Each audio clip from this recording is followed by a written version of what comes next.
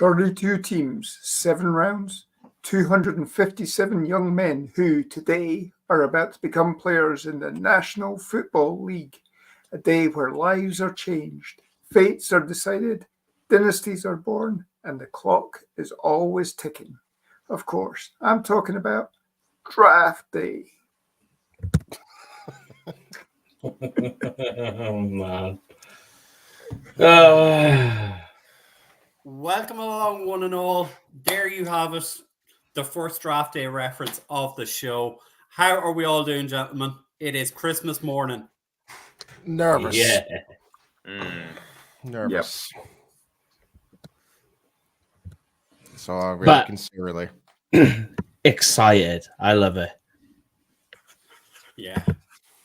It is easily my favorite. Yeah, okay, it is. It's one of my favorite days of the year. Yeah, I like to prefer it to the Super Bowl. Like, I mean, the Super Bowl is one thing because trying to explain to people about it, like, you're sitting there just watching people be picked, but it's as intense as the game sometimes because you just don't know what's going to happen, do you? Yeah, that's it. The fact, the Super Bowl is just very known quantities, really hyped, it's the grandeur, but this is the trading, the uncertainty, the what has your team seen behind the doors or about someone's character. So yeah, there's not really many comparisons to it anywhere else particularly in European sports. So it's thrilling, even though we've had mixed results in recent years. And it's not just your own team as well. It's all those rival teams of them picking some of the players you love and then being absolutely gutted that your favourite player's gone to, say, the team that we don't mention's name.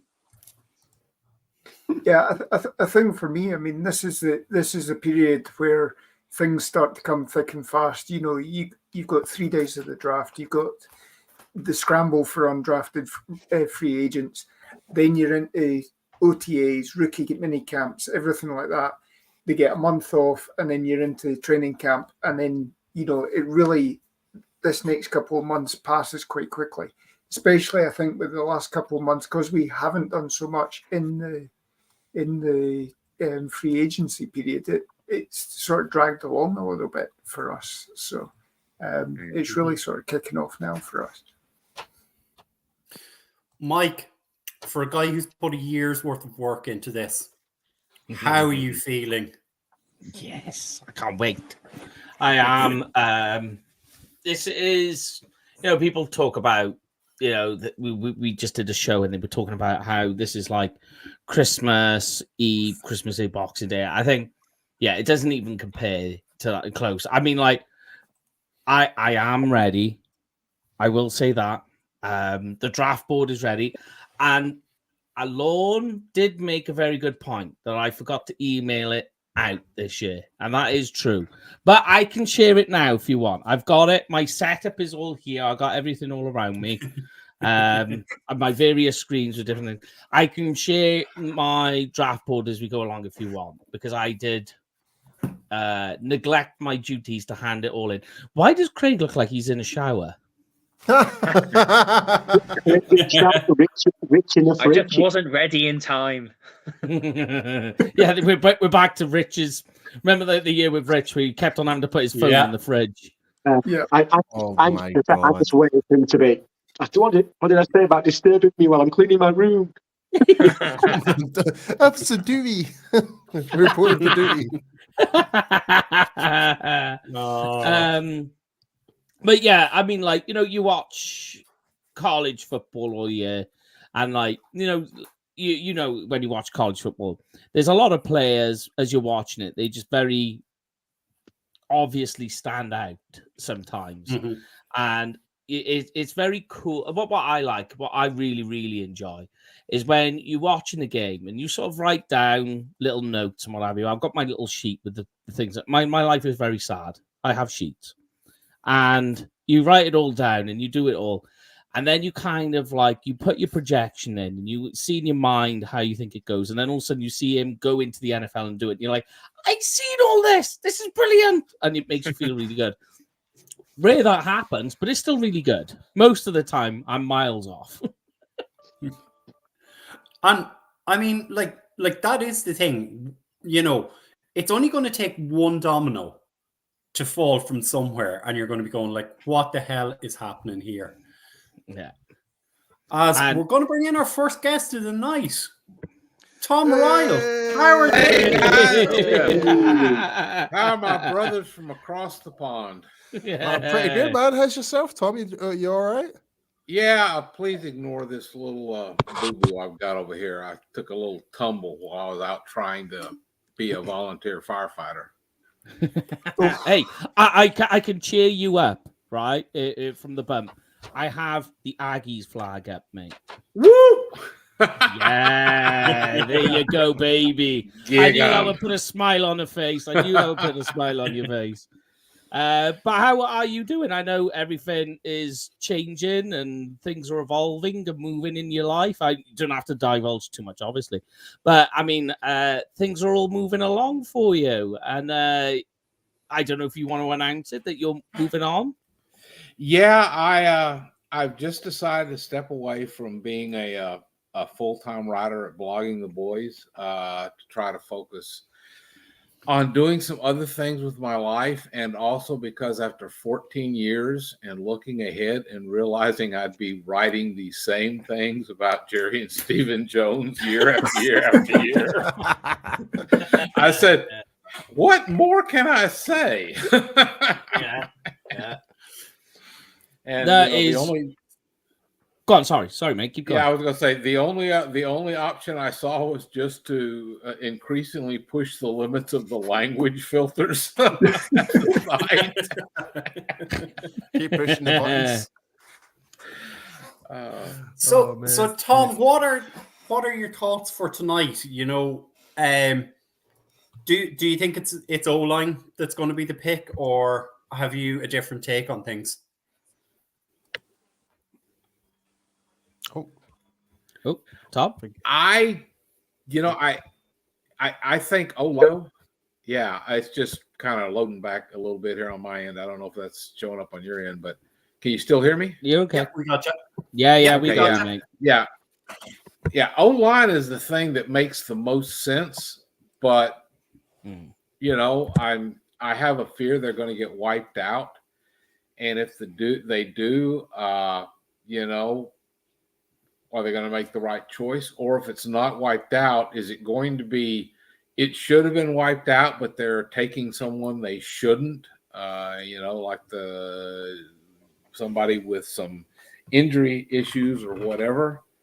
And I got to get my own, that reminds me, I got to come load up something here so I can track this thing. Yeah. Hey, if you want to do to keep track of everything, I know RJ's doing a live tracker. He was talking about that, but yeah, in terms of podcasts, this is like one of your last ones now. We're like your swan song. Yeah, I'm dropping in here. I'm going to join some guys from Blogging the Boys, probably right before they make the pick, and react to it with them. That's a good friend of mine, David Howman, who may be my kind of way of never completely disappearing. Yeah, because for those that are aware, he and I used to do the point counterpoint every week. Yeah, that's right. And that thing is such an easy deal to do. I think he and I may just do that as my sole contribution during the football season, just because it's not really writing an article. It's sitting down and having a conversation with somebody about the team and what's going on. Yeah. And it's just super easy and a lot of fun. See. Yeah. Well, I know Howie's with us tomorrow, actually. I spoke to him and he said he'll hop on with us. So, cool. Yeah, I'll ask him how well behaved you were when the pick came in. Yeah. It's like, you know, I may also jump in when they do little things like, well, what's your prediction for the season? Yeah. And because I'm not as optimistic as I may have been in past years this year. You're not the only one, Tom. You're not the only one. I know. It's just, it's almost like as I was saying to the guys over at Blogging the Boys, because they haven't taken away my access to the Slack channel with them. That you know, it's like Jerry and Steven have decided they're just going to see how badly they can piss everybody off. You know, just get really get in their face about it. So we're just going to have to see. I can't get my I do have my star on, but my camera. I may play around with my camera angle just a little bit. Yeah. I want to at least peek in there so that people know that I am. I still support the team. It's just the ownership. I want to give a one-way ticket to Grant, Oklahoma, and tell them to just spend the rest of their life up there getting drunk and gambling at the casino. So. Hey, that sounds like a lot of fun. You know, just build a little party hotel and just sit up there and entertain people. And I don't know. It's. I feel sorry for Mike McCarthy in a way I never thought I'd feel sorry for him. Yeah. You do. Because it looks like he's getting set up, and I'm not sure what's going on with Dak, and are they really contemplating blowing that up? You know, of course I saw they exercise the 5th-year option on Micah, so I don't know what's going on. Yeah, because I feel as well that even when we talk about, you know, like when you were talking about Mike McCarthy, I think he gets unfairly thrown into, you know, the speeding train, if you like. And, you know, there's always people talking about, oh, is he in the hot seat? You know, is this his time? Is this his fault? And you look at it and you're like, well, what more does the man need to do? He's won you 12 games. You know, 12. He's had a 12-game winning season, 3 seasons in a row. He's got you to the playoffs. Like, what more do you want from this man? And I think sometimes they just use him as unnecessarily as the fall guy, and I feel that's unfair to him. Yeah. I've got a question just for the group to get a feel. There's a lot of talk about the cow. Well, I don't know if a lot of talk, but there was a lot of talk on our channel over at Blogging the Boys about the fact that the Cowboys are in line to have 4 compensatory picks next year.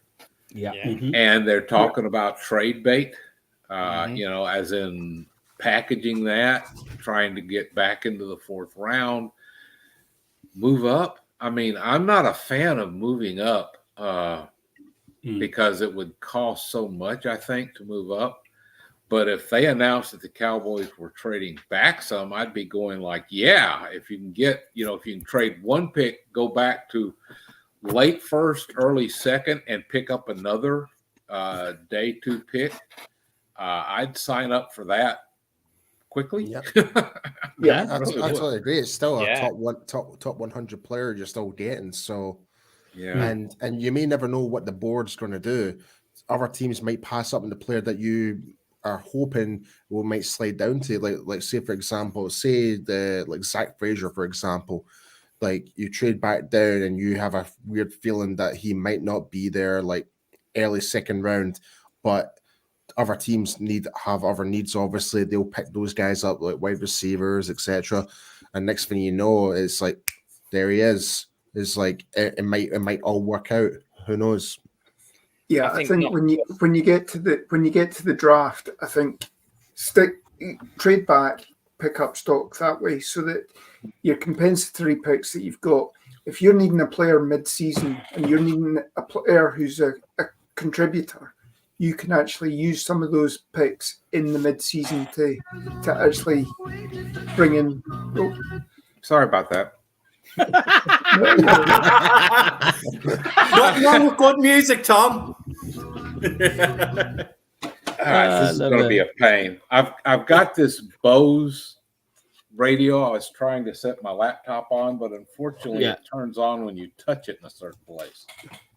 So I'm still rearranging my stuff here. You can tell I put a lot of forethought and planning. I was going to say that could be taken way out of context there. No, that's another part of my life. Speaking about.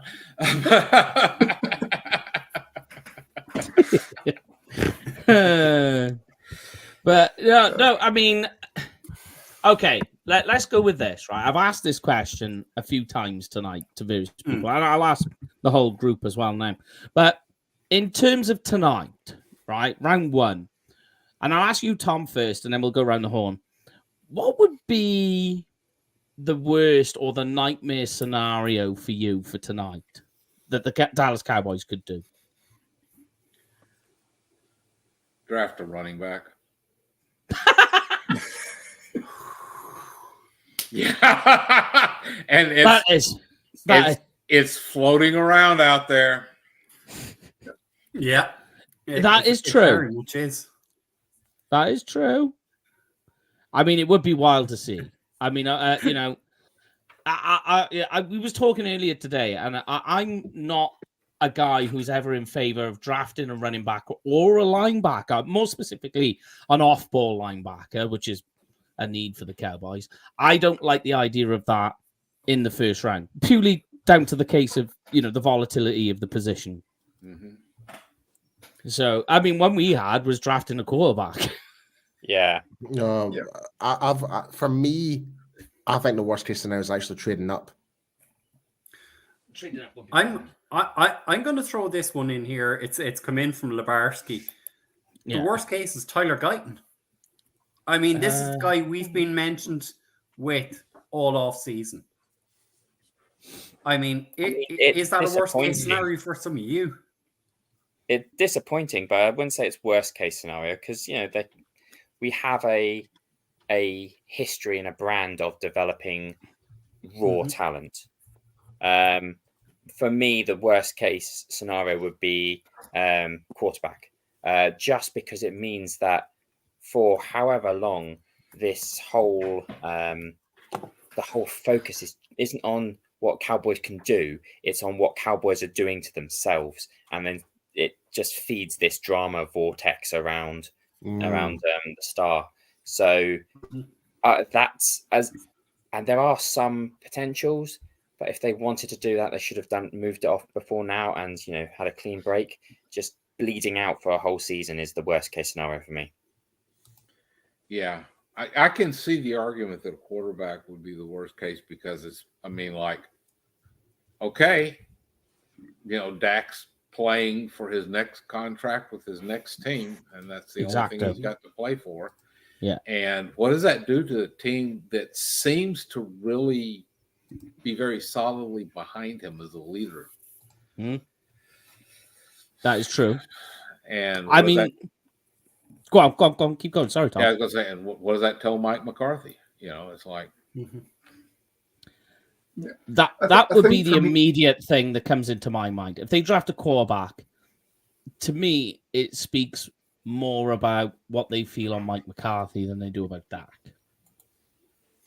Well, yeah, I think for me as well, any of the offensive skill positions is a nightmare if you're picking, because wide receiver, you know, if you're talking about a first round pick, you're talking about somebody who you expect to be a number one wide receiver. In theory, we have a number one wide receiver at the moment. Are you going to let him walk out the door next year after this 5th year contract? You know, yes, you might want a wide receiver, but running back, I don't. You know, Jonathan Brooks, because he's coming back from injury, he's the only one that I would have had as a 1-2 maybe at any point in time. Tight end, we certainly don't need. If Brock Bowers is suddenly dropping to us at 24, you know, that would be, you know. I just bought my Jake Ferguson jersey. Screw that. Yep. Can I just go back to the point Mike was making there in terms of quarterbacks dropping and skill position players dropping? I mean, are we just afraid to take skill position guys because they're skill guys, or are we afraid because? And why would we draft a quarterback when we don't even know who the next head coach is going to be? You know, you're basically going, right, say, take for example, we draft Michael Penix Jr. Well, who's going to be coaching Michael Penix Jr. in the 2025 season? You know, it's the Trey Lance trade last year. We traded away our 4th round pick this year for Trey Lance. We never used him. You know, so you're going to tell a new head coach, hey, by the way, you have to use this guy here. We drafted last year. You know, not every head coach is going to want to take that on. Yeah, that's a fair point. That's a really good point, Brian. I think with the argument with the whole skill positions and stuff like that, it's like you can still get a good, decent. Like we don't need a number one, and with for like someone to push for number 2, but we definitely need a number 3 in there, so you could get one of those guys in the later rounds. So. And I think with the big losses with Tyron Smith and Bayadish there at center, there's a big massive fill to and there is a drop off point when it comes to the offense. Even though it's stacked this year with offensive linemen, but there is still a drop off at a certain point. You still want to get one of those guys early on. So I still think getting one of those offensive linemen is key to the Cowboys in this draft. So I'm going to go around the horn on this one. We kind of asked this on Tuesday, and Tom, we'll start with you on this one. Last year, none of us really spoke about Mazzie Smith. The year before, none of us really spoke about Tyler Smith, and they were our 1st round picks. All kind of had them 2nd, 3rd round grades. You know, is there a case that we're not really talking about who the 1st round pick is going to be? Agree. I've got a gut feel. If that's the case, then I won't be surprised it's the tackle from Houston. I would say more like defensive tackle Byron Murphy. Who knows? Honestly, it's that point now. I'm second guessing quite a lot now. Like me right now, like the guy I would really like to get is Graham Barton. That's the guy I would love to get. Obviously, I would still like to try to trade down, and if he's still there, then great. We've managed to get the guy we want, and also we managed to pick up some draft picks. That for me is the dream scenario for me. Yeah. But yeah, you just may never know what Jerry and Stephen are up to. You really don't. And like Tom was saying, he's been covering the Cowboys for over 14 years, and he's still like he says try to find other ways how to diminish what the Jones have been doing for all this time. And it's like we're actually kind of running out of answers of what bad stuff they could do next. And they actually are pushing the envelope right now, because this is probably one of the worst off seasons that we've had. What's that says? Can someone lend Barton a gas mask for an hour? Oh yeah, well, sure, yeah. So for anyone who's listening in, John has come in and said, can someone lend Graham Barton a gas mask for an hour or two? An obvious reference to Laramie Tunsil. What was that, 6 years ago now? Yeah. It's not done Laramie Tunsil all that much, you know, in terms of the grand scheme of things. You know, he ended up being a high-paid tackle, and you know, he's on his second team, but you know, he's still one of the top tackles in the league. Yeah. Mental. All right. So here's one for everybody then. How do we feel about the idea, if we stick with Dane Brugler's 7th-round mark, of Peyton Wilson in the 2nd round? Very much sticks to the idea of this player with medical red flags, off-field issues, all the rest of it. Sticks with very much that line of thinking that they have when it comes to the draft. I mean, how do we feel about that, knowing what we did? I did a Cowboys comparison article, and I compared Peyton Wilson to Sean Lee. How do we feel about that? Right. So I want to step in quickly with this one. So I don't mind the player. I really do like Peyton Wilson. The problem I have is he's 24 years old, and obviously with the history, he's not going to have a long career in the NFL. So I'd rather give that a player with a 5th-year option is going to be there much longer than Peyton Wilson. That's my problem. Mine is, it's just textbook Cowboy pick, really. Injured linebacker. We've had Sean Lee, Jalen, Leighton Van Der Esch. I want to pick someone healthy.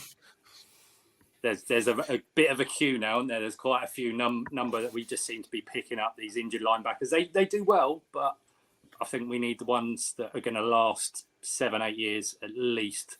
And they tend to do well on and off. They miss a lot of time. And the linebacker that we did draft a couple of years ago is now wanting to be a defensive end. Yeah. Well, he never was a linebacker to begin with. Exactly again, that. It's as was said, it's such a Cowboys move to pick up someone that they can say, oh, look how far they've come with us. When actually we need someone to start now. I'd rather have an 8 that will turn up 16 out of 8. How many games? I can't. It's late. 17. Yeah, thank you. I cannot count right now.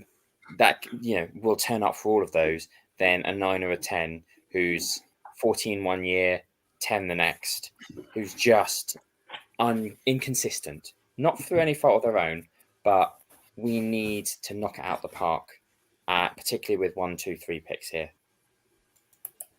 Yeah, and I think our own Graham has kind of hit the nail on the head. We need to hit on the second round pick this year. We can't gamble. We need someone who's going to be a day one starter.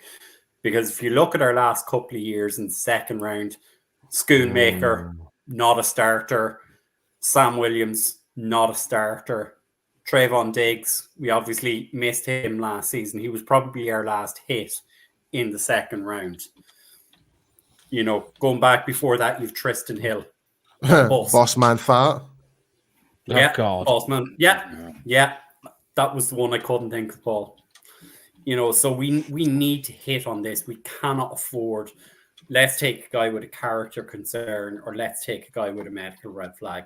It needs to be someone who's contributing straight away. Yep. Would you be angry with Sweat?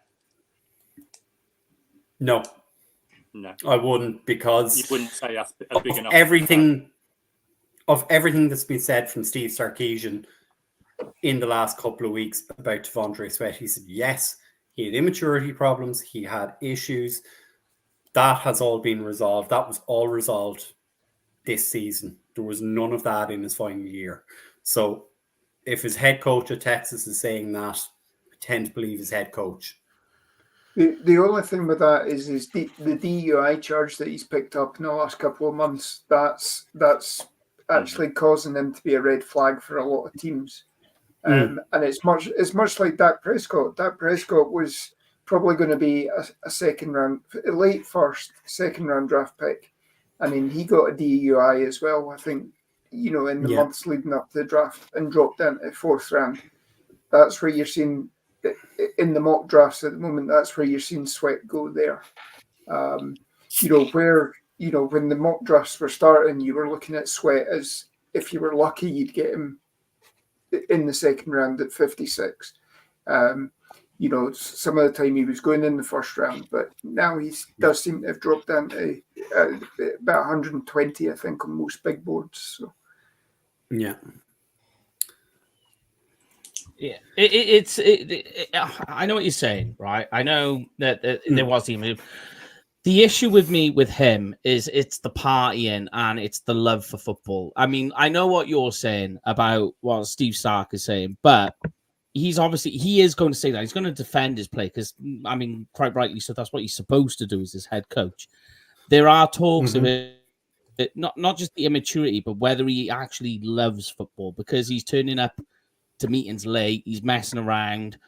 You hear about the partying that he's been doing this year, and then you get the DUI, which coincides with the news that you're hearing, and you go, yeah, I mean, like, this is all slotting into place for somebody who is this way. And we've had this guy on our roster before, and it doesn't work out. Yeah. It is concerning for me.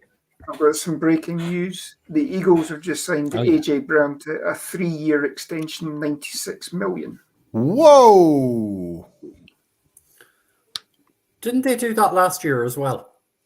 Or was that the trade from last year? No, that was 2 years ago that they traded for him. Yeah. Go on, Lauren, you were going to say something else as well, though. And if you think they've also just re-signed Devontae Smith recently as well, so they're all in as well for, at some point in 3 or 4 years' time, they're going to have big decisions on their hands as to what they're going to do with their wide receivers. Because what is this all in you talk about? That should be if anyone says all in, they should be put in the corner and given a timeout. Yeah, I'll log off for 5 minutes. I will say that smacking sound you heard was CD Lamb high-fiving his agent. Yeah. Yeah. Definitely. 100%.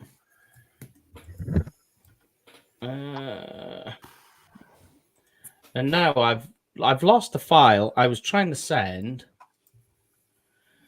Do you know what? Computers.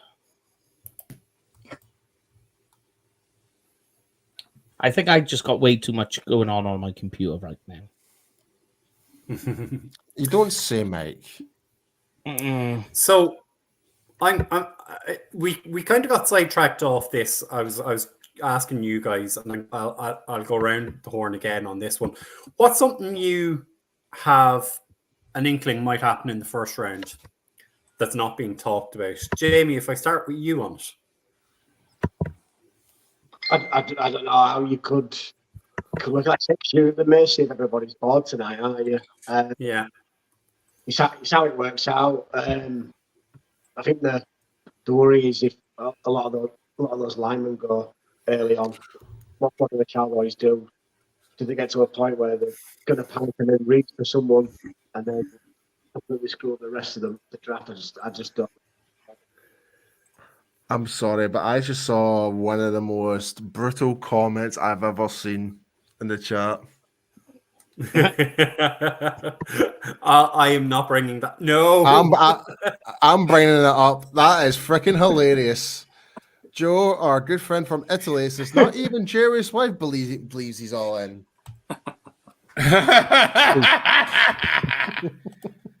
That is brutal. Oh my god. Well, she would know. I mean, oh dear. Right, but enough. I just had to laugh at that one. I do apologize, but yeah. But going back to Jamie anyway, you were saying about what you thought. No, that was pretty much it, bro. I say it's just if it kind of follows, because I think the one that we didn't really take into consideration were if someone like Minnesota package those first up and go for a quarterback, someone's going to come down that could well need a lineman that's going to then throw it. It could potentially throw our day one out of whack, and like I say, we've got really no capital to move. The board falls and Oscar positions that fall quite well, not so much early, but they kind of scatter through the night. So it helps people drop that you want to be around there. Then you've got a luxury of you can take a trade back and take something like an Edwin Cooper might not get in the round, or like you say, do you take a Sam Frazier or even like I know it's been Patrick Paul. I know it might be a bit too rich, but like I say, if you take it in a package of trading back, it's a better option than rich. One thing that I'm of course going to be watching with a lot of interest is who might be dropping down. You know, if quarterbacks are being taken higher than they should, you know, there's some offensive linemen that might just slip to them at 24 that might tempt them to stay there and make their pick. Yeah, I agree, and I mean, there's things going on as well. Yeah. I mean, do you know something else as well? I have. Oh, Mike, you're in and out there, are you?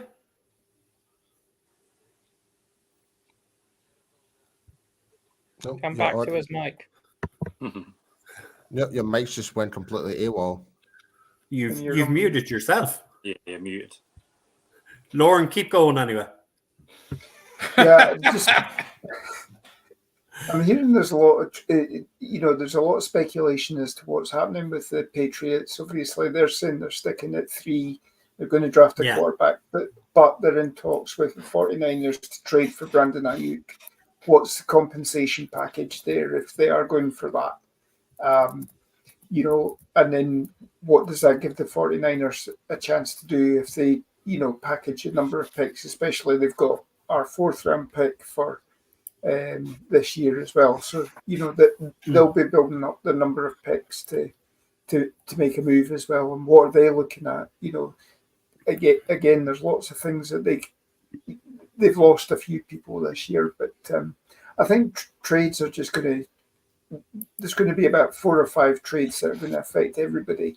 And, as Tom was saying, those that are coming down will be taking offensive linemen rather than skill positions or whatever. So, it might mean that the cupboard's bare by the time it gets to 24, so. I just want to throw a minor rant in. I hate this whole thing about offensive linemen not being skill positions. I do as an offensive lineman as well. I do too, but that is, that they are those guys. The good technicians are just phenomenal doing that job. Yeah. I'm just after seeing a question here from Graham, and I'm going to get your all's thoughts on this one. Is there a position that's off the table? Do we actually have a stacked position room at the moment? Kicker. Okay. There's only one, Brandon. The only one I would say would be safety. Safety, yeah. Yeah. Safety. Which is ironic to say. That's kind of like ironic to say as well with the Cowboys. Yeah. Yeah. Yeah, considering how many years in a row, especially you, Brian, kept going on about we need to get a safety. Even though we had to go Jeff Heath, but we needed needed more. Yeah. Well, that's the thing. Like, I mean, they let Heath go, 3-4 years ago now.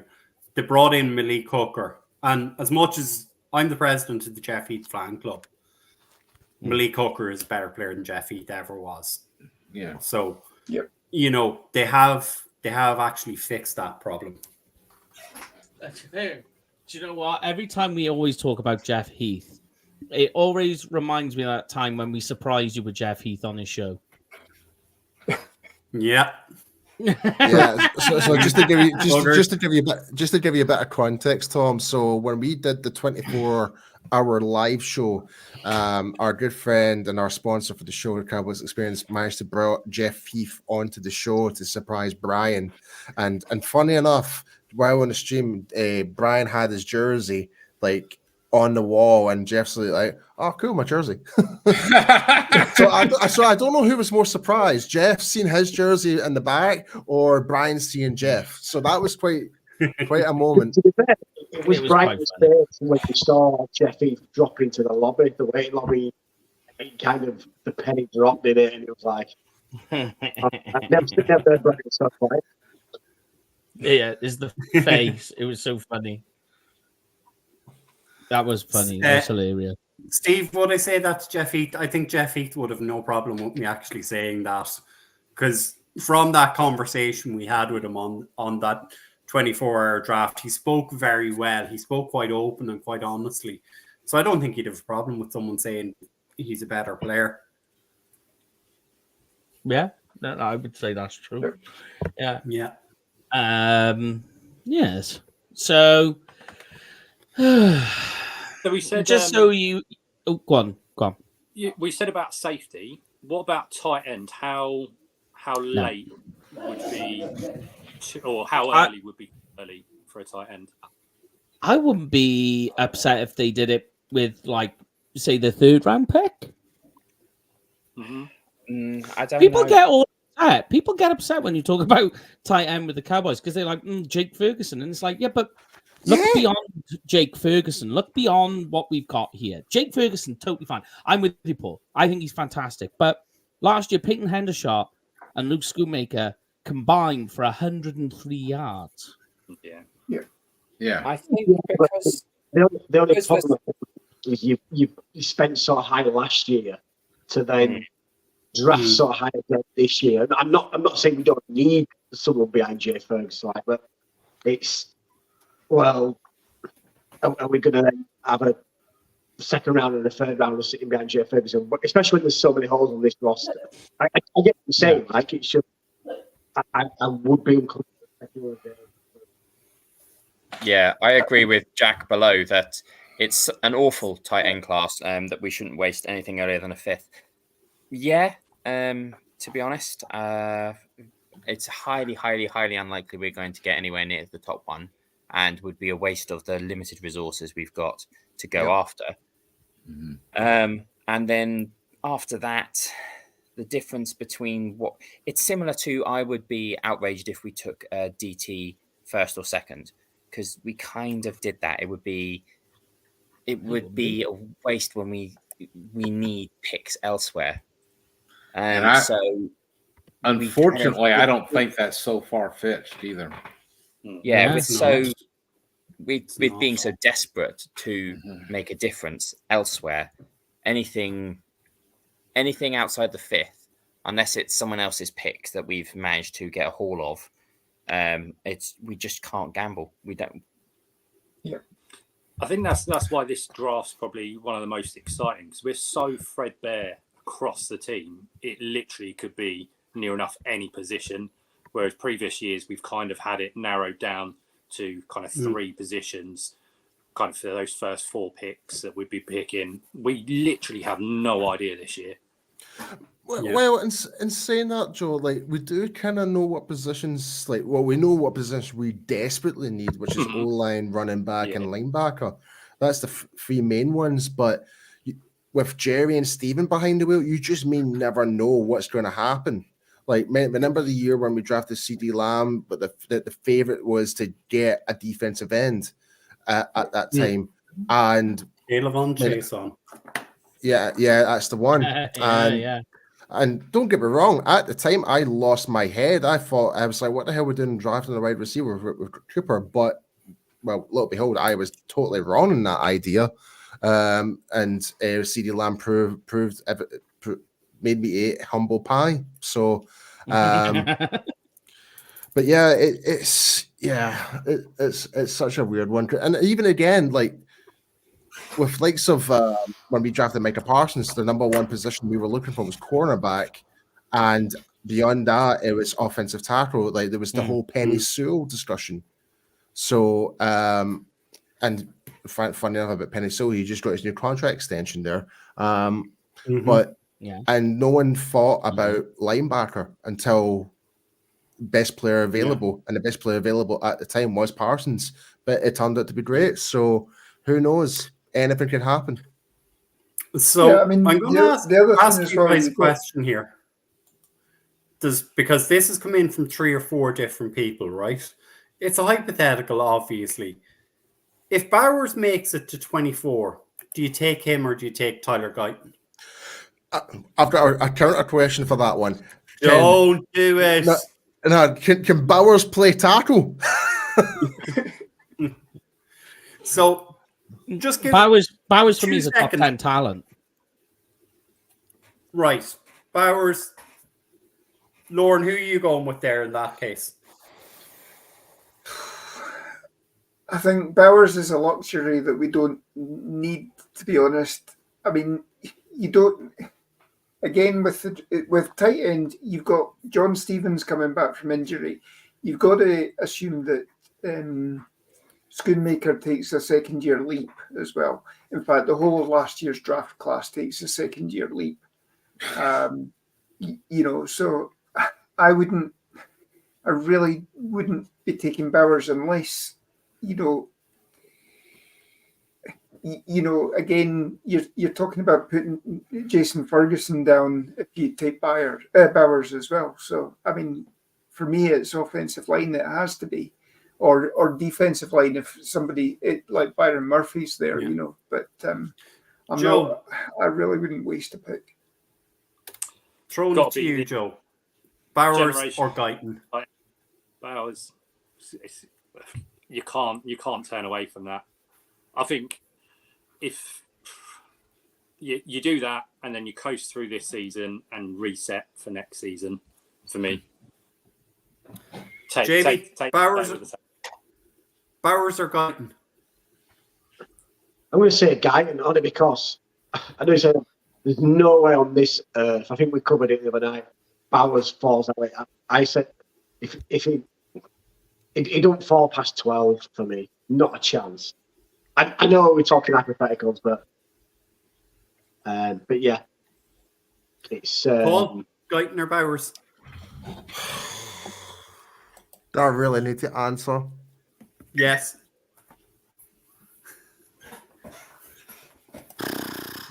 Tom, we go to you while Paul decides. Or Craig, one of you can jump in there. Bowers or Guyton? Yeah.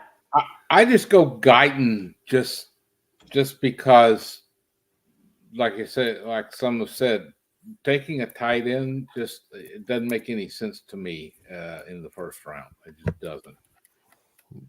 I'd go Bowers, but that's because I'm less sold on Guyton. If it was like Bowers or Morgan, or even Patrick Paul, I'd take the tackle. I mean, it's very, very simple for me. Guyton has, for me, he's a second-round grade. He's the 1-2, if you really want to push that way. But Brock Bowers, for me, ranks 9th on my board. I mean, it's that simple. I mean, I did a back-to-back comparison of him and Kyle Pitts. And if you remember, I know what everyone's going to say with Kyle Pitts. There's a lot to be said. And he's a bust. If you remember, no, I just think that he's just he's buried on a team that doesn't know how to use him. And the when you look at Kyle Pitts' production, which is what everyone always points to when he was in college coming out, you're like, look at the production. Go and have a look at Brock Bowers. It completely eclipses anything Kyle Pitts did. I mean, in some respects, in some statistical categories, it's twice as much. Like, this guy, it is insane production, what he put on. And, okay, the blocking side of his game needs to come on a little bit, but it's still good enough. It's still high enough. And, you know, when you think of what's a good way to protect Dak? So you say, well, a good way is to find ways to give him an outlet to be able to release the ball before he gets sacked. So, well, where's the closest way to do that? Tight end. So now you can offlay passes to a running back or your tight end, and he's going to get open. He is that talented. Mm-hmm. It's a roundabout way of avoiding sacks, I feel. Yeah. Like, you see a lot of Judge Kittle in him. That's my comp for him. True. Yeah. I mean, if you go down the accolades, the list of accolades that Bowers has, like, he's literally winning every award. And that's in the SEC. I mean, like, if we go to Tyler Guyton, I got him here. So Tyler Guyton, he made it to the Senior Bowl, is his best accolade.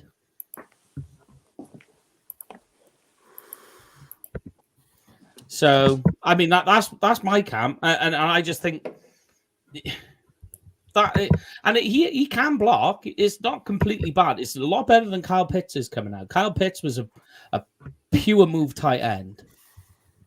1 minute to go, and the commissioner will be coming out. Woohoo! I assume that's to declare we're kicking off, is it? Or is that the first pick? Yeah, this was the first pick. Yep. Ooh. They're doing an actual big introduction for Roger Goodell. Oh, God. Careful now, no one's allowed to hug Roger this year. Mm.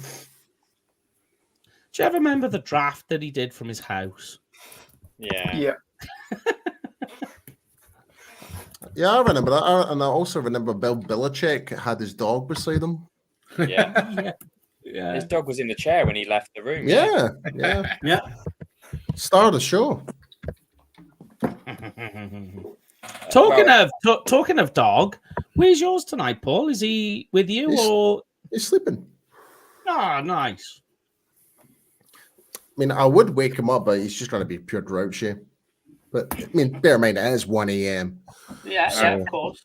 I put my dogs outside just because they have a tendency to decide to go on a bark fest at the oddest moments. Yeah. But I got a question for you then, right, Tom? Do you have a cigar on the ready for tonight?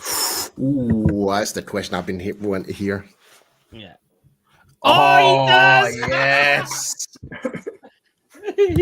So, Because Brian's a cigar smoker, Mike's a cigar smoker, I'm a cigar smoker as well, and we do appreciate a good cigar. Yeah, I don't know if it's a good one. It's one of my everyday bundle cigars, but I had to have one in case I just got the overwhelming urge, and I can get away with it here. You know, on anything that dealt with blogging the boys, they were like, "No, you can't smoke a cigar." Yeah. And it's like to pull back the curtain in conversations that go on. They can be quite serious conversations in the Slack channel with Blogging the Boys, but it was always brought down the seriousness by me and Tom starting to get into our talk of cigars and cigar brands. Man, I went to a Davidoff event. Oh, nice! A while back, yeah. We have it, for this little town. I live just south of a town called Longview, Texas, and 87,000 people. They have got the most phenomenal cigar humidor with this special. The Davidoff has started a whole new display thing. Yeah, and they were the first store outside of the Davidoff flagship store to get one of these things. And they had a guy come in. Don't mess around. And every now and then I'll just splurge and pick me up like a Churchill or After Hours or something. And the Churchills are lovely. Oh yes, they are. All the Davidoff stuff is good.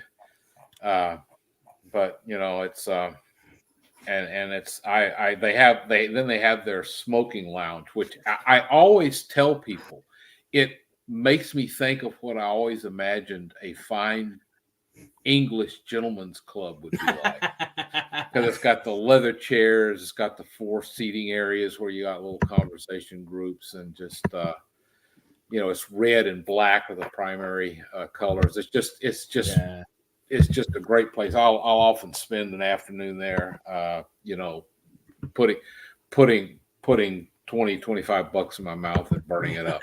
I like to look at it. When we came to Dallas last year, we did that, didn't we, Paul? We went to a smoking lounge and smoked a bunch of cigars. Oh yeah, just sitting there chilling out like hot. Yeah, some good neck of rabbins. We had a couple of.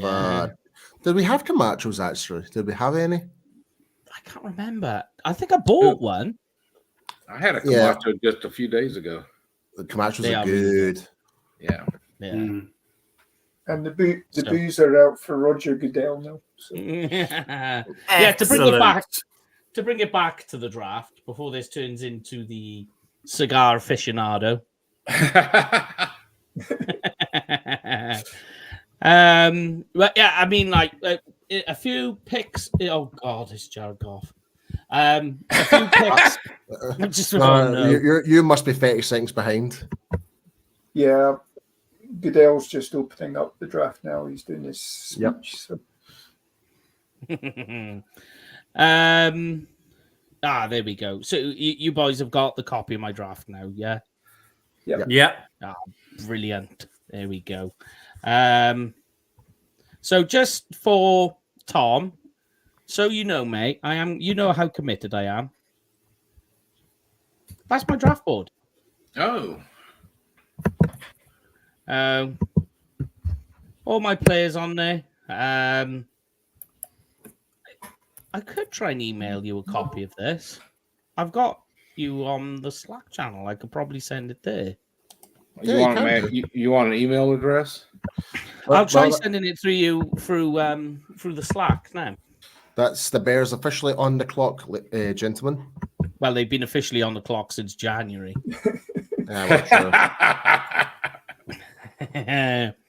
Do we think, though, this goes any other way than Caleb? Not a chance.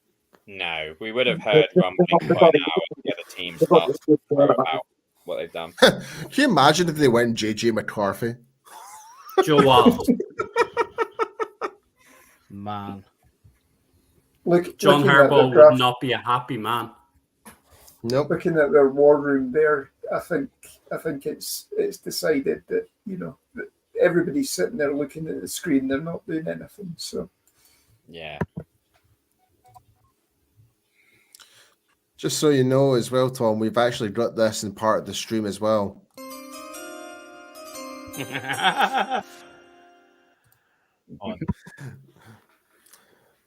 we've got that.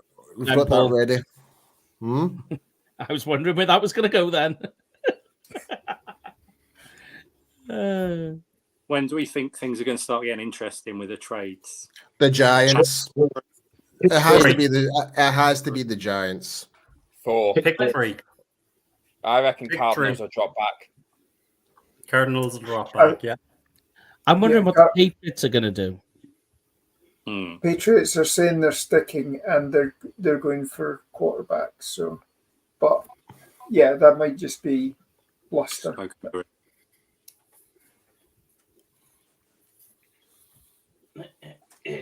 I mean, I know so much of it is entertainment. It's taken this long because they've already said that they've already interviewed, well, in terms of first round talent, top of the draft.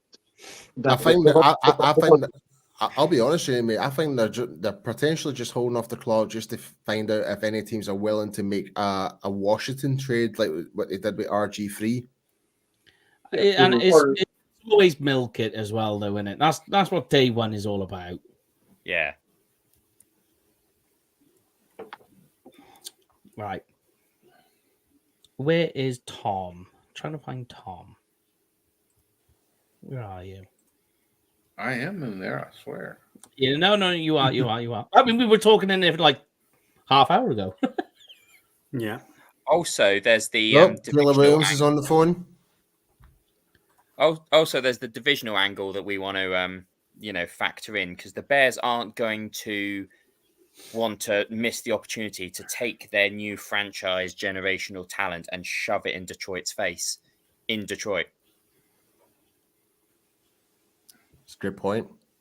Yeah. Oh, and I forgot to say as well, we got Danny Phantom and RJ coming on at some point. Yay.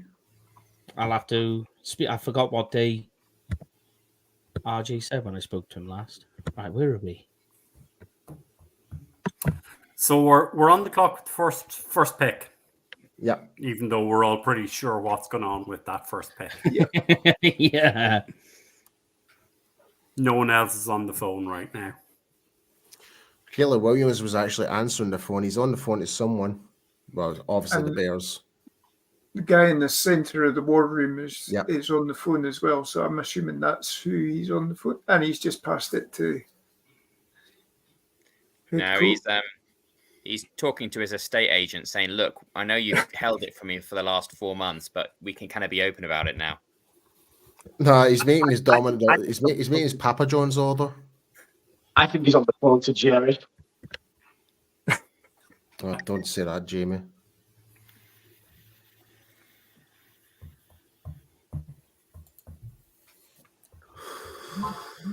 I'm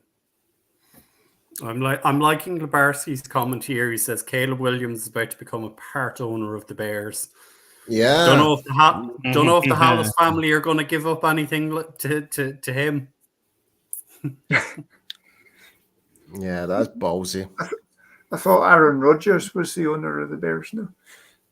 To be honest, Jordan Love. well, one of the things I heard in relation to that story, it wasn't actually Caleb who ever said that. It was his agent. Yeah, it was his agent, because at that point Yeah. in time, you know, Caleb was focused on playing.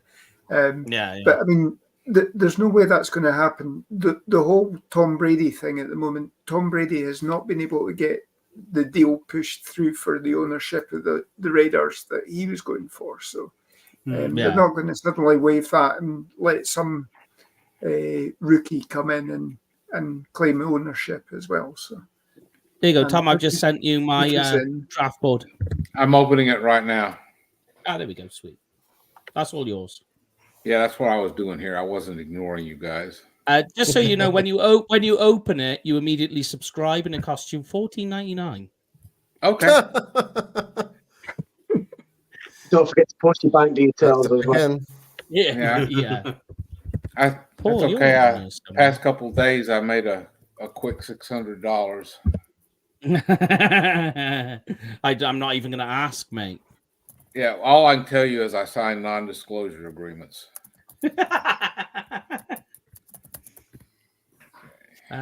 Right, let me send that one. There you are, Paul. I'm sending that to you as well on Slack. Okay. Yeah, it's actually it's faster on Slack than it is by email. Not sure how that works. Yeah, I mean, so what does everybody? I know your thoughts, Brian. Me and you have had many conversations on this, but let's go around everybody, and then Brian can finish it off. What do you think of Caleb Williams? What's everybody's thoughts on him? You can say you feel nothing since you're not invested in him as well. That's where I am. I'll just go USC quarterback. That's all I'm going to say. It's how often do they succeed in the NFL? You say USC. Is he USC or is he a Lincoln Riley guy? Yeah. Well, how have the Lincoln Riley guys done? Sorry, Jamie, I didn't mean to cut across you. Sorry.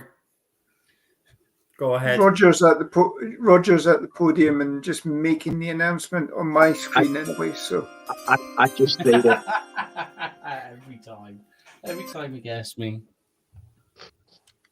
And the pick is Caleb Williams. Yep, Caleb Williams to the Bears. It's for me. There you go, Paul. It's just gone through. For me, I just think it's his ability to play out of structure and to be able to play on the fly and to what's the word I'm looking for? Like when everything's going wrong in front of him, he's able to continue to extend the play and to find a way to keep it going, to keep his eyes downfield when everything in front of him is getting hectic. And I think that in the NFL, because his arm isn't that bad. His arm, he's made some very, very difficult tight window throws. And I think he'd do okay. He does need to develop, but all of these first round guys, the early round guys as well, there's all something that they need to develop in a strong way. What I always keep saying about quarterbacks in the first round, especially in the past 10 years. I know what you're saying. I think for the first round guys, and I'm with you. I'm not disagreeing. I think in some ways the first round guys, they're not destined or doomed to fail. It's the system of the NFL that these guys, all these top guys, it's a little bit of both. But yeah, they need to develop. Some quarterback or coaching teams in the NFL, rather than trying to make them better, they try and adjust them to be something that they're not. So rather than elevate, create. But on the other side, these top round quarterbacks are all going to poor teams. Yeah. I think Caleb Williams has certainly got a luxury in that he's not going to the worst team in the league. The Bears only have the pick because of the Carolina Panthers being poor last season. You know, the Bears are drafting 9th overall anyway. You know, and they've got the stock as well. They've only got 4 picks as far as I'm understanding. So maybe they're going to trade down with number 9. But, you know, technically the Bears offense or the Bears roster is actually decent. You know, it's decent. It's not world lacking skill players. It's lacking skill players. They've signed DeAndre Swift to a 3-year deal. Keenan Allen, yeah. So you know, there's potential there for them, which is a lot more than can be said like the Cleveland Browns, who seem to be on the clock every two years or so picking another quarterback. So and you've got a coach that's been in position as well for a couple of years now as well. So it bodes well for him. But yeah, I mean, everything with these picks is a crapshoot, to be honest. So yeah, I agree with all of that. I think he's going into a good situation generally because the division's in flux. They're not, as you said, they're not picking first because they got absolutely trounced across the conference. They were verging on playoff contention. Do I think he is enough to? I think he's enough to change the franchise. I don't think he's enough to challenge for sort of the top of the conference. Bears have weapons, but I don't think they're loaded. I don't think they've got what Lions have, what we should have, if for reasons. And a few of the other heavyweights. I don't think he makes them a heavyweight. I don't think him plus 9 pick makes them a heavyweight. Same with most people. We'll see what they're like next year.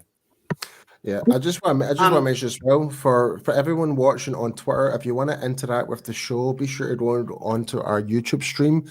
If you want to make any comments, let us know who you think the Cowboys are going to pick. Let us know what you think about all these other draft picks as well. Just swing by on the YouTube stream. We know, obviously, that it's likely that the Washington are going to stick. I think they've said on the, but you see maybe at 3. Like a situation like last year with the Texans, just because the Bears are picking quite high again, going up and taking maybe someone like a Joel. Now they've got the franchise quarterback, or even go up and maybe get someone like I don't know, maybe a Neighbours if they prefer him over I don't know, they want to kind of to back up, because to be fair, the Texans had a pretty decent team anyway. They just had to miss a couple of pieces, and it proved that they went out and took some good looks in the draft. You maybe see them coming up into that 3-4 spot and surprising this year. Oh, yeah, like tumbleweed going through.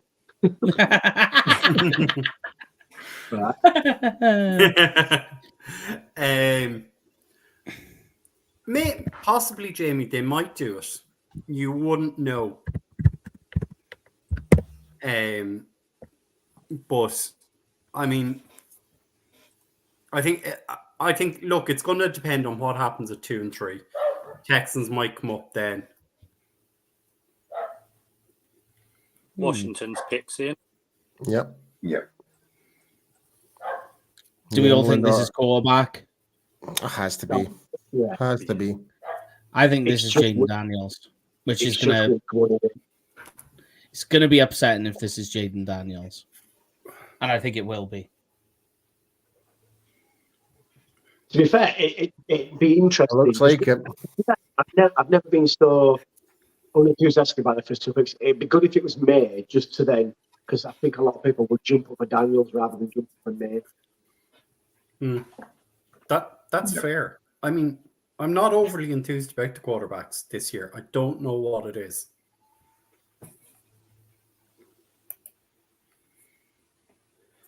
Here comes Roger Goodell to the podium.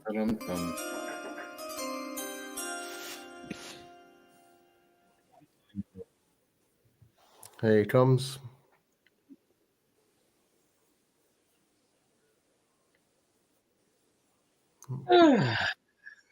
So, like Tom, our friend from America, and anyone listening in the States, it's now 1:30 here in the UK in the morning. I've seen the play. I can't. Jaden Daniels. Jaden Daniels. Wow. Okay.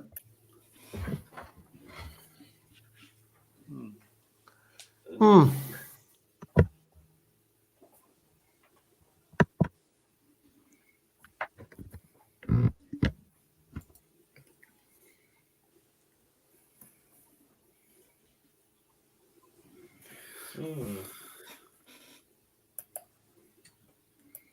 So,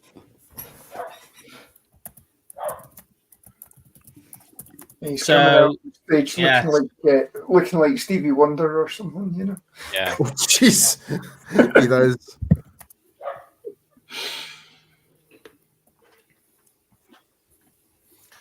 Man, he's indoors. Why the hell is he wearing sunglasses? It's not even sunny. who was it? I'm trying to remember who it was. Was it Gardner Johnson when he got called and he went the wrong way? Probably. He went. So like he had to go through the hallway and like turn right to go to the stage, and he turned left and started walking out the building. And then he were like, "No, this way." And he had to jog to the stage. That was the one where there was a giant mirror, so they could look at themselves and get it all right before they. That's right. Yeah, they put their hat on in the big mirror and all of that. Yeah. Oh, Dan Quinn.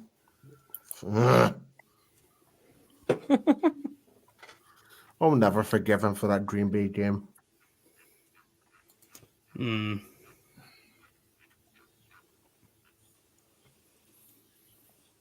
The team with no name, Washington. So we could officially now say that the draft is underway because it was always going to be. Yeah. And another one. So here we come up to the first question mark is what the Patriots actually do, whether they are sticking with quarterback or not. So. If they were talking about trading for Ayuk, could they maybe go Marvin Harrison Jr. right now? Who's going to throw to him, though? Doesn't matter. Bailey Zappi. No, did they not trade Bailey Zappi away? That's an interesting one because it wouldn't surprise me because they've got a pretty high second round pick, so they could package that up and get back in. Yeah, but maybe a ball next at the end of the round. Or again, if this was a Bill Belichick team, you would definitely assume he would want to trade back. Because how many times has Belichick over the years as a New England Patriots coach really stick within the first round of picking players?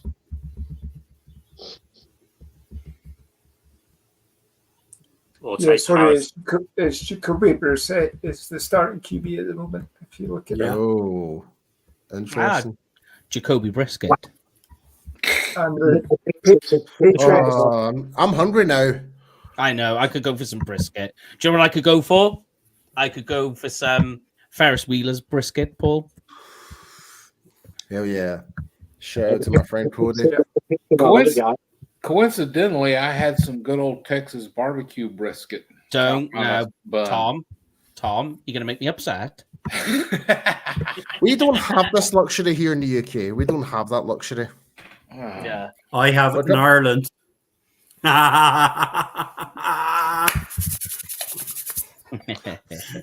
Right, Brian's getting booted off. yeah.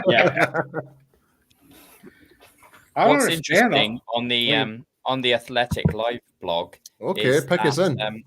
Chicago, Washington are playing, so you're going to have the first and second pick this year.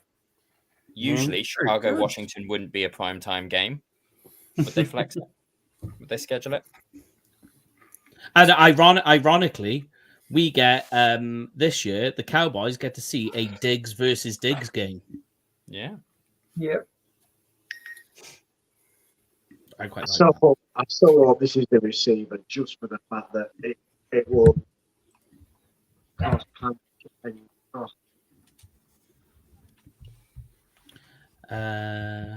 Paul, if you go to your Slack now, I've sent you my draft board and link as well for a little bit later. I did tell Tom as well that we'll be jumping in and out tonight, so he's completely aware. Okay, cool. Yeah, I'm gonna probably be leaving sometime around the top of the hour, maybe a little after that. I've got someone coming over to do a little housework here. So I've got Guido coming to the podium to announce the Patriots pick. Yeah, I've got it. We all saying quarterback? Yep. We're all good. It's Drake May. Oh, guys, I don't have the pick on the screen. Can we not take picks, please? Yeah. Sorry. They haven't even come up yet. Right, okay. I'm still ahead of you guys then. Sorry. How the hell are you 10 seconds ahead of me? I have no idea. I've got Virgin Media 1 gigabyte, that's why. So have I.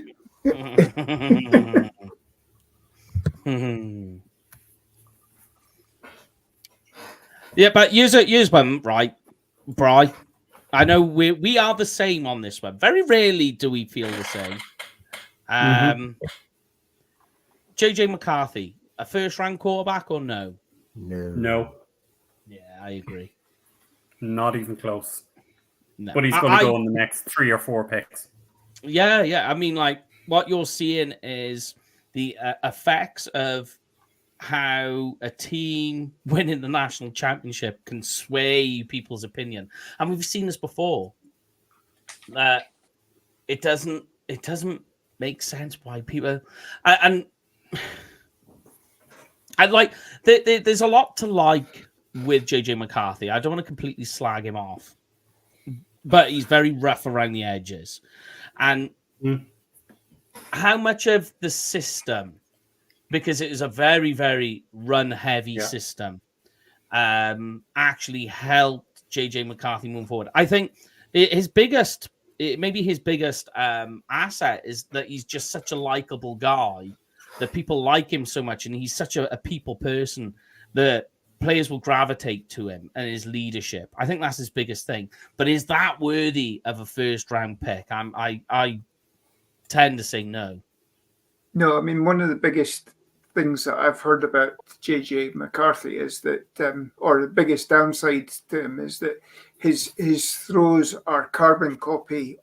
It's only one throw that he can actually make at the moment. And, you know, if teams can defend that by getting in his face and taking out that passing angle, then, you know, that's going to play well for them. So he needs to you know, develop the ability to throw sidearm or throw at different angles as well. So and throw a random scenario out here for you. The Chargers. I don't think this is going to happen, by the way. I'm just something random. Chargers trade Herbert to the Giants, the Vikings, to the Giants, and then they take JJ McCarthy and reunite head coach and QB. But the Giants are behind the Chargers. Yeah, that's what I'm saying. But then I'm just using it as a thing. They packaged something to kind of do that and maybe get an extra first round pick out of the Giants, even though they're moving up. Just play devil's advocate. Chargers, well, both teams are really challenged by having large contracts with their QBs already. So one of them is going to have to swallow a lot of dead money, and probably not enough incentive to move around. I don't think JJ McCarthy is enough. I think that Harbaugh was promoting JJ so much because it would mean movement around the pick, and maybe he gets Joe Alt or Harrison Jr.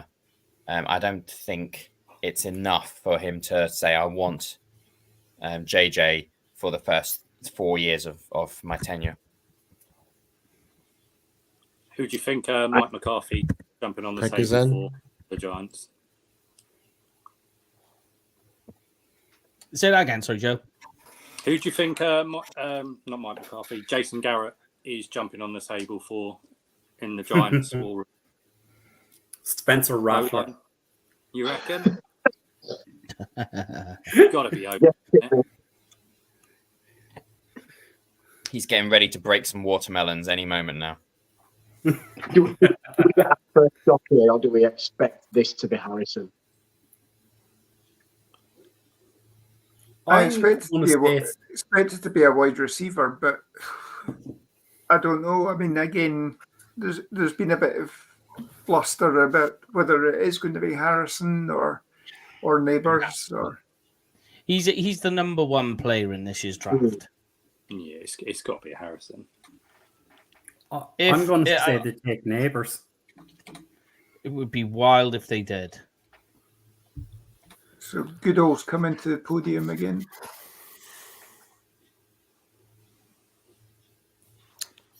Here comes Roger Goodell.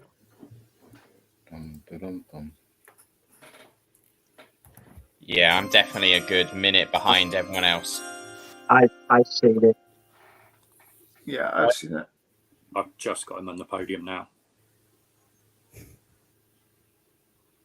Yeah, I've seen it. Yep. Craig, you seen it? I think we have to wait for Brian. He's the final one. I think it's Craig.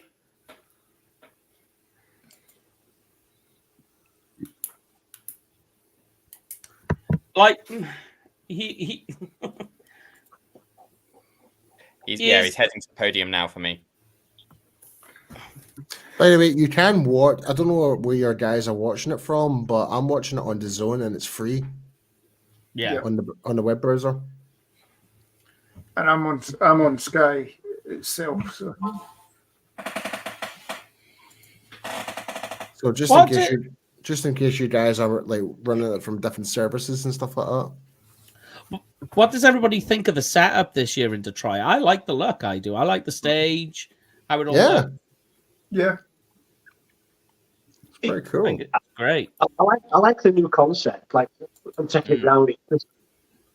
There was just something about it being a Radio City Music Hall, wasn't there? Yeah, and I like that it's going to areas that aren't likely to get a Super Bowl because of the weather. So it's Green Bay next year. So it it brings in a whole different demographic to what just New York. That could be a bit dangerous though, put it in Green Bay if it snows and all the Philly fans. You know what they're like, throwing snowballs at people. The problem with Green Bay is they've had difficulty this year getting players to go to the draft this year in Detroit. Next year to go to Green Bay, you've got to take two flights. You've basically got to take a flight to one of the main airports and then take a wee Learjet or something to a closer airfield as well. So you're not going to get a lot of players who are wanting to do that, especially if they're wanting to be whatever team picks them. They then want to travel halfway across the country to go for the opening press conference the next day or whatever. If the NFL wants to make a show out of the draft, send a Learjet for every one of them. Send a private jet to pick them up and quit this tight-fisted thing about they don't want to spend money. You spend money to make money. Very true. So here's my guess for the Chargers. Are we all happy to announce what's just been picked by the Cardinals? Yeah. Bri? think Craig's the one that we're all. Yeah, all right. Yeah, so it was Marvin Harrison Jr. So I had no doubt in that. I just felt that the whole talk with the neighbors thing was a smokescreen to try and put off whoever was coming around, or maybe perhaps try and push to see if anyone was going to bite. Now, Brian, you talked about Brock Bowers. I think now people are going to scream and shout about the fact that the Chargers need offensive line. Very, very true. And they keep missing it out. I think the best way to help everybody out on the offense is this be the Brock Bowers pick. I don't think so. I think they're going to take offensive line.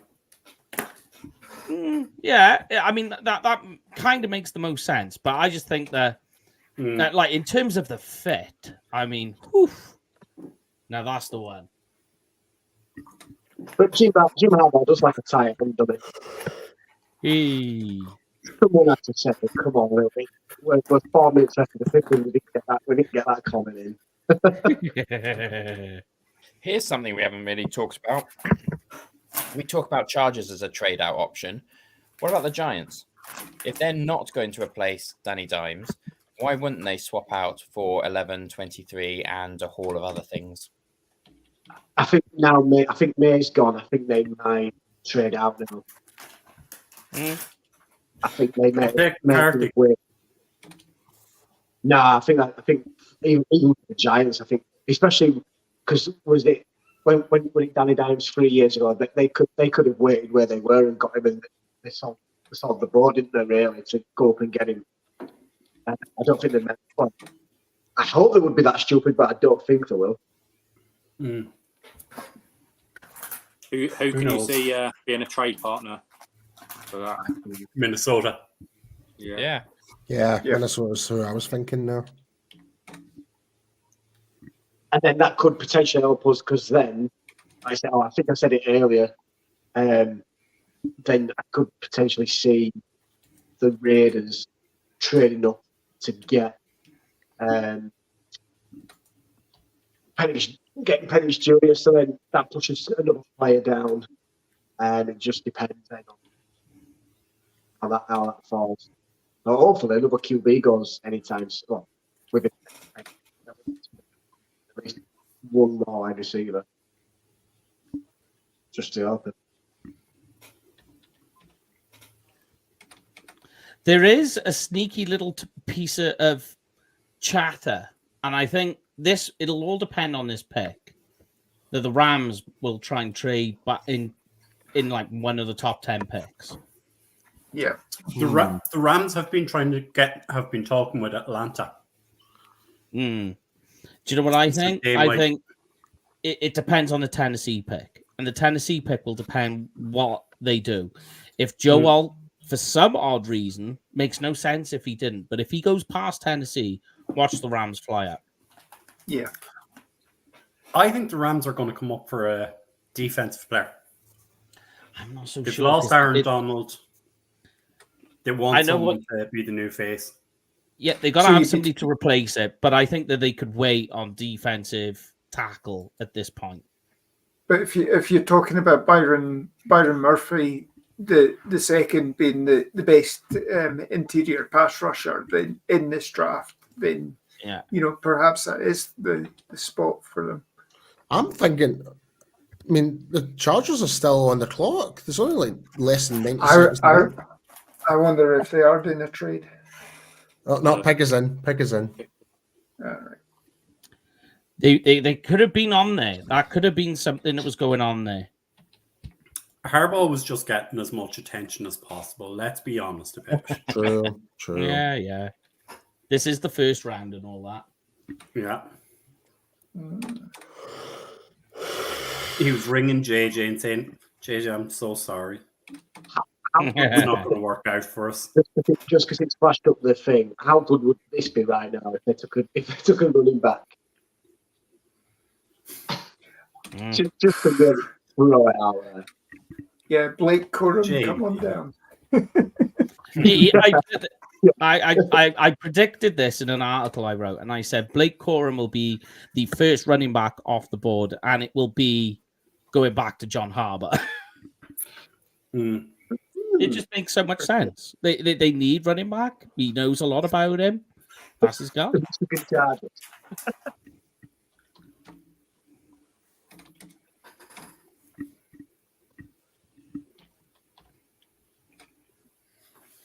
But so far, really, the draft hasn't really. It's still kept off, really. Yeah, it's kind of gone in the same direction we all kind of expected it to go. Yeah. Do you think with all this chatter earlier today, just smoke screens? Definitely. This is the time of year for the line. And, when you hear about, we was talking about this before, Bri, that when you get to this stage of the draft season, kind of like a little, once you start getting into sort of pro day or like deep into the pro day part of the calendar, any news really, regardless, positive or negative, I tend to dismiss because it tends to be narratives that agents are creating. Here comes the commish. Craig, you were going to say something there. Yeah, it's just something that's flashed up in one of the other chats is that Marvin Harrison Jr., he didn't work out the combine, didn't do any drills at the pro day. He hasn't signed the NFLPA's rookie charter, which means he can't buy a Cardinals Harrison's Jr. jersey. They have to work that out before they can start doing the, tomorrow morning flogging his jersey. Did you see the pick there, Lon? I've seen the pick, yes. It makes sense for them, but obviously I have mixed emotions.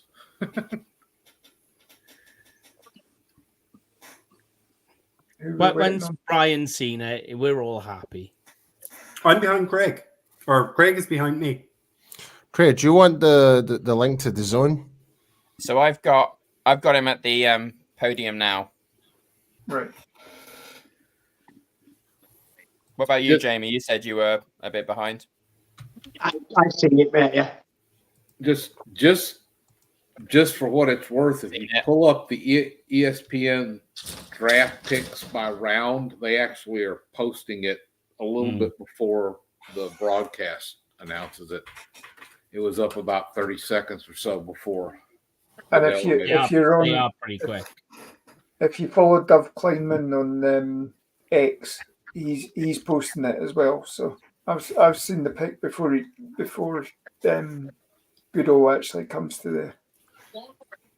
It's an interesting pick. It makes a lot of sense. I've seen it in case you want to do the beeping. Announce it out to the world then, somebody.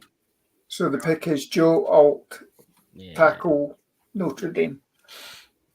I just don't like tackles going off the board at all. I want them all to still be there. Yeah.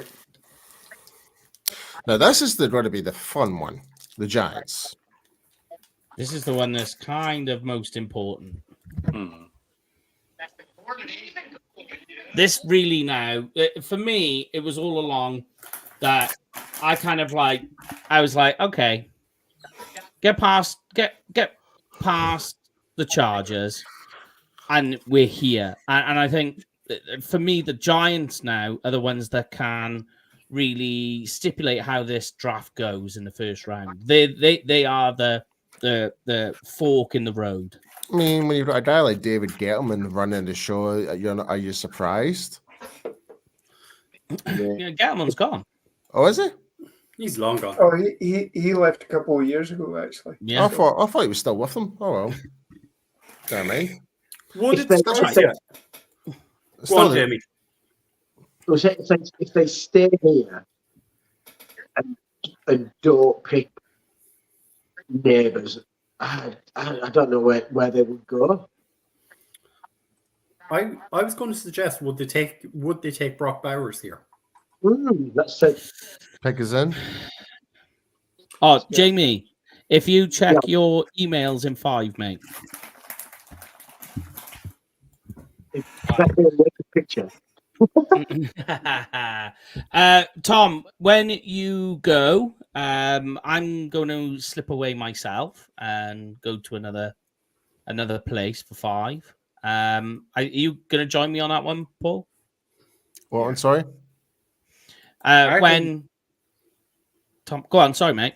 Yeah, I actually don't know when I'm leaving. I'm just going to kind of wait till my friend shows up. Oh. We stayed the fight. Literally, it was like a secret handshake club. It's like really like shit. So who are you kind of hoping that the Giants don't pick as Cowboys fans? Who we Quarterback. thinking? One of the tackles. Sure, it keeps them coming down the board. Yeah, for us, definitely. But do they need a tackle there? Do they need one? But I'm thinking more about us playing them. What kind of player do you not want to see on the regular? Neighbours. Definitely don't see Neighbours. Dallas Turner. Ooh, I like that one, mate. I like it. Roma Duns. All right, here we go. Yeah. Brock Bowers.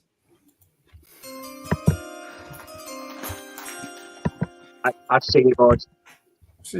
There you are, mate. Just for you, little Jamie. Okay. Yeah. Oh, okay. Interesting.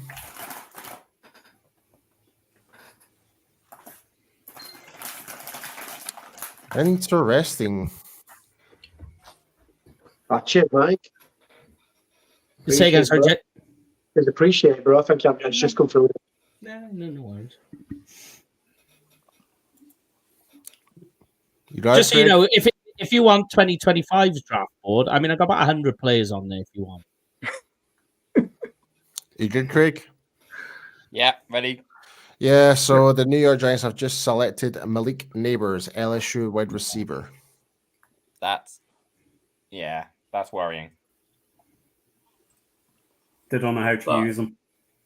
But it pushes more of the tackles down and O-linemen down, doesn't it? Yep. Like, still. Didn't they take Wan'Dale Robinson last year? Or 2 years ago? Yeah. They've history taking wide receivers and not knowing what to do with them. I don't see it. But Jamie, go on. All I'm going to say is, is this the perfect? I don't know what you all think. Is this pick then the perfect example of how sometimes the media can get it wrong? Because everyone was screaming, "It's going to be a quarterback. It's going to be a quarterback." When they're paying a quarterback a lot of money this year. Yeah, I know his money comes off the books essentially next year, but we're actually happy with Danny Dimes, and we think he can get the best out of Neighbours. So do you think that's kind of that kind of thing of the media sometimes try to stir the pot a little bit to kind of get teams to bowl or teams to jump up just based on what they think they're hearing? I think it's a lot of people like Harbaugh pulling the pipes of the media and saying, let's try and get some motion in this area. We know pretty much 1 and 2 is settled. We know Harrison's going in the top 5. Let's get some kind of juice for big trade offers. I think there's an element of that, and then I also think there's an element of the kind of clickbait of the media just trying to stir up some stories. Otherwise, I mean, it's a very textbook draft so far, but it's just trying to get those views in. Otherwise, you're just talking about the same people to the same teams, and you're not going to get that engagement to your websites and your other media outlets. Let me just throw a question out. Just looking at what ESPN's got for their best available list and everything. Yeah. What if the Cowboys go on the clock and Mims and or Latham are available? What do y'all think about those? Latham all day. Latham, yep. Yeah. If you look, I wouldn't touch Mims with a barge pole right now. Yeah, no. I mean, so Mims for me is He's just barely a top 30 pick. JC Latham is 18th, and he's one of the last guys on my board that has a first round grade. There's a lot more to like with Latham, and he's one of these guys who, when I watch it, he's not particularly elite in anything, but he is very, very good at everything. So, like, you know, like most first-round guys, they're a first-round guy because there's one particular thing they are completely elite at. JC Latham isn't really that guy. He's more of a guy who's just very, very high in a lot of things, in most things that you look for in an offensive lineman, and that's what I like about him. And, you know, you can't deny a guy who's an offensive lineman in the SEC. That, for me, counts for a lot. Yeah. Oh, I just got a tweet. Oh, what? No, surely not. Oh, go on. Go on, what? About the pick or about something else? About the Titans pick. Yeah, I've seen the Titans pick as well. I've just got it. What? Are you kidding me? What? Wait till you see it.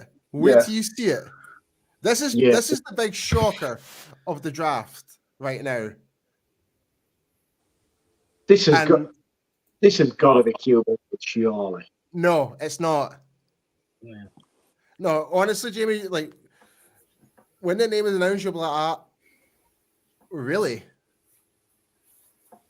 It was just with how he was like. Usually it's that with a QB in it, or if the Cowboys pick a fucking third round player in the first. No, definitely not. I'm shocked. Holy, if that's what it is, I'm shocked. Okay. Well, they went to commercial before they announced it, so lovely them. Yeah, that's leaving you hanging, leaving you in suspense. Edge of your seat stuff. Wow.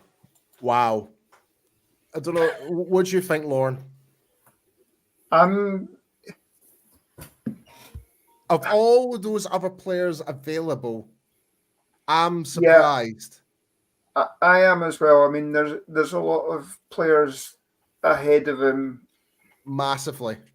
Yeah. All right, Mike, you're going to have to tell us who's number one on your long snapper draft board. I got one on there. Hold on. What was his name? Hold on. I'll tell you now. Peter Bowden from Wisconsin. There you go.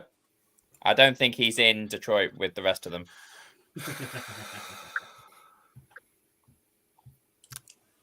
Wow.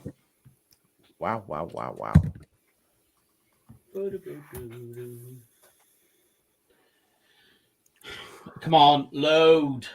Are you? To be fair, though, Tennessee have not really had the best of luck drafting in the first round. Right. No. In recent years. Yeah.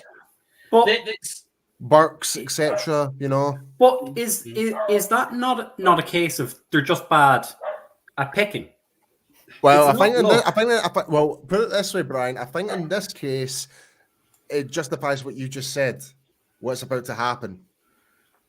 Bad teams stay bad teams because they can't draft properly. There's a reason Cleveland was picking first or in the top 5 for years on end. Yep. Because they couldn't pick in the draft. The Tennessee Titans have gone that way now in the last 3 or 4 years. The problem with Cleveland, though, was they were recycling their coaches all the time. So there was new schemes coming in. The quarterback that had been picked 2 years prior was not going to fit the new scheme that was coming in. So they needed to then go and draft another quarterback. And then you know, the management were just binning their coaches far too early in some situations. But,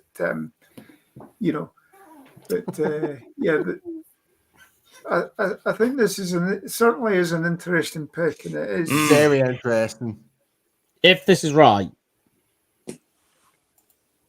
have you seen it, Mike? Well, what I'm not going to say just in case. So I've seen it on the Guardian live feed. Yeah, I've just got Goodell walking up to the podium. Wasn't expecting that. Yeah. See what I mean? Yeah. So you think like Tennessee needs offensive tackle, defensive tackle? Two. I've taken a pick. Too obvious. I will hold off. Yeah, I've got it. Wow. I know. I mean, like, put people. Yeah, I know. We were just talking Yeah. about him.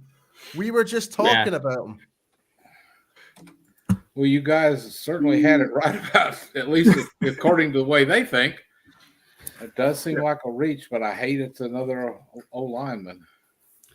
I disagree. I don't think this is a reach at all. it depends what it is that you want in your offensive lineman. Yeah. Like I have no problem. Like you go that there's Oli Fasanu, you got Fuaga, then it's JC Latham. So if you want to go down the road of, well, who in the what?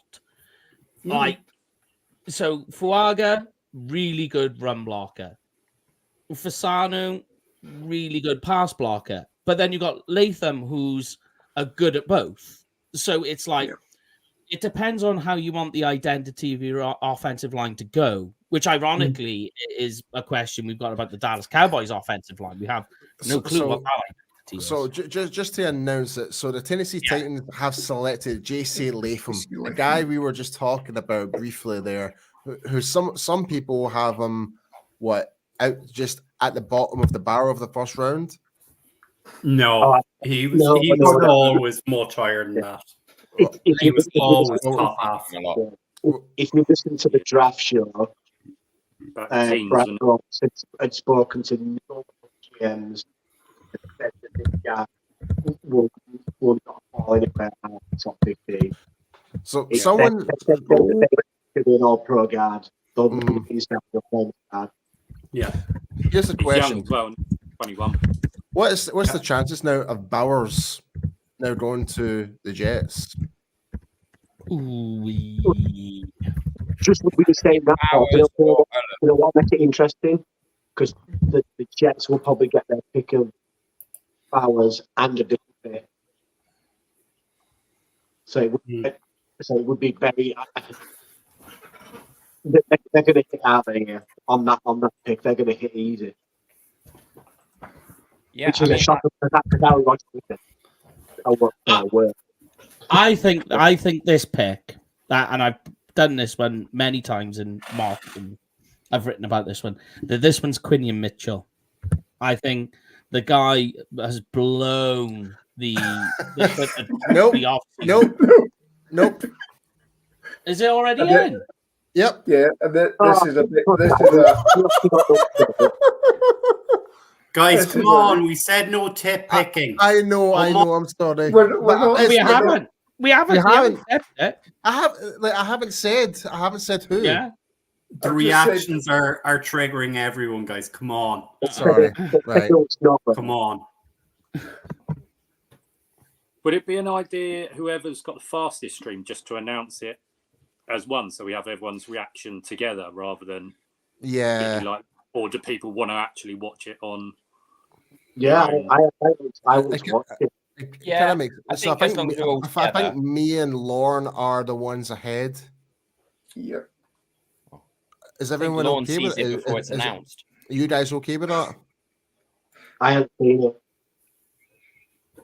I'm getting picking stuff off of Twitter. Yeah, so am I. And I'm being quiet. I am as well. I'm just. Graham had a good point a minute ago. We haven't seen any trades yet, so Vikings have loaded up and apparently been rebuffed. I also read from Ian Rappaport that Vikings went after Herbert. And were told they'd have to take on his contract and said no. I'm just on Twitter here at the minute, and the first Twitter post I got was from Annie Yeager, and she has the picture of the dog looking round, going backwards, trying to find the ball, and it landing 10 yards away from him.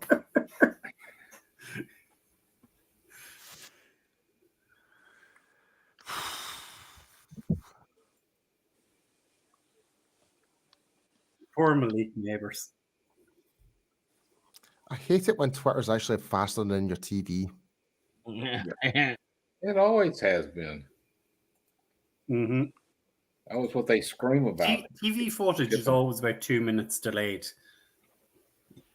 If nothing else, to stop things happening that then gets on screen. If somebody rushes the commissioner or something, they can take that off. I've got Goodell coming to the podium to announce it. Yeah, he's just going to the podium for me. So you're ahead of me, Lauren. Yeah. Yeah. And yeah, the tweet was correct. You very happy to announce it? Yeah, go for it. So the Falcons, who earlier signed Kirk Cousins, have now gone for Michael Penix. Whoa. That I don't believe it. Yeah, they went quarterback. Michael Penix. I heard that Michael Penix was really flying up boards. Didn't expect top 10. No one did, I don't think. Where I didn't. Like, did anyone expect him before JJ McCarthy? No, all the talk was JJ. Oh, Graham. I love Graham. Brian Drew is furious right now. Oh, you gotta love a draft day reference. So, Tom, I'm gonna go shoot off just to hit another show quickly. If you're gone by the time we come back, sir, then I will speak to you on Slack. But it was a pleasure to be talking to you. If you're still here when we come back, then we will continue. Yeah. Is that the link that you just sent me? Yeah. Yeah, man. Yeah. Right, cool. Right, guys. I'll be... right, Lauren, you're in control of announcing it then. Right, okay. Yeah. Lauren, you're Stay safe, Tom, and it has been a pleasure working with you, sir. Thank you very much. It's the greatest thing about Blogging the Boys was all the people I've met over the years, including all you guys here. It's just we just need to get you over to the UK now. That's it. Yeah.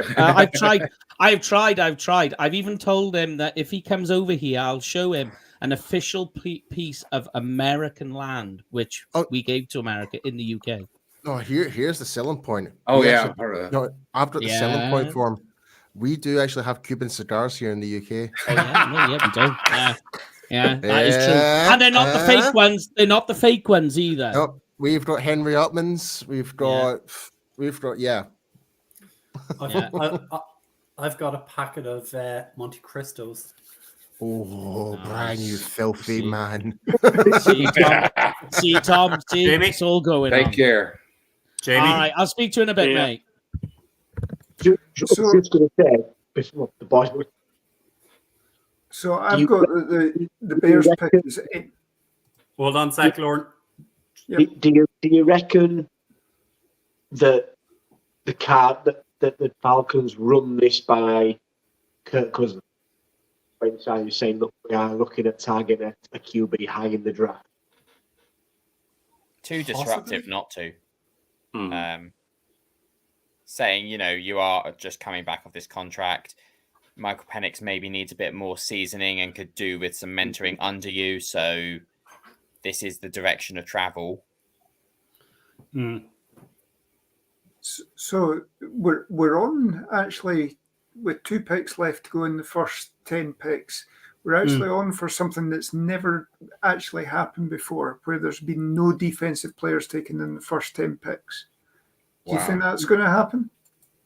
I think they're taking O-line here. They've got to. Roma Dunze is on the board, isn't he?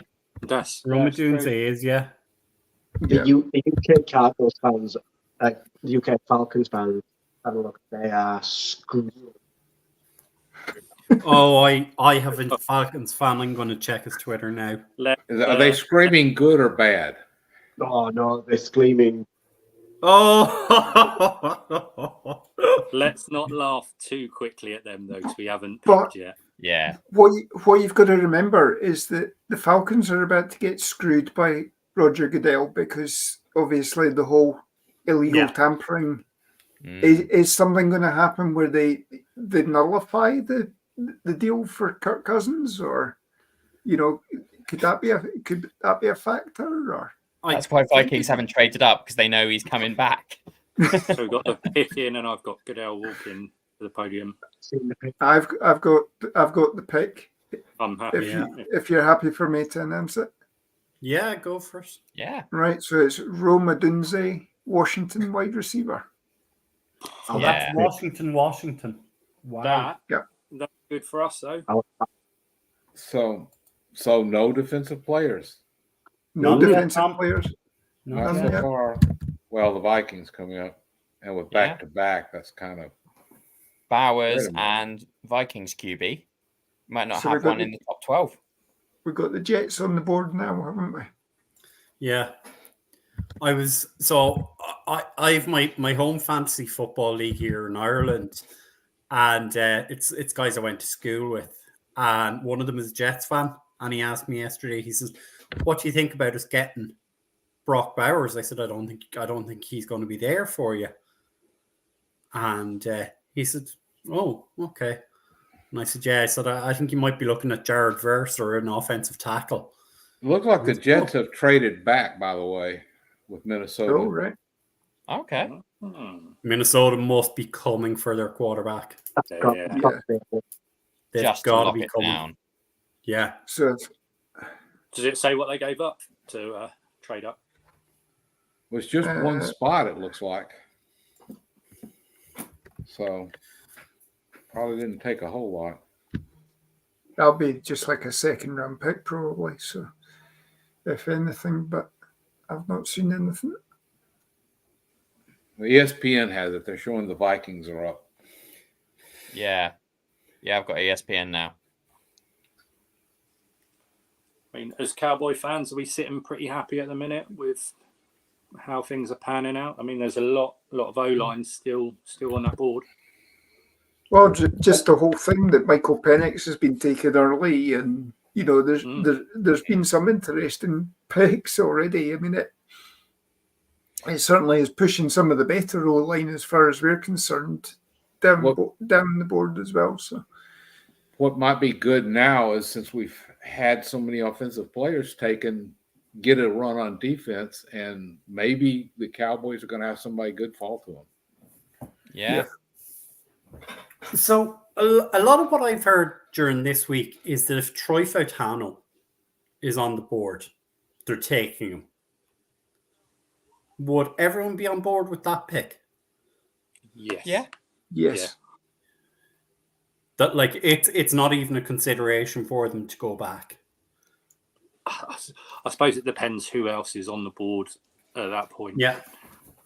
But if abundance of O-line, say we've got 2 or 3 others, I'd like to test the water with trading back and seeing what was offered. Yeah. Again, why has he dropped though? That's obviously there's maybe a medical thing there, and they didn't give up much. Give up a 4th and a 5th, and got a 6th back. And their pick is in. And the flipping obviously picks. Minnesota got 10 and 2 or 3. The Jets got 11.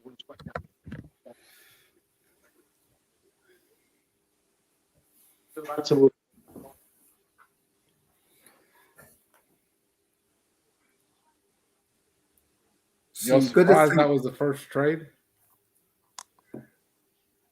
Well, in some respects, that was first trade so far. Yeah. Yeah. And they've still got 22. 23? Yeah, the ones 23, I think. 23 just before us. Yeah. But yeah, going back to the question, Fautano and Barton are my top two for that O-line. So if he was available, then same as if it was Barton available, then that would be tempting enough not to trade back. Yeah. Like, what I've kind of seen is that if Furtado is there, they'll take him. If he's not there and Barton is there, they'll take Barton, and then they'll move back.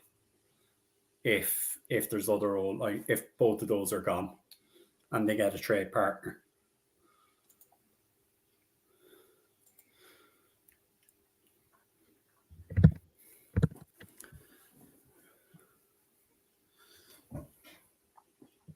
This is surely this cap. Or do they completely flip and Dallas Turner's still on the board? I mean, what if it's all Knicks? Oh, mate, if it is, then that's a Raiders kind of move, isn't it? But I don't understand. Unless you were worried that the Jets were going to trade out to somebody who was going to come up and take a quarterback, then to move one spot seems strange to actually go into a pick. Yeah. I think because they were planning for that the Vikes had enough ammo to outgun anyone in the sort of 3 to 6 range, but in the 9 onwards range, then it starts getting interesting with Broncos and Raiders. So the Vikings might have said, look, we're not having to use everything we're not having to use both our firsts. So let's just lock this down. Yeah, it screams a little bit when the Bears moved up for Trubisky, didn't they? They went at one spot and gave up a truckload. Nobody was going to go up and get it. And if the Vikings love one of the quarterback, if it is a quarterback they're going for, if they love one but hate the other, then they really don't want to get stuck holding with the last chair. Yeah.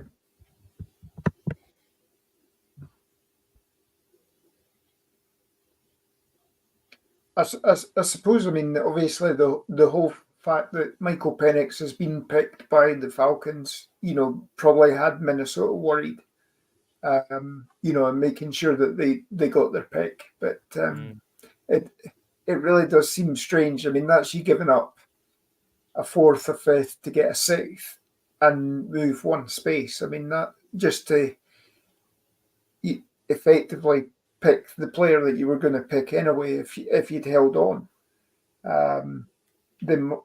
Unless they were hearing somebody else might trade up after him. Well, yeah, I mean that's what I'm saying is that they must have panicked that somebody was going to come in ahead of them or what have you. Can you see more trades happening now? I'm on a minute or so. Denver and the Raiders, just for the fact that Robinson's gone and it's lighter going in, so they're not going to. They can go. They can move further down. Do any of you think that maybe the Jets rang the Vikings and said, "Hey, the Broncos and the Raiders have been on to us. They want this pick." Oh, entirely. I mean, it's certainly possible. I mean, you know, Jerry's done that in the past where he's phoned up and said, "Oh, so and so's on the phone." So,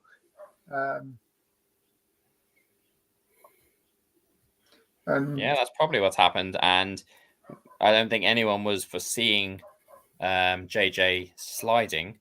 So that does sound plausible. Roger Goodell's just come into the podium, but he's got a family, or he's got 4 people on stage with him, so looks like a Make-A-Wish type thing. Or very good.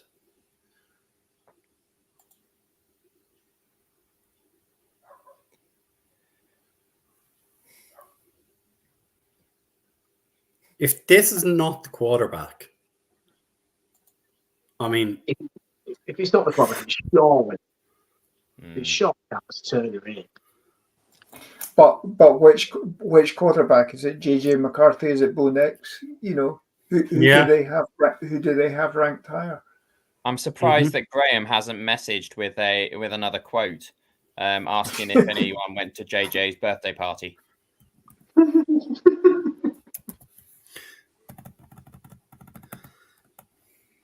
Everybody's off their game. Yeah. Don't worry, he's about to. We love you, Graham. And the pick is in. If you're happy for me to announce it, it's JJ McCarthy, Michigan. Okay, cool.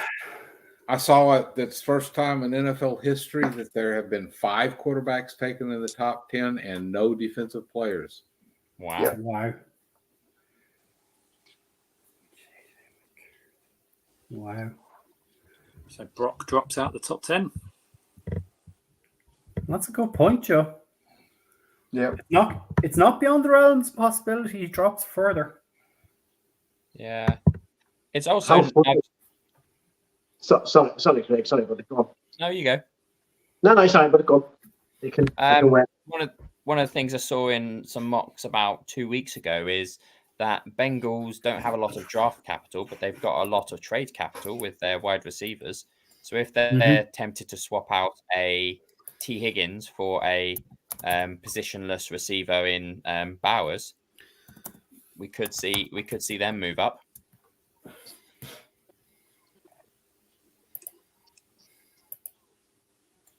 How funny would this be now after all the issues that Rodgers had getting in a wide receiver in the first round, and there's now the best tight end in the draft there, and they got something completely different and just piss him off even more.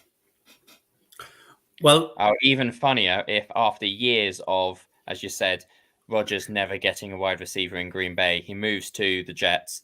Now he's expecting a full season with the Jets, and they go defense here. And don't forget, Saleh is a defensive coach. Oh, I don't believe it. One of my contacts on it's already in on a WhatsApp group has just netted himself £110 because of that. Nothing wrong with that. No, I wish I'd put money on it. You know what, to be fair, the Vikings have essentially so far probably come out the winners, haven't they, in terms of that was the QB that everybody had them going for. But trading up and having to snag him and give up that extra first in the because people were saying about them having to use both firsts and a first next year, and maybe a player or second or third or whatever. And now they've done it for a fourth. What's that?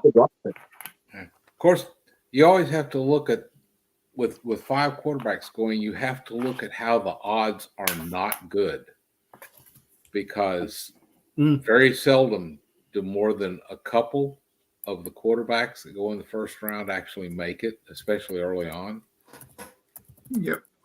So, but you pays your money and you takes your chances. That is true.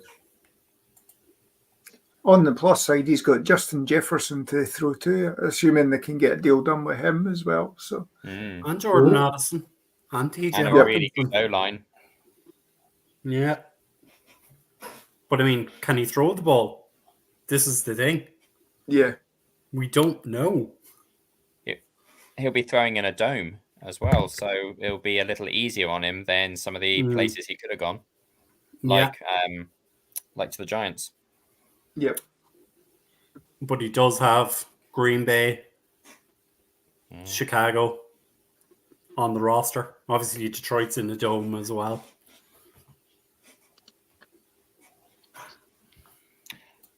Is it Sam Darnold is the QB they picked up?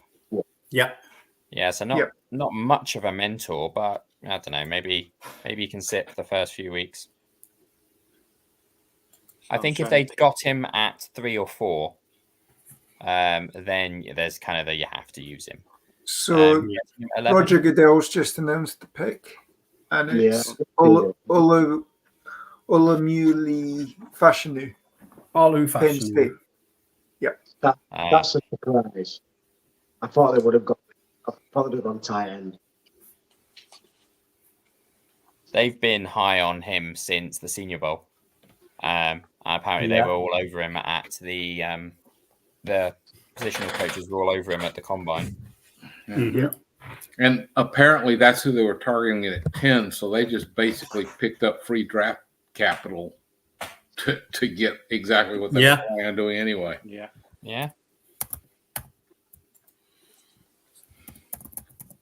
So again, we're still waiting for a defensive player to come off the board as well. So you figure there's got to be a run at some point, but yeah.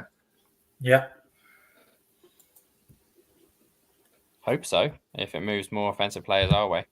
Yeah. There's some interesting names left. Yeah.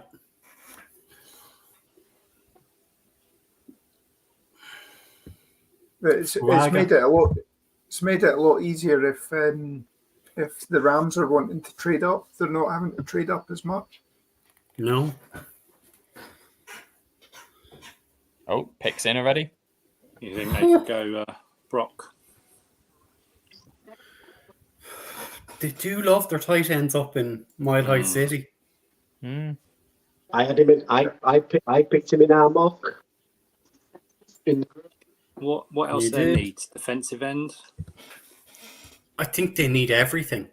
Yeah. A quarterback. They need a quarterback. Quarterback, they certainly do. I mean, they got rid of Russell Wilson. They've got Zach Wilson. So, as Annie Agar said, Broncos Nation, let's hide your mothers. And they have Bendy Noodle. Yep.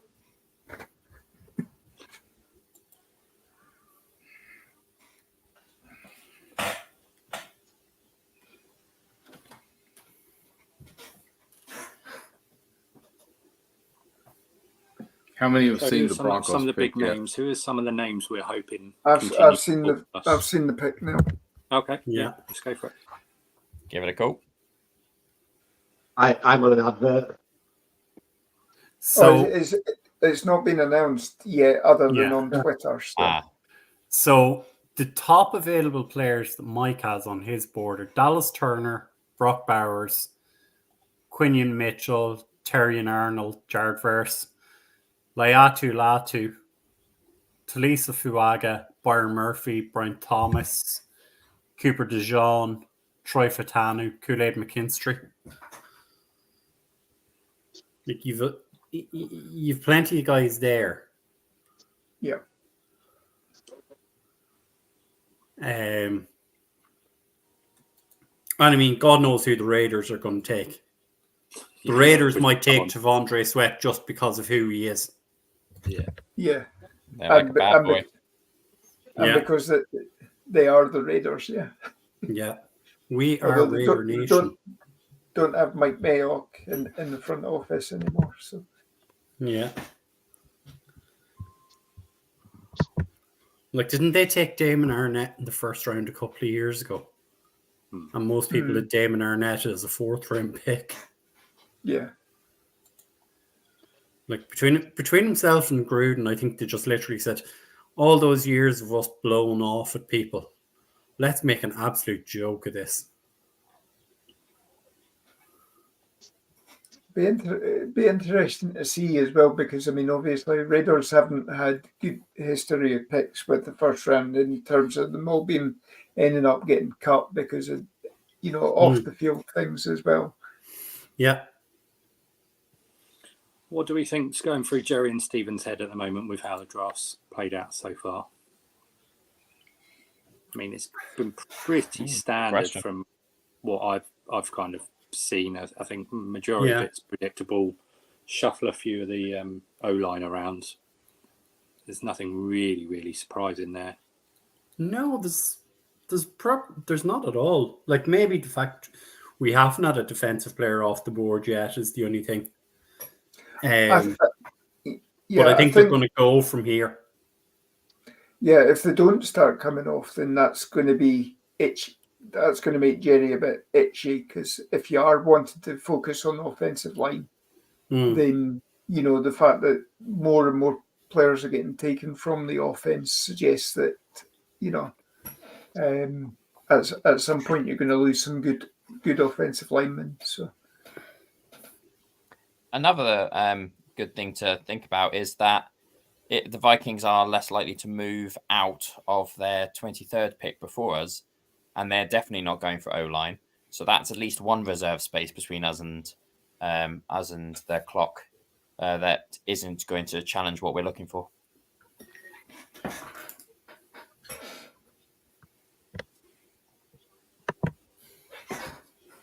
I've seen the Denver Broncos pick now as well. Yeah, so have I. But Goodell's still not come to the. Yeah, take your time.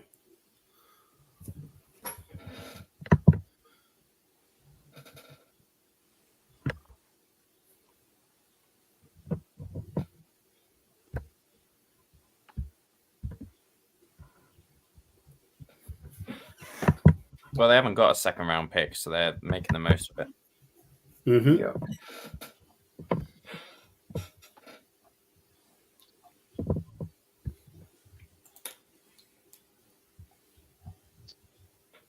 So with this pick, we are halfway to us. So Steelers, Dolphins, Seahawks. Just thinking, who needs an O-line upgrade? Raiders, Saints. Yeah. Bengals. Rams could do with it as well. Okay, so the pick's been announced. It's Bo Nix of Oregon. So that's six QBs and 12 picks. And that's a record for the whole first round, isn't it? Never mind 12 picks. It matches the 83 draft, I think. Yeah. But obviously Marino went a lot later than that in QB. Wow, that is a surprise. Yeah, I can only really see Raiders going O-line here. They're not going to take Bowers, are they? They've got Mayer. They might, unless they fancy trading down. They might take him. Yeah. But as they say, you just never know with the Raiders what they're going to do. Spencer Rattler. No, that is a big reach. How this is gone with two quarterbacks going that high, that probably it would surprise me. Yeah.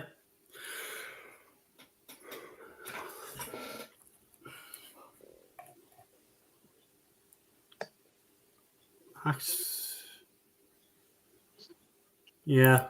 Like Spencer Rattler, Mike has him at 77.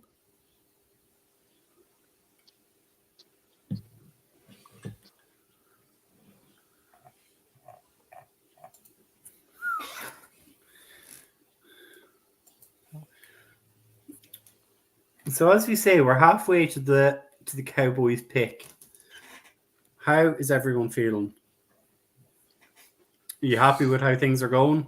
Like, I know, Joe, you said, look, it's pretty much along the lines of what we expected. I mean, it was always going to be in the teens, the kind of like 14 pick onwards, where I was always a bit concerned about the O-lines flying off. But we've not seen, like we said, any defensive players. We've still got a generational tight end in the mix. So hopefully, fingers crossed and touching wood, we might have at least a couple drop down to us if all goes well. Yeah, because I can name 2 cornerbacks, 2 DTs, and at least 3 edge rushers that should go ahead of the ones that we are targeting. So the Raiders pick is in it's not got to the point where Goodall's coming to the stage yet. Yeah. So our own Graham is saying this is ridiculous with QBs. 6 overreaching overdrive. I mean, like as you say, Lauren, back in the days when those six QBs went, was there 24 teams in the league at that stage? No, 28. So 28, yeah. Marino was taken 27th to the Dolphins. Yeah. So that just shows, and you know how Marino ended up. Yeah. You know, obviously one of the most prolific passers in NFL history. Yeah. Even had a streak of something like, what is it? It was something like 17 or 18 games where he never got sacked. Yeah. You know. And Jimmy Johnson ended his career. Yeah. They never forgave him for that one. And we've got the Raiders. Raiders have gone offense again, and they've gone Brock Bowers. Okay. Wow. Mm-hmm. Didn't they pick Mike Mayer last year? Yeah, last year, yeah. That was something we were targeting. 2 tight ends there. Yeah. They love a tight end in Vegas, guys. This is very interesting. If this isn't OT, I would eat my hat. Yeah, I'm not wearing a hat, so I'm not going to follow up on that.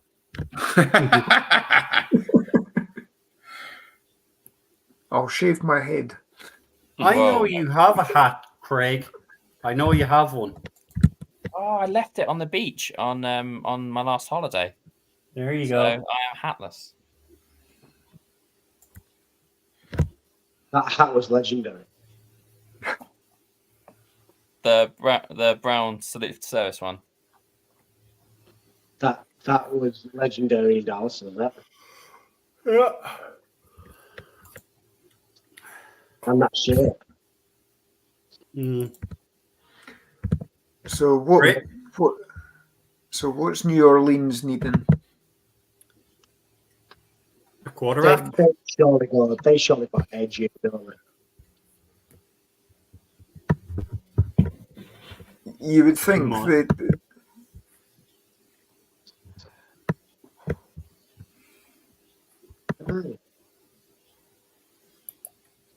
So as Joe says, look, we don't have to worry about the Brock Bowers conversation anymore. He's off the board.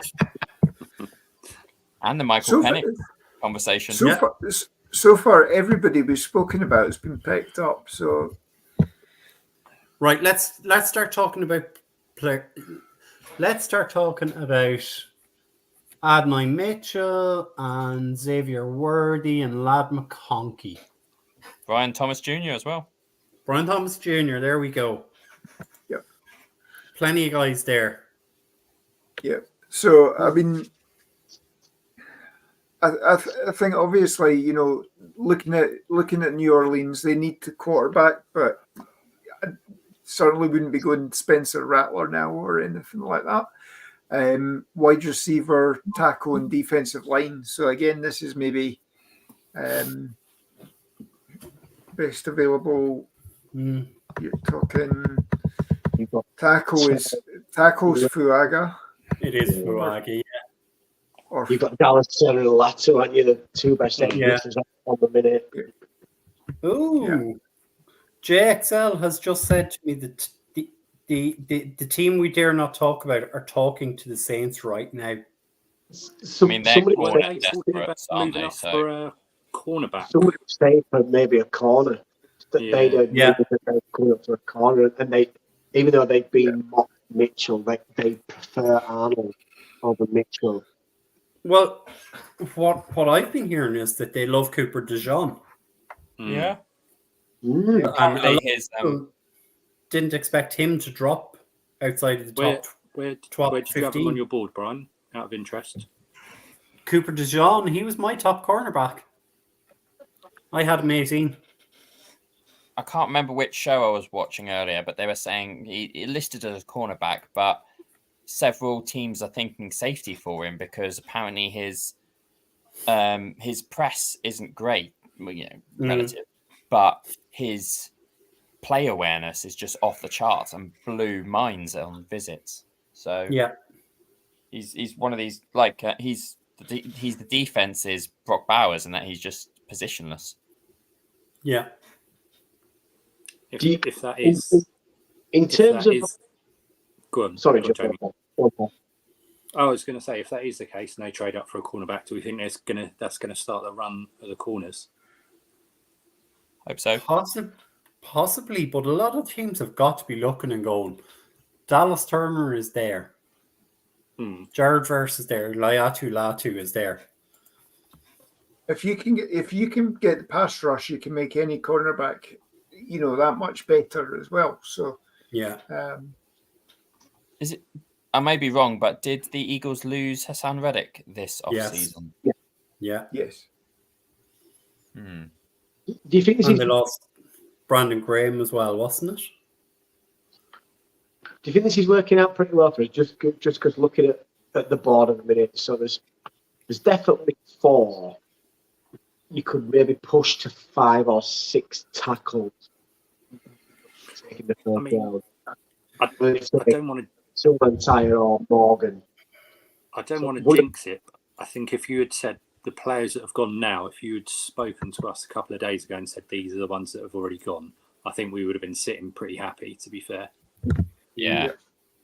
Yeah. I'm at the point where like you said about jinxing, I'm at the point I don't want to mention any players because it's getting to the point where actually more could be on the market than we expected. Yeah. New Orleans is down to 2 minutes left on the clock. They must really be going into discussions here. Yeah, you would imagine so. I'm open as much as he's a good player. Just the medical scares me. If Latu falls to it, it's the medical me. Joe is telling us after 3 cups of espresso, he's still falling asleep. Joe, it is almost 4:00 in Italy. My friend, the pick really love your commitment. Saints are sticking. Oh.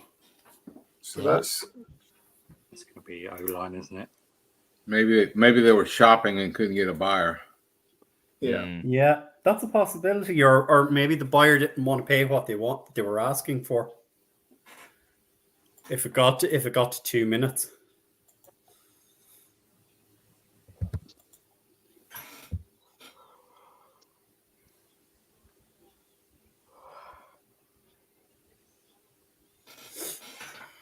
I've got a feeling it's going to be Fuaga. Yeah, I think so. Yeah. DJ Dog is saying offensive line might be picked clean by 24 unless we see a run of defensive players picked soon. Yeah, that's not out of the realm of possibility. I'm starting to get a little nervous just because everybody wants offense this year.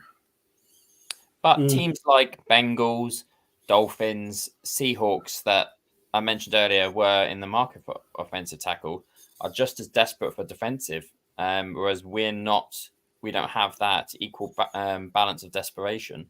So if the absolute top talents like Murphy, Latu, Verse, Arnold, Mitchell, etc. are all still there, then they are probably more tempting than the 3rd or 4th tackles. Yeah. I mean, looking at who, the Saints have obviously spent on defense this off season. They brought in Chase Young, who obviously is now on his 3rd team. They seem to have spent. Sorry, Lon. Yeah, so I mean, again, they've put picks in the last couple of years on the offensive line as well, so and defensive line. So maybe the move away from trenches. Oh, Roger Goodell's coming up. To be fair, the draft's gone pretty quick so far. Yeah. So I think O-line here and then cornerback, I think, with the Colts. Fuaga's gone. Fuaga's the pick. So that puts Indianapolis on the clock. They need a wide receiver and defensive backs, I think, is what they are really looking at. So corner. They should be jumping on Mitchell or Dijon. Now I'm getting a bit nervous because another tackle's gone. Yeah, no, I think this is the defensive tackle here. This could be the rule, couldn't it? So DJ Dog is asking us, he says, what about defensive end as a possible pick at 24? Like, I kind of said this to you guys either in Tuesday last week or this week. Why are we not talking about defensive end as a possible pick? And it looks like you're going to have three shots at it. If they're the best players on your board in terms of Turner, Latu, and Verse. I think it's because we're so fixated on the O-line, aren't we? It's kind of getting your own way, and you don't think outside the box. But this is what I was kind of leaning towards, Jamie, is that we fixated on the O-line for so long, and we haven't even thought maybe a defensive end. Like I said this 2 months ago to Kyle. I said, why are we not talking about defensive end? And Kyle goes, that's actually a huge need because we only have Micah and Tank. That's it. You know, the rest of the guys there are rotational pieces. Yeah. But I mean, the question as well is you don't know what you've got with Mike Zimmer, what style of defense he's playing, because I've heard things about standing Micah Parsons up. So that then suggests that you're probably doing a bit more 3-4. That then shifts your whole focus that you do want people like Sweat, because you want the bulkier guys on the line, much like we did with Chris Canty and Marcus Spears back in 2007. You know, that's a whole change there. You're needing more linebackers. You know, that's a complete workaround.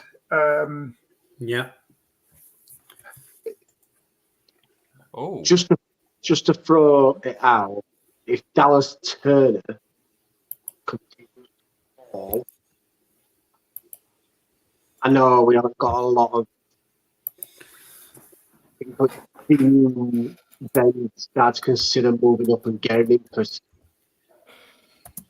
I would imagine that he would be a little bit like what CD Lamb was a few years ago, where the Cowboys didn't think he was going to be there, and he fell to us. But then it's like, do you go, you know what? Let's bite the bullet and let's keep up.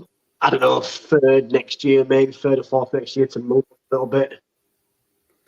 Still got a lot of holes though to fill. I mean, I wouldn't be happy at 24, but maybe 28 and get another pick and then take an edge. That would make me feel a bit better if we got some more capital. You've got to admit, if you've got somebody that was that highly ranked at edge still sitting there, I can see them making the move, and it's hard to say that they would be wrong in doing that. And it would tie in with that phrase that we're not allowed to mention tonight. So, something about not worst footballer being around? Is that something along those lines? No. The other one we've been hearing all season, all off season even. Oh, that phrase, yeah. Well, so again, Indianapolis are down to 3 minutes. So again, are they Billy on the phone to them? Yeah, there might be a lot of teams in the end of the teens, start of the 20s who are going, okay, now it's time to move. Yeah. Never thought that they'd get Arnold or one of the others. Like just a little bit on the just going back a little bit in time, but going back to the Falcons meltdown. NFL Network are reporting that Kirk Cousins was not given the heads up that this pick was coming. Wow. That's interesting. So the pick is in, and the Indianapolis are sticking. Okay.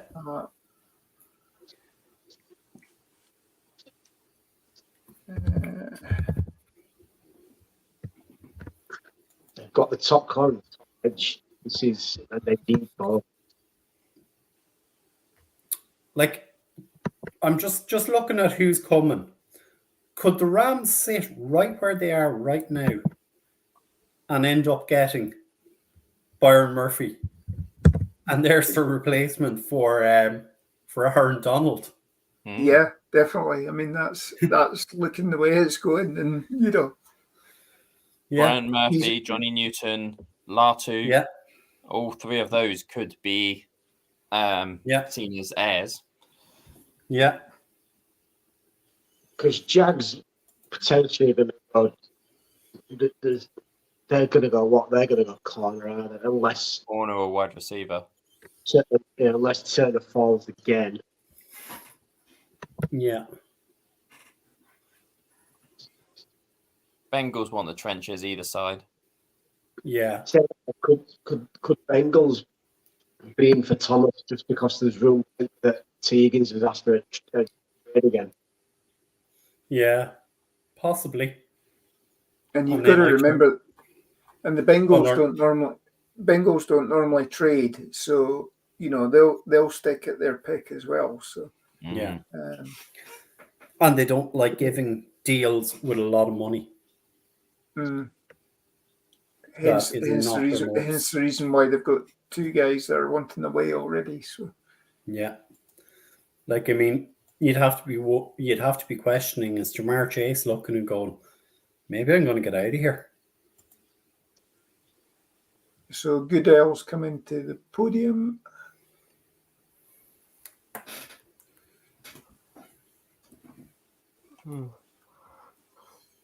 And we have our first defensive player, Latu. Right, disappointed Brian when he in Dallas. This is where the run of defensive players is going to come across. Yeah, you'd think so. Can I wave my white flag now? This is sure to do. We're going to get a tackle here, surely. Let's have a look. So we got Latu. So that brings up Seattle, which especially with who they've got as coaches, that's surely going to be a defensive player. Edge or corner. The Jags need a corner. That then means if the Bengals, Rams are probably going to take defense. Then you've got Steelers, Dolphins, maybe.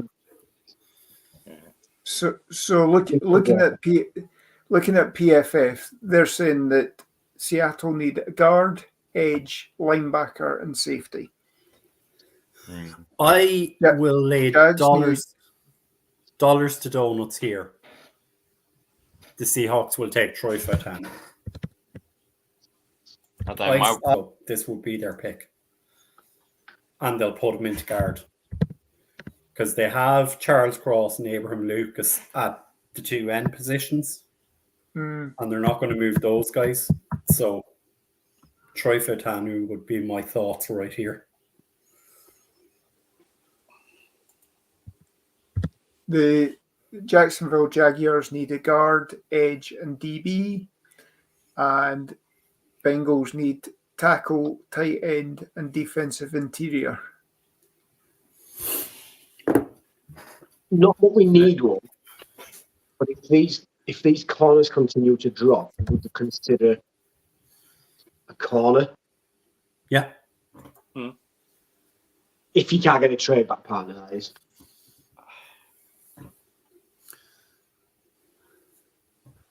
I don't know. I don't know if these. I don't know. I'd still think we would get some good trade offers if there was a corner there at 24. One of these top ones, someone would surely want to come in with a decent amount of capital for him. You know, Green Bay are interested in Cooper DeJean. You know, they probably didn't expect somebody like Quinn Mitchell, Terry, and Arnold to be available at this point in time as well. So maybe they're going to trade up as well. So same as the team who shall not be named. They're desperate for secondary, so they could move up and knock one of the other teams back. Our good friends from the Bay Area could do it another corner. Yeah, they might come up. Do you know what this is screaming at the minute? And I've just had this off and it's even worse because I'm a YouTube fan as well. This is screaming Brooks at 24. No, I've just had the realization. Can't be with it's not talent on the board. No, it's a jerry pick in it. It's just a jerry pick. It's no way, not even close, Jamie. Not with the. I like him being a UT fan. I just think the first he's a little bit rich, and I'm just like, I'm just having the awful realization that right now that Jerry's going to trigger because he knows he won't get him in. No, I think I think the opposite almost in that if there were. Unbelievably, if it was just sort of all our prospects from now until the pick, and excluding the fact that the Vikings are in there and won't be picking what we like, then great. We've got the top corners, top DTs, top edges, all sat there. So I think this pushes Brooks, not Brooks. Brooks further away. Yeah.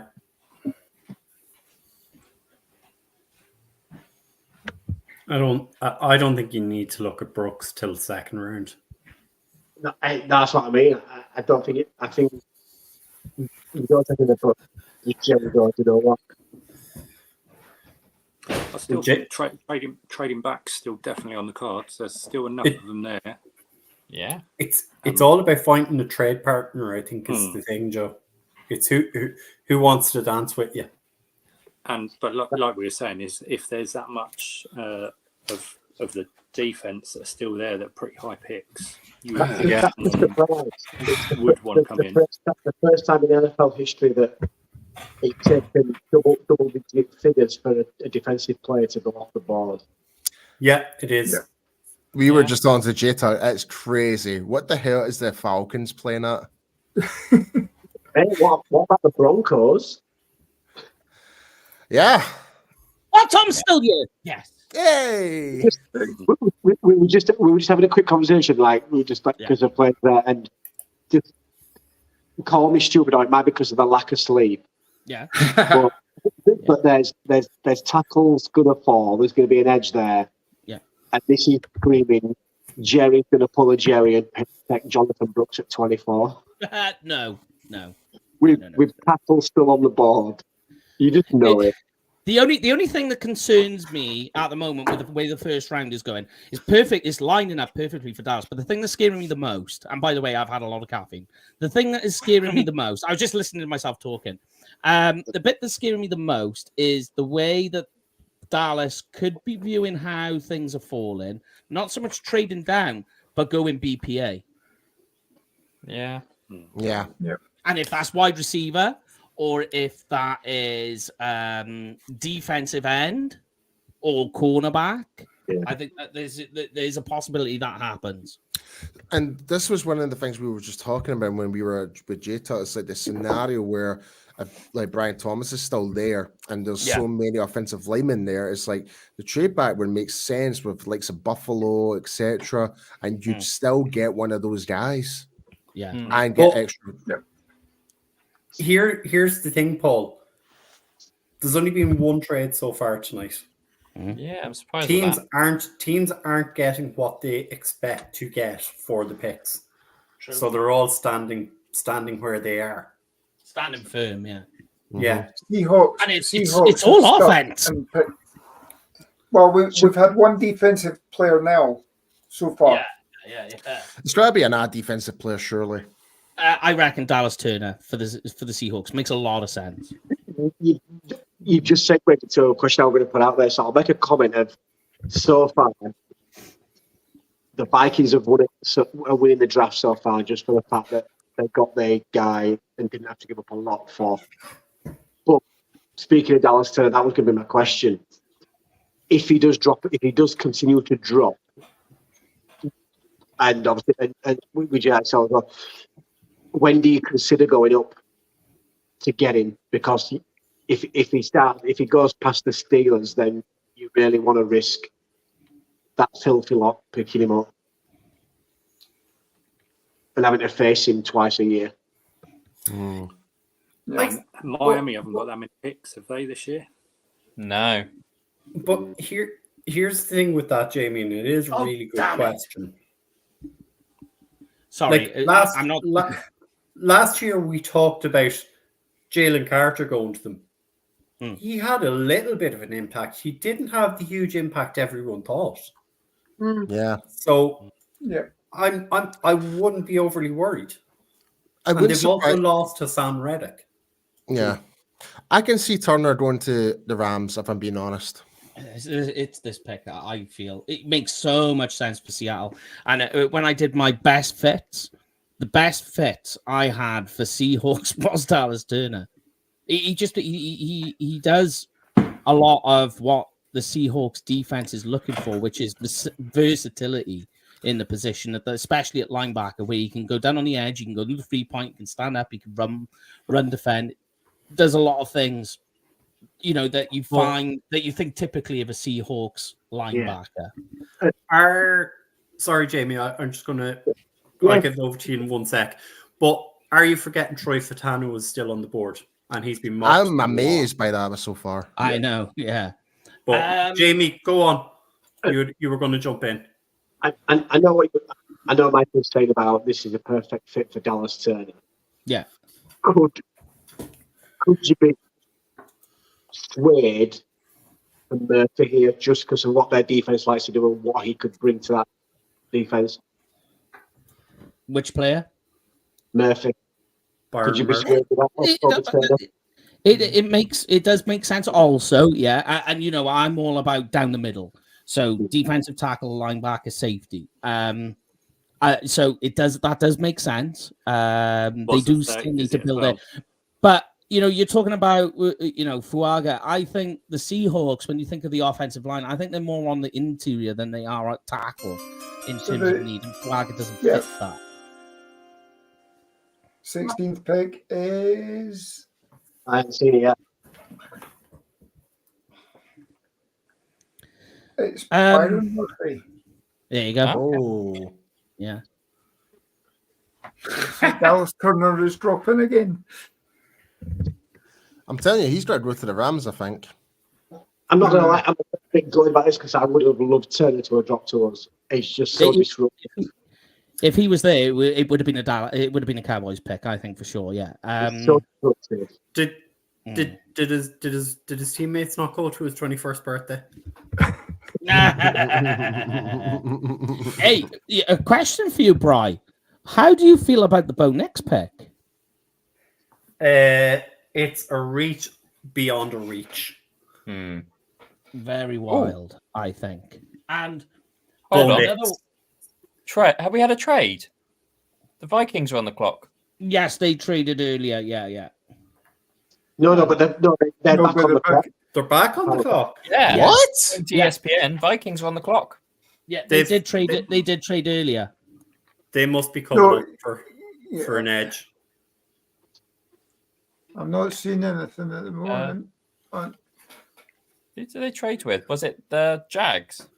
I can't remember. They mentioned it on the other show. Who they was trading with. Oh yeah, no, you're right. It trades in. Yeah. Jeez. Oh, and the pick's in. And the pick's in as well. Wow. Okay. I think this is either cornerback or this is for Johnny Newton. If Vikes have done very well out of this first round if they've done this. Yeah. I want to know what the hell they traded.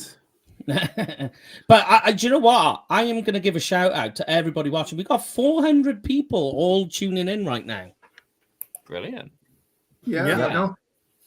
And just as Paul kind of alluded to earlier in the show, there's most people are tuned in through Twitter, and we can't actually get you guys to interact or comment on proceedings. So if you wanted to go over to our YouTube channel, it's UK Cowboys Fans, and you can interact with us. You can comment. We'll pull up whatever your thoughts are. So definitely try and get over to YouTube and join us there if you can. Wow. So for the 17th overall pick, they swapped first round picks. They also, Jacksonville gets the 5th round, 167, and picks next year as well. I think it's like a 3rd round and a 4th round, I believe it was, before the stream went away. It's not much Roger, at all. Roger Not much at all. The Vikings have literally got nothing much else for the rest of the draft, essentially, at this rate. Yeah. Elizabeth, it's great to have you along. Oh, here we go. As always, one of our great fans. Hit it, Lauren. Dallas Turner. Oh, Alabama. Yeah.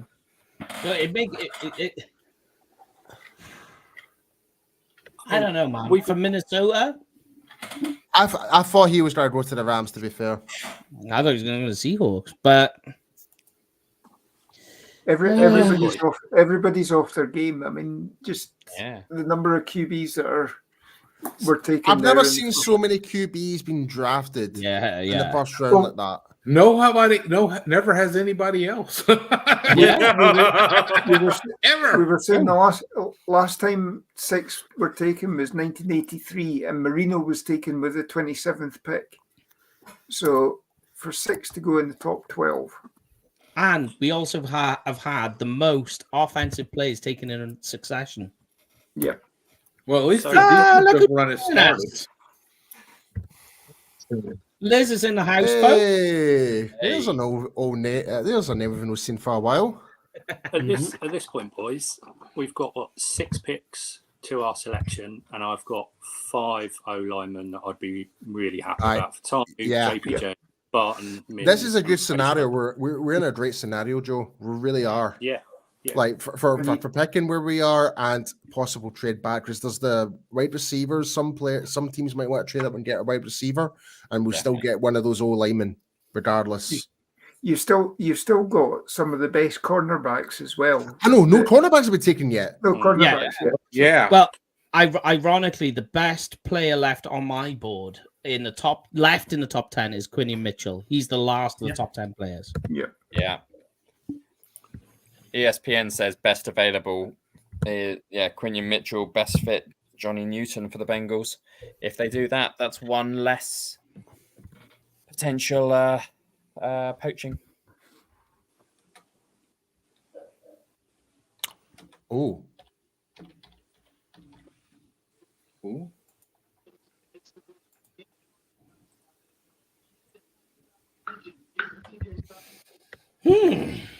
All right. So getting closer. What I don't want to happen, what I really, really don't want to happen is we've got 1, 2, 3, 4. So 4 more picks, then it's the Eagles. If Quinion Mitchell is available to the Eagles, they're taking him, and that I will hate more than anything. I hate that more than what they did last year. Quinion Mitchell is a talent. What he has done during the pre-draft process, I don't think I've ever seen. Quite, because he's from not a small school, but like a lesser school. You kind of get overlooked, but you watch what he's done, and I was just like, wow, this guy is cornerback 1 in this year's draft. He's been amazing, and the rise he's had from start to finish is just insane. It's been insane.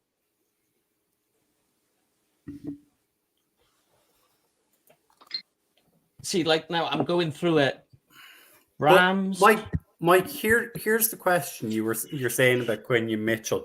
Like last year, everyone and their dog said Jalen Carter's the best defensive player in this draft. He is. He wasn't that great last year, First year rookie defensive tackle. Give it some time. Like it's the same argument we can have with Mazzy Smith. I know people are. Well, he was dog shit. Yeah, no, I know. But you have to give defensive tackle as well as offensive lineman. You've got to give them those 3 years to develop. I mean, you see it. You've seen it. You've seen other players, on the interior defensive line come on, suddenly in a couple of years. Plus, I think they tried to tinker around with Mazzy last year too much. They tinkered around with what they were trying to make him do. It didn't fall into line with what he was good at. Goes back to the saying I had before, is that some coaches will try to create rather than elevate, and that's what they did with Mazzy. They tried to create him in a different image rather than elevate what he's already good at. So That's how I feel. with DJ the, Dog is asking a Bengals here, very pertinent question here. He says, "Why did they ask Mazzy to lose that This weight?" is exactly what I'm talking about. Yeah, what they were trying to do is to try and create him in a different way that they viewed him, and this was in sort of Dan Quinn's mind and how he sees interior defensive linemen, and he was just like, "Oh, we'll draft him and we'll turn him into this." When really, what they should have been doing is going, "No. Mazzy is this type of defender, and they should have helped him come along better that way, rather than try and move in a different direction, give him a skill set that he wasn't comfortable being able to play." I'm not gonna lie, but this draft has actually been very quick. Yeah. This year. Yeah. Because it hasn't been trade heavy. Trades is what slows it down. But the last couple of drafts haven't been that trade heavy either. But it's not as been as quick as this. I mean, we're at pick 18 and it's been what, 2 hours. It has slowed down in the last few picks though.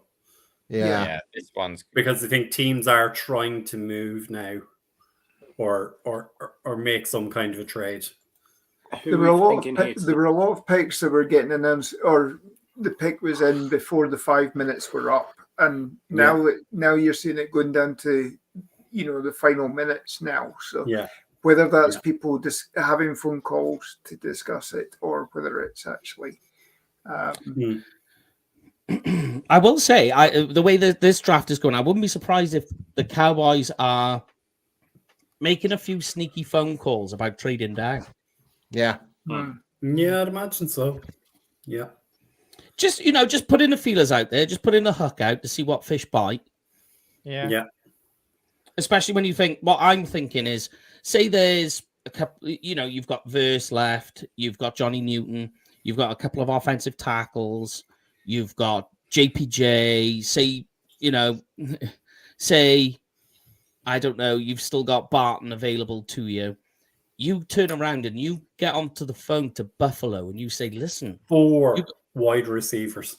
Yeah, you've got options here. You can take this wide receiver before any of the other guys in between us and you can get them. Go get your guy and go get it." So then you drop down, you get an extra pick, a couple of day 2 picks, which you can use to manipulate the board and go up and down how you feel.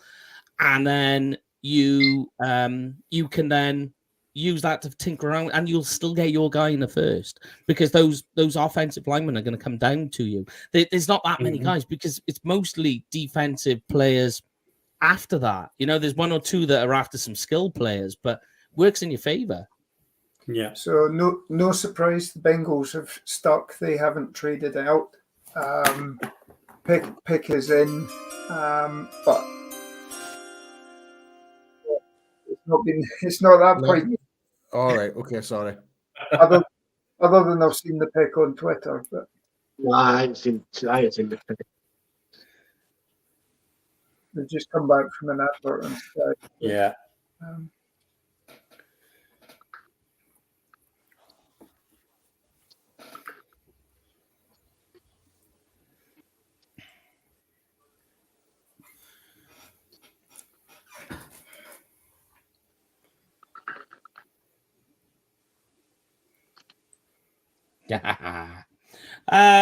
Yes. So it's still all on. It's on big time, I think, for the Cowboys. This is like everything is falling more than we could have thought, because I mean, you look, we are pick 17. So 7 Pick picks 18. away. Yeah, Yeah. so 18. So, you're 6 picks away, and there's just so many options available. You've Oh, got here we one or go. two guys who's There we quite go. surprised. Amarius Mims. Whoa. Yeah. Whoa. I'd seen Thank that. you mock very a lot. much. Thank you very Not- much, Cincinnati. Not, Thank not you. a guy. Not a guy I wanted the Cowboys to take anyway. Now, there I'm are going very to be happy to hear some. that. Yeah, there's going to be some Cowboys fans who are upset about that. Nope. No, Yeah, not with me. I will say I got quite a large amount of doubt on what he can do. Here's the thing with Mims. It is my thought. In the first round, there's no player in the first round that has such a large disparity between his ceiling and floor. Yeah, that's very fair, Yeah. Mike. Yeah. Can I ask a question? Just because I know a few of you are well more pulled up on college football than me. Why is this guy done so high? But he only played 8. He's played 29 career games, but he's only 8 in the last. Is it 8 in the last 2 years? Why is he done so? 8 starts. 8 starts. So the reason why everybody's so high is if you include the total number of snaps that he's played, more specifically on passing downs, it's around about 500 passing blocks. And in that time, which is obviously, it's over a large period of time. Yeah, it's over the 3 years. In that time, he's allowed 0 sacks. So if you imagine that's a season worth of snaps he's played in terms of passing downs, he's allowed very little pressures and he's allowed 0 sacks in that time. That is impressive. And the penalty count is quite low too. I don't think it's that much. That's what people are looking at. My argument to that is, though, he's done that. That's great. That's insane production, but it's not over it's not over a period of time in one season where you're doing it in succession, where it's game after game after game. So he's playing a small amount of snaps, then he's taking a break and he's taking a rest. So that means he's fresh. So you're going into the next game and he comes in late into the quarter, or then he's playing 8 starts where they are in succession. He's managed to hold his own, but then he's taking a break. And that's my argument to it. Like, let me see it go as a continual role. Yeah. That's why I'm saying the ceiling is extraordinarily high. And you watch the traits for a guy so big, he can move. He is a good mover. The footwork isn't that bad either, which is important for a guy of his size. But the floor is just immensely low because you haven't got multiple seasons of him being able to produce. You've just got him in dribs and drabs. So, sorry, Mike. Just a quick one. What are we betting that Eminem announces the Lions pick? Yeah. Oh. Just DJ Dog has made the comment here, and look, I think it's worth talking about. We were talking about this while you guys were away. He's saying, is there another guard center type we're not thinking about? I get the feeling Guyton is the pick if Barton is gone. It will be. No. Yes, Paul. Troy Fautanu is still on the board. Sure. Like, yeah, but if you're talking as a guard, if you're talking guard center, is what the question there was. Guard center. That's where Fraser is probably the next best pick. Yeah. And the only trouble is, the only issue is I wouldn't say he's guard center. He could work, but the next real guy. A lot of what I've seen in the last couple of days, and I've said this consistently, is Fautanu, if he's there 24, definitely will be the pick. Yeah. But if he's not there and Barton is there, Barton's the pick.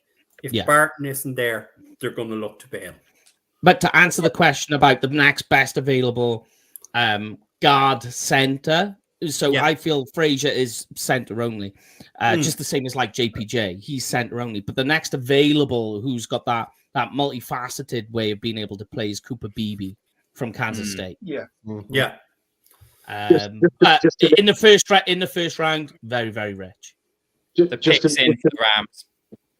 Yeah. Sorry. I'm just going to make you laugh. I'm having a chat with one of my mates from the States, like just talking about kind of scenarios working out, and I'm like, bit like the trade that we took in the mock the other day with the Patriots and kind of going back, and I'm like, and he's like, oh, I like it, and he says, I'd be sitting up waiting for this pick, so I'd be screwed and pissed if they do that. And I went and said, well, do you know what? I says, we'll trade your sitting up for our 20 past 3 in the morning. And he's just replied saying, shit, you lot win. Trade down with how things are right now is the question coming on. Hey, Tom, here's one for you. Tom Ryle, get you back in the building. With the way this board's falling right now, all right, it's hard to say right now. My question is, but if we just go with the actual question, with how things are right now, would you feel happy trading down? Well, tell me who's there at 24. That's the only question. That's why I was saying it's difficult to say. Yeah. It's getting to be a toss-up. Like I said, if Fatanu and Barton are both gone, then I'd be happy with a trade down. I mean, looking at the 4 teams to come, it's what? Miami, Philly, Pittsburgh, Miami, Philly, Jacksonville, and so the Rams have taken Jared versus Florida State edge. Yeah. That just helps us more. Yeah. I mean, what really surprises me at the moment in this draft is only 3 wide receivers have gone, and we're on the no corners have went. No cornerbacks. Yeah. Yeah. That's because I've put money on there being 5 wide receivers taken in the first round, so you can guarantee there's only going to be 4. There's a corner going at 22. Guys, I'm gonna say farewell for the evening. It was a delight being on with you. I just want to get off before the Eagles figure out some way to screw us over. Talk to you later, guys. Y'all have a good one. It was a pleasure. Thanks, Tom. Absolute pleasure, man. Legend. I mean, going back to your trading back, Mike, I mean, there's still quite a few, like we were saying, the wide receivers. I wouldn't be against trading back and picking up one of these top wide receivers. This will be a wide receiver now. The Steelers will take a wide receiver.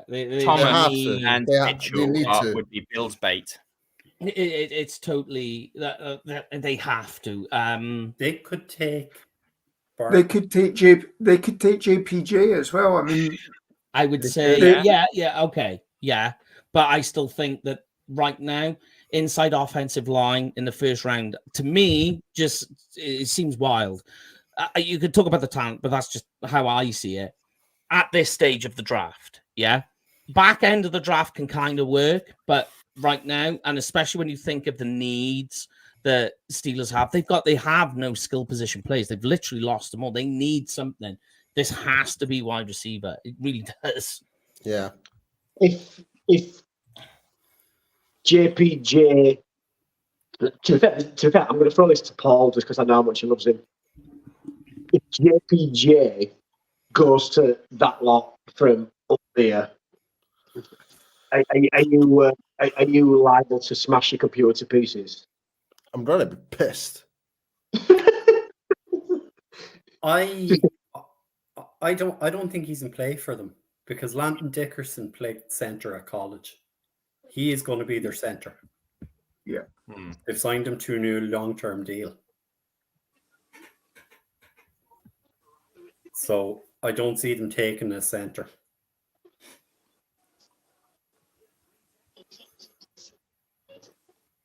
But I have another question for you guys. I don't know if you consider this.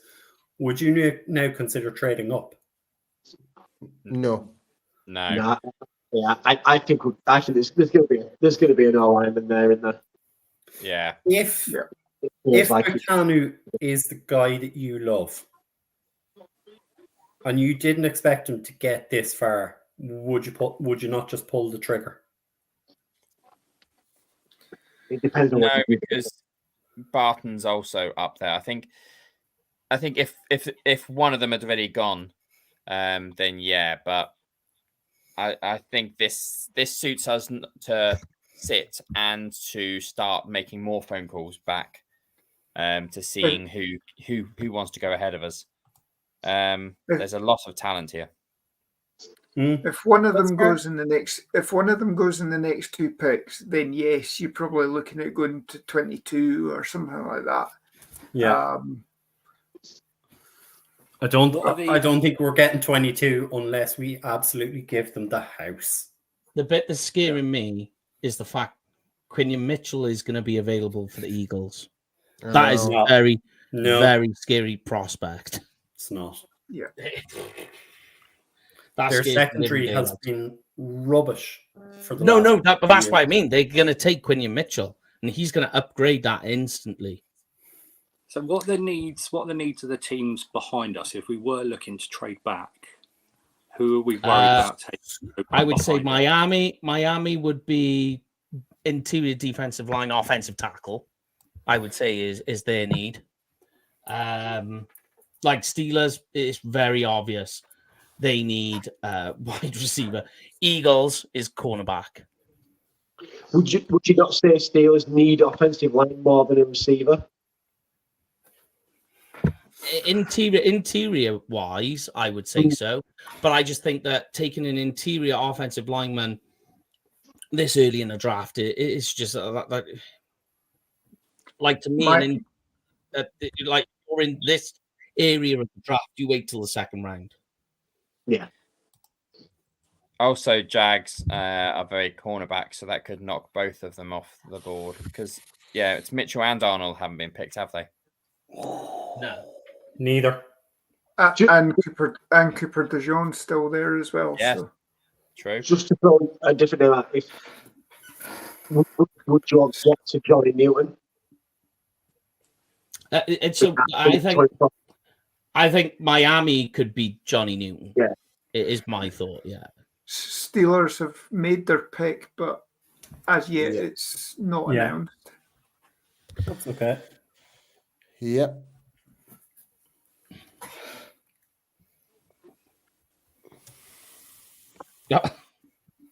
Left it a bit late. Sorry. And had a message, and I'm just like, nope.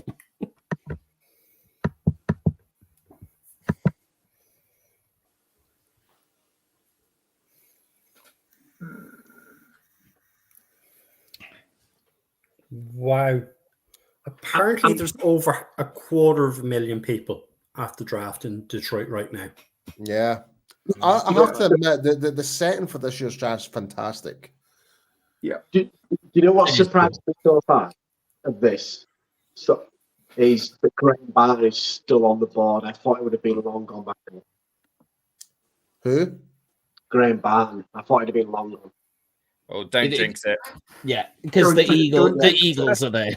The Eagles are there. Sorry, Craig. Oh, darling. And Steelers and Dolphins. Yeah, because I will say that I don't know how much truth is in it, right? But I have heard that the Eagles were interested in Barton as well. So if he gets past the Eagles, wait for him to get all the way down to Dallas. Right. Roger Goodell's coming to the podium.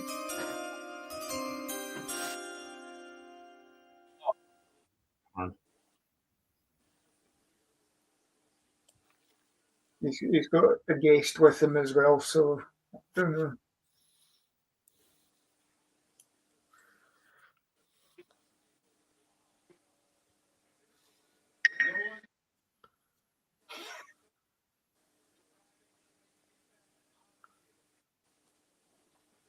That's the NFL Man of the Year. The Walter Payton?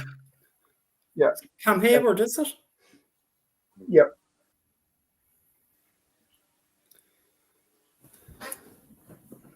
He's a big dude, he's Cam Hayward. I knew he was big, but didn't realize how big he was.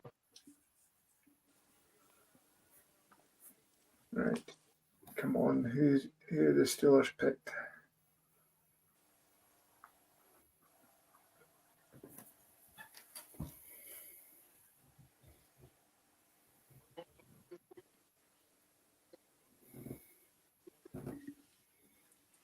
Right, here we go. I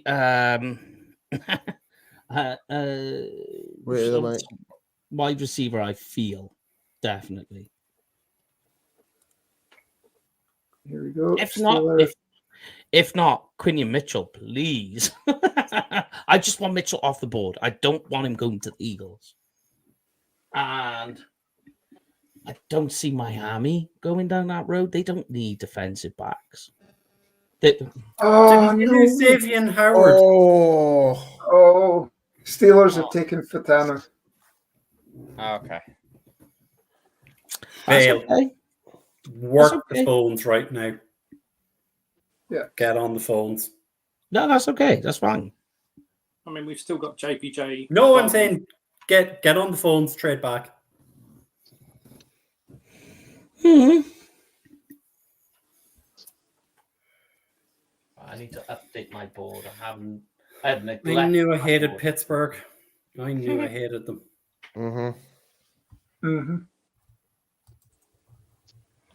Yeah, that's what we got here. You still got Guyton. So much you would push. You still got two centers. I think we're going to be all right. Jamie, you're talking underwater. You are? You were talking underwater there.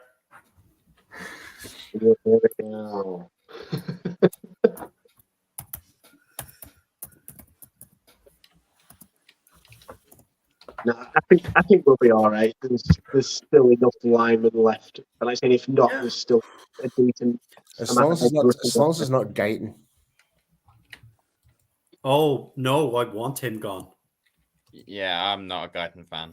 No, as long as it's not him.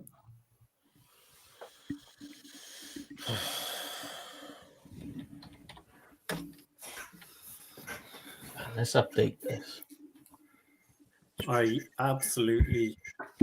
That will be a Pentro for me. Even though we've had success with guys from that school in recent years, it would be a Pentro.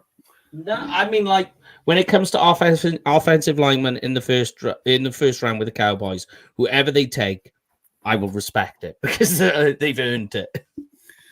They're also due a dud. Don't jinx it, Brian, please. That's why I stay quiet. The pick's in. I'm not going to. Yeah, I ain't seen the pick, but I've got a feeling there would. Yeah, this one's my biggest worry. I think they're going to go Barton. Yeah, JXL is worried. But they've got big needs on their defensive side as well. And Johnny Newton and other fellows still there. Brian Murphy's still there. I mean, Brian Murphy's gone. He's gone. Is he? Johnny Newton's still there. Johnny Newton. If they go defense, we're laughing, really, aren't we? Yeah, because Philly's going to go corner. Corner. We need this pick to be defense, don't we? Or a receiver. Yeah. We're laughing. I don't want Quinion Mitchell to go to the Eagles. Quinion Mitchell here would be ideal. I don't. I'm hearing according to Rossini that Texans are trying to get back into the first round. Maybe Seattle. Come on, who's the 21st pick? Come on. Seattle. They're around. I've seen it. So. I've seen it as well. Interesting. I'm an advert. Mm-hmm. Yeah, I'm on advert. I think DJ Dog has a point here. Yeah. What if they took Xavier Worthy? I mean, they've built a track team. Yeah. You know, so yeah, it's not beyond the realms of possibility to do this. Like Mike McDaniel has shown, he doesn't give a flying fiddlers what people think of him. He will just take who he thinks. And didn't Tyreek say he was going to retire in the next couple of seasons as well? Didn't he talk about going to the Olympics? Yes. There's some silly comments, isn't there? Yeah. Tyreek Hill loves him some Tyreek Hill. He certainly does. I'm surprised. He's got a dolphin right up his ass. I'm surprised something like the Bills or the Chiefs haven't at least tried to come up yet. Like I say, just with Thomas and Word still there, I'm surprised that they haven't at least made a phone call. Or what we're hearing is they've not made a phone call yet. I think it's working for them because no one so far, even the Steelers, aren't looking at wide receivers. So they're like, cool, keep rolling. Packers aren't going to look at wide receiver, neither are we. Jags, maybe? I mean, this is going to be the problem, us trading back, isn't it? I don't know that we're going to find someone. The Dolphins pick is in, and I believe the Eagles pick is in as well. Okay. So we're going to have a rush. Well, I don't know. Obviously, it's got to get verified and all that. But this is all things I've seen on Twitter.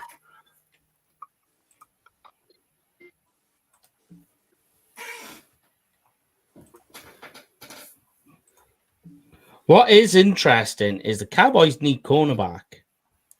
Yeah, and there's going to be a couple of cornerbacks available. Very good ones too. Yeah. And I'm just thinking I'm going back to BPA. So the best available, according to your board, Mike, are Quinion Mitchell, Terry and Arnold, Brian Thomas Jr., Cooper DeJean, Kool-Aid McKinstry, Tyler Guyton, Nate Wiggins, Braden Fisk, Graham Barton, Adonai Mitchell, Chop Robinson, JPJ. You know, there's still a lot of guys there that we've been mentioned about. There you go. Yeah. Oh, apologies.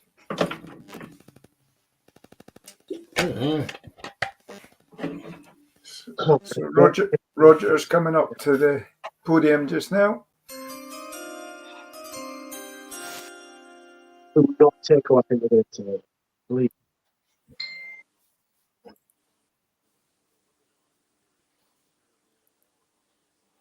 Dolphins take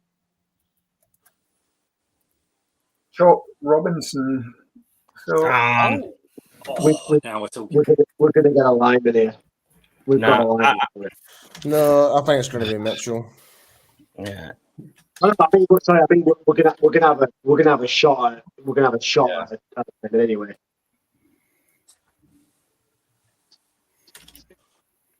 I see now. To me, I had Chop Robinson as one of my fallbacks. That was my safety blanket if all else failed. That's it. You had Brian on it. You Brian messaged me today. I messaged Jamie about an hour ago and I said, "Here's my feeling who the pick is going to be," and it was Chop Robinson. He was my fallback. That was the safety net, and he's gone. Is Brian Thomas Jr. out of the question? Do we think? No. And Brian Thomas Jr. falls very, very specifically into the Dallas ethos of BPA in the first round and fills a need. And here's another thing you've got to think of. We've lost a possession type receiver in Michael Gallup. What was it? And I'm not disparaging the work that he did, but what did Brandon Cook show you last year that made you feel confident that this year he's going to improve? Because he's a little bit older. He's aging. His skill set diminishes very quickly with age as well. Because when CeeDee Lamb was having his nightmare against Green Bay in the playoffs, they needed Brandon Cooks to come up and be that guy. They needed when your wide receiver 1 has a problem, your wide receiver 2 needs to step up. We didn't see that in Cooks. And I'm not blaming Cooks for the issues that the Cowboys had in the playoff game. I'm just saying that what did he show you in the light of CeeDee Lamb falling apart? Say, for argument's sake, and so much of the Cowboys offense goes through CeeDee Lamb. If CeeDee Lamb, God forbid, had to miss a game or two, do you feel confident going out there with Brandon Cooks as your wide receiver one?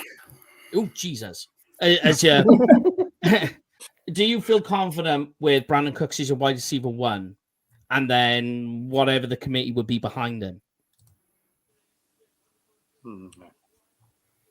I think wide receiver is being vastly overlooked for the Cowboys. Not to jinx him, Spike, I won't say his name, but if a certain someone falls to 24, do you think that pick goes straight in and they don't even think about it? Yeah. I'm hoping you all know what I'm talking about, and the Cowboys just don't finish. And literally, as soon as the Jags pick goes in, then we've got back to that pitch. The image of Sirianni there in the corner. I'm gonna hate this pick. I'm gonna hate it. I'm gonna hate this pick more than last year. It's that even a tide won't take out. Please. So for all of those watching in, a certain team from Pennsylvania are on the clock. And please mess this up. Make it Cooper DeJean. I'd like it to be. They obviously didn't. They obviously haven't made the pick because it's down to 1 minute. So yeah, I want them. I don't want them to pick the guy. They're showing him on the phone, Sirianni. He's on. He's on phone to somebody being a knob. Is he doing his turkey neck thing? You will not believe how infuriating this pick will be. Pick is in. Don't think it's going to be infuriating at all, Mike. You're vastly No. overestimating this. I don't want it to be Quinion Mitchell. Simple as. Terrion Arnold is also kind of. What if they took Kool-Aid McKinstry? Now that I can live with. That I'm okay. Yeah. I like Kool-Aid. I like what he does. But in terms of what Dallas does best and what Kool-Aid McKinstry's skill set is, it's kind of like his weaknesses are our strengths. Do you know what's disappointing about being here now as well? Is that the fact that you could argue, like I say, that the biggest need is cornerback, and they've actually got their pick of the 4 best cornerbacks in the draft. It would have been. It's like could a scenario have been any better for the worst team possible? And they were talking about possibly trading up earlier as well. Yeah. Oh, please go defense here. Make this Nate Wiggins. Nate Wiggins. I mean, wouldn't you like to be a fly on the wall in the Dallas war room at the moment, though, with some of the conversations that are going on? They've got to be so They'd be fast. they'd be very, very happy right now. Right now, there's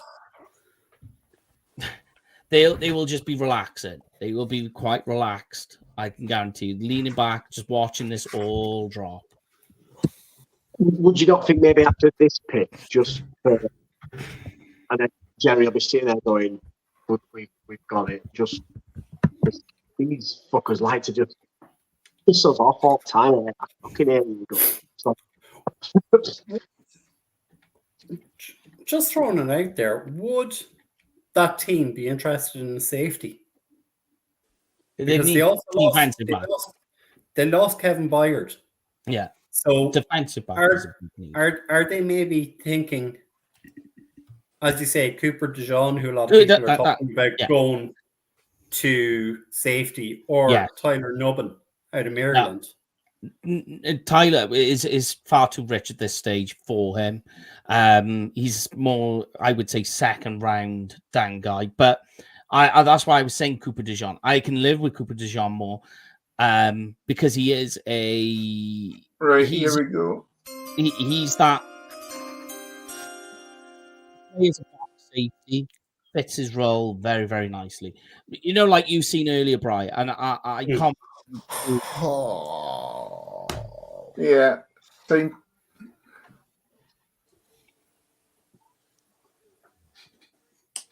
Oh, he's filling at the moment. I've seen the pick though. But... Oh.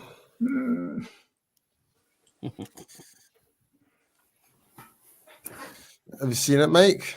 I'm gonna put myself on mute.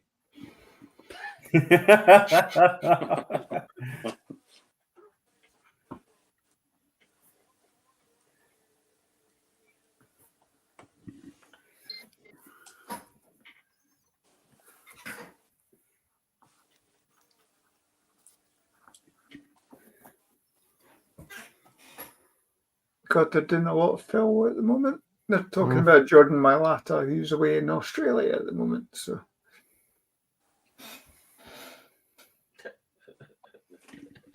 Mailata is actually doing the pick from Australia. Oh, I really, really, really, really hate the Eagles right now. Yeah, I've seen it, Paul. Yeah. Quinion Mitchell. What a night. I'm not going to lie, Paul. With your reaction, I thought it was Graham Barton. I won't going to lie. Yes, that's why I went on you. What I think you're all overreacting. No. I'm fine with this. You're all overreacting. I don't have a problem with this at all. Is he going to solve all of their defensive back problems? He's not. Just what did the Jags do then? They need safeties as well. I think this is Terry and Arnold now, so you got back-to-back cornerbacks. Yeah, it's got to be. And then we get the guy to put it all on. I'll tell you what, right. See when the Dallas pick comes up, no Twitter. We react to Yeah. Right, and obviously Lauren's the one ahead, so Lauren, it's all on you, mate. Because we all react to this at the same time. Have we got any worries about Green Bay trading with Jacksonville here to come up and get their O-lineman in front of us? No. I don't think Jags would trade back twice. They need a corner, and they were the person they were going to get at 19. They've yeah. He certainly did. Yeah, he does actually. He does look disappointed. Yeah. Well, that's a good sign. Would anyone want to go there? True. That pick is worse. That's worse than last year's pick. Come on, Cowboys, don't. So right, look, we're down to the nub of it. The Jaguars pick is most likely in. So who do we think at 24? Or are we looking to trade down? No, I hope it's Barton. Yeah. If we don't trade down, I hope it's Barton. Yeah, but there are trade down options because I know, but I'm just saying if we weren't trading down, then that's who I'd pick. Because you have Brian Thomas, JPJ, Brian Thomas, Tyler Guyton, Jordan Morgan, Kingsley Suamatu. You have a lot of guys you could drop back 5 or 6 spots for. Absolutely. Yeah, so I think that's the thing. A lot of these guys have been interviewed by the Cowboys. Yeah. But we haven't seen much movement in terms of trade, so it doesn't sound like teams are anxious. I think we would have seen the Bills move by now if they wanted to. Previously, I do agree. We do need to trade down. If it was me, I would trade down, get more draft picks, like GXL just commented there. But if we don't, I would just go with Barton if that's the case. But you just may never know. Yeah. So the other question I'm going to pose to all of you: where are you then? If you do pick Graham Barton, where are you then going to play him? Because he spent the first year at center and he's played at left tackle for the last couple of years. So what position are you playing him in? The answer I would give to that is right now, I don't know. It depends what they do for the rest of the draft. If we don't do anything in terms of taking another guard or taking another tackle, I would play Barton at guard, push Smith out and play Hoffman at center. Cowboys are on the clock, guys. Yep. If they decide, I'm gonna mute. if they don't take another player, then I'm keeping Smith at guard, Barton at centre, and I'm going to try and see what I can do at left tackle. Tinker around with that. Also, one of the reasons I like Barton is that we've got Zach Martin on a contract year next year. If his health starts to slip away, if he follows the route of Smith, then Barton has the option. So I'd keep him at guard and whether keep him versatile to be the left or right. So I don't want to jump across here, Craig, but Stephen is on the phone right now. Generally, when Stephen's on the phone, that's for a trade. Yeah. When I was looking at this as the Mitchell pick is coming in, I'm just looking at what's available here. You think 49ers defensive back. If you start going through the list of teams, so you've got, you can use the Bills as your guy to trade down with. And Green Bay, offensive line. Tampa Bay, I would say defensive tackle. Arizona, that mustache, geez, I mean, when you look at it, really, the only team I see taking an offensive lineman that could take away from us is Green Bay. And they love versatility at offensive line. So that would be Graham Barton. But you still have Guyton available. Yeah. And Jordan Morgan. I mean, if you squint hard enough... They do love Jordan Morgan as well. Yeah. You squint hard enough, you can make him a first-round pick. Here we go. If you squint. Here comes the Jags pick. So Jaguars have picked Brian Thomas Jr., so that's wide receiver off the board. Okay. Right. No Twitter. We're Lauren. No, I've shut Twitter down temporarily.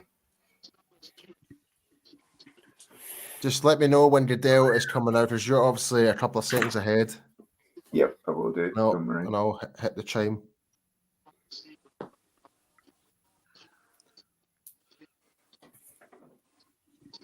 JXL is also saying there's multiple trade offers on the table. I think we might be about to bail out of here, guys. I think so. Yeah. I'd be pretty I'm happy hoping they do, because there's options. There are plenty of options.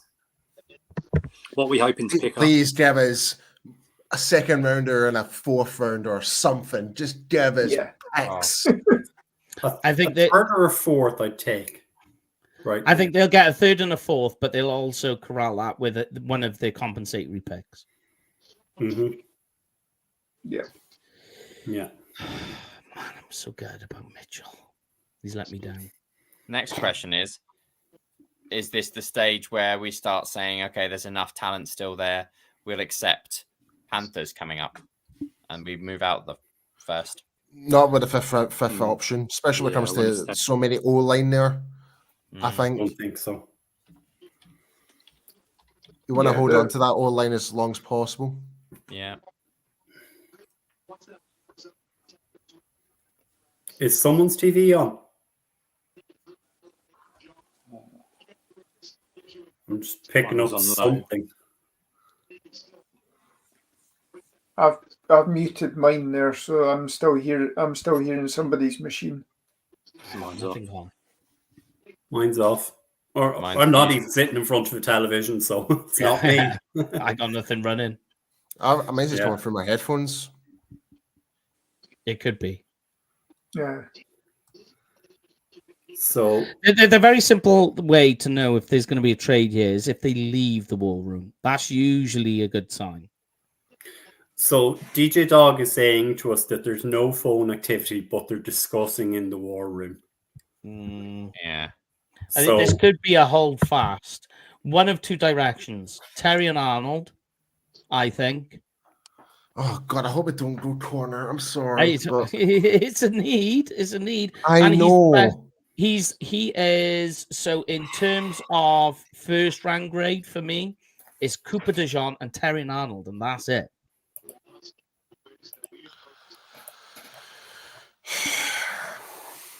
And they're just showing all the Cowboys fans that are in attendance. Yep.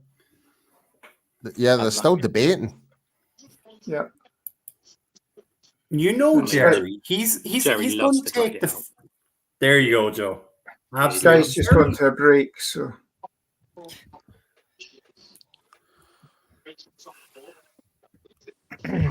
Stephen is writing on paper, so there's a trade going down. They're looking at trade charts. all right. With who? That's the question. It could Bills be make anyone- sense. It Bills could be make anyone most from sense. the Bills to the Chiefs. Yeah.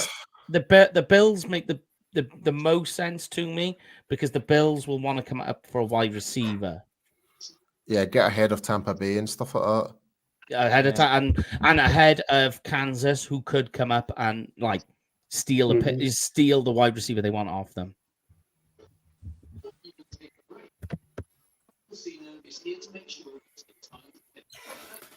So EJ Dobbs saying that Stephen's just picked up the phone there, so yeah, Fingers crossed. Fingers crossed.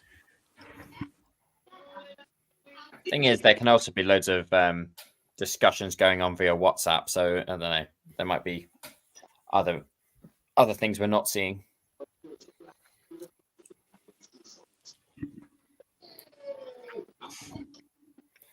Oh, this is an aggravating. 2 minutes to go.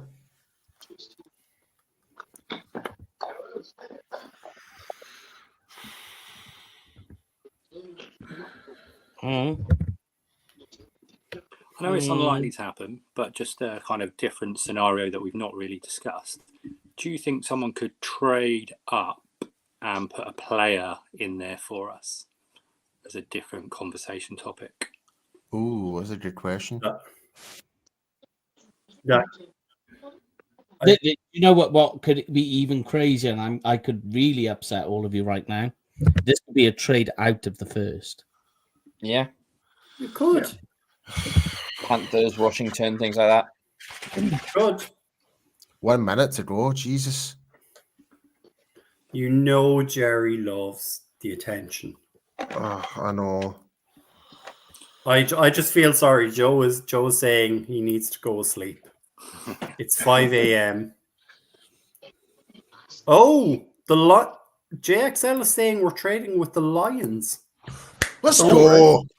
yes. Oh, I don't know. That's unconfirmed. I'm only saying what I'm seeing here from JXL, but JXL doesn't tend to bullshit or anything like that. So. Okay, so nothing's popped up yet. Yeah, I am waiting. I'm still on an advert break with Sky Sports, so How many seconds to the pick, Lorne? ESPN still has us on the clock. Have you There you go, trade. Yeah, trade. Yeah. traded? We've traded back. We're now taking the Lions pick. So we've traded back to 27, is it, or 28? 29. 29. Yeah. I want to know what we traded for. Yeah, We've received 29 and 73. We've got an extra third. That all? Yeah, that's fine. Yeah. And 29. So we've got a first and a third. Later. That is that's. But You've only gone.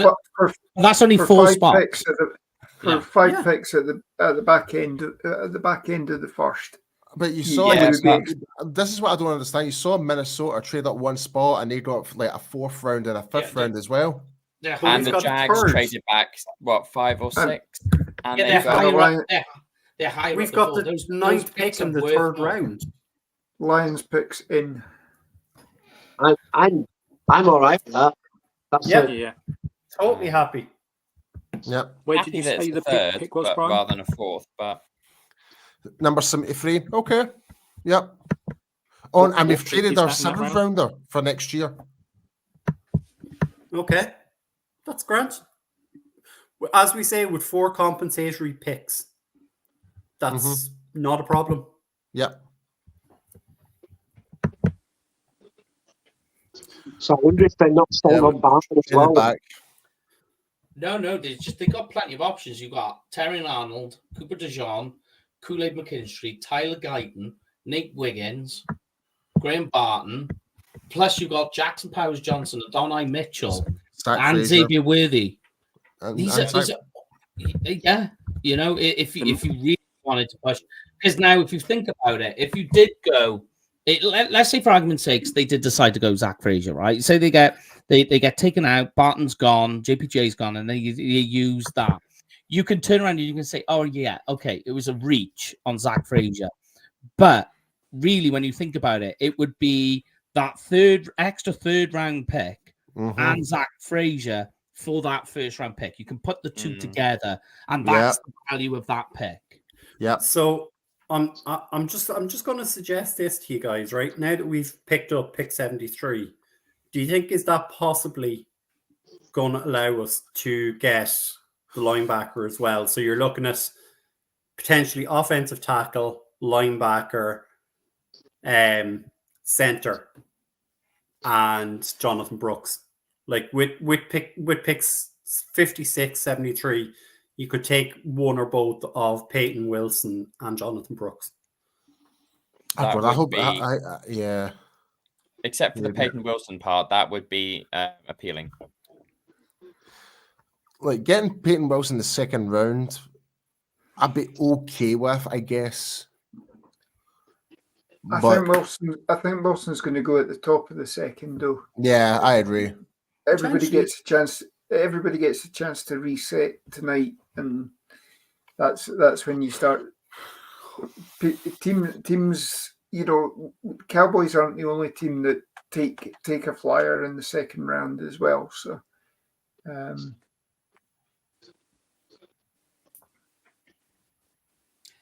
the best case scenario here is they trade down, and let's say Barton's gone, and they're left with Guyton, JPJ, and hold on, let's have a look. The best case scenario, say Jordan Morgan, Kingsley Sumataya. Here we go. I think the best. All right, how about this? Right, I can give you this scenario. What if they don't take offensive line in the first round at all, and when they get down to it, they get Adonai Mitchell? I know, right? But what I'm saying is now they've got 3 picks. They've got 3 picks in day 2 on a very, very deep offensive draft. So they could use their second round pick to get Zach Fraser, or any number of offensive tackles that we were talking about just now. Roger Rosengarten, possibly. And then you get into day 3, and you go, okay, so now let's take a linebacker and a running back. I'm disappointed with them. Lions pick is Terry and Arnold, Alabama. Wow. It's a good pick.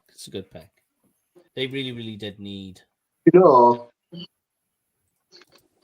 if this keeps going the way it is, could the Cowboys could hold up an absolute quality one here? They really could. Yeah. Like, I think Green Bay will take Barton. Cooper DeJean. DeJean. Yeah. DeJean. It's DeJean. It's DeJean all day, every day. Especially with Aaron gone now. 6-1. I just think that Barton fills. He does fill need, but he when you look at the type of offensive lineman that they like to take offensive linemen with a lot of versatility. Mm-hmm. Would you be against at this point? Would you be against trading back again with like Sam? No, not at this stage. No, not at this stage. I wouldn't say no. Yeah. Wouldn't say no if you go back to 31 or something. I wouldn't go out of the second round, but if you go back to 31 and get another pick, another third round pick or whatever. I mean, that was trading with San Francisco though. They've done it before, though. They've done double trade down. Well, you get your pick back. So Lebarski has spoken. He says he'd be angry if Graham Barton is gone? I don't think it's going to be Graham Barton. I don't think it is. But even if it is, it's okay because you still have plenty of options. Yeah. You still have Jackson Powers Johnson. You still have Tyler Guyton. Here's an idea, right? They make the pick at 29. Do you then think they might consider using 73 and dropping down again and getting a couple of picks out of that? Turning that into maybe a late third and a fourth, or a late third and a fifth. Potentially. Yeah, you know, it's just adding the bullets to the gun. Yeah.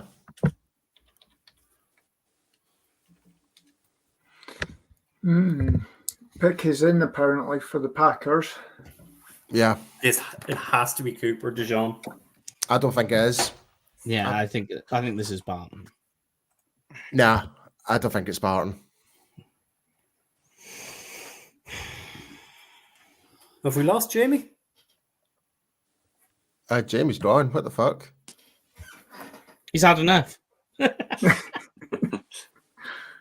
Wake up, sunshine.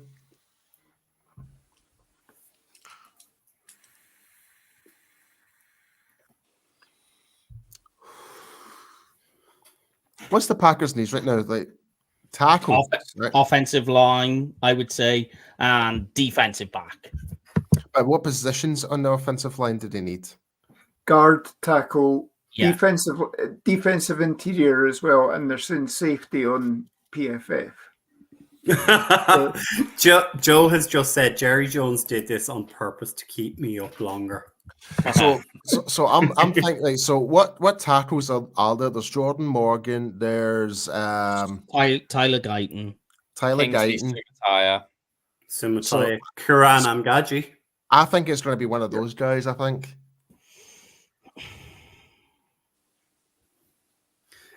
Jamie's internet is down. He'll be back with us shortly. Oh, him and his pound stretcher connection. Yeah. Another Which is ironic when he works on the on the. I know. What the hell? But where we're kind of still waiting for the pound. Just want to give a big shout out to everyone that's watching on Twitter and Facebook and YouTube. Sorry. Yeah. 538 people are watching this right now on all platforms. So thank you to everyone that's swinging by. We are going to be here for day 2 and day 3.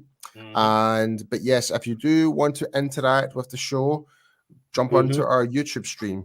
And if you want to comment, give us your thoughts, just jump onto YouTube and be sure to give us a wee like, follow, and all that malarkey.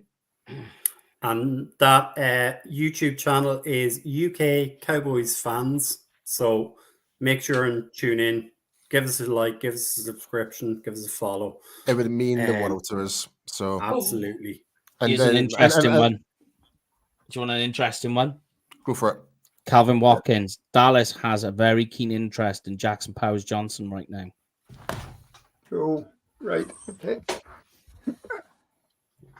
What? And that makes me wonder what this pick will be if that's the case. Smoke and mirrors, folks. Smoke and mirrors.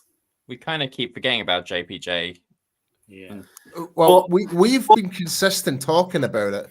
JPJ and Barton all through the mock drafts all this whole time. Yeah. And then the majority of all of our fellow Cowboys content creators have been the same. It's like Barton and JPJ. It's been so consistent. It just seems in this last week, JPJ has sort of slipped out of a lot of people's considerations. So I was going to say, is it a consideration for you guys that JPJ drops out of the first round totally? That he possibly it would make this year's N'Kobe Dean, he drops it to the third round or something like that.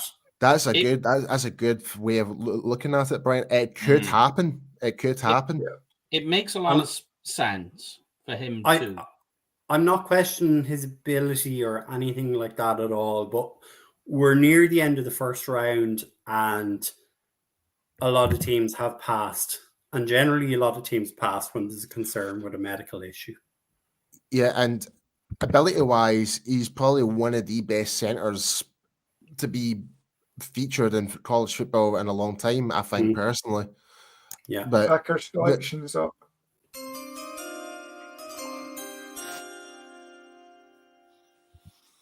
Oh. I think it's going to be a tackle.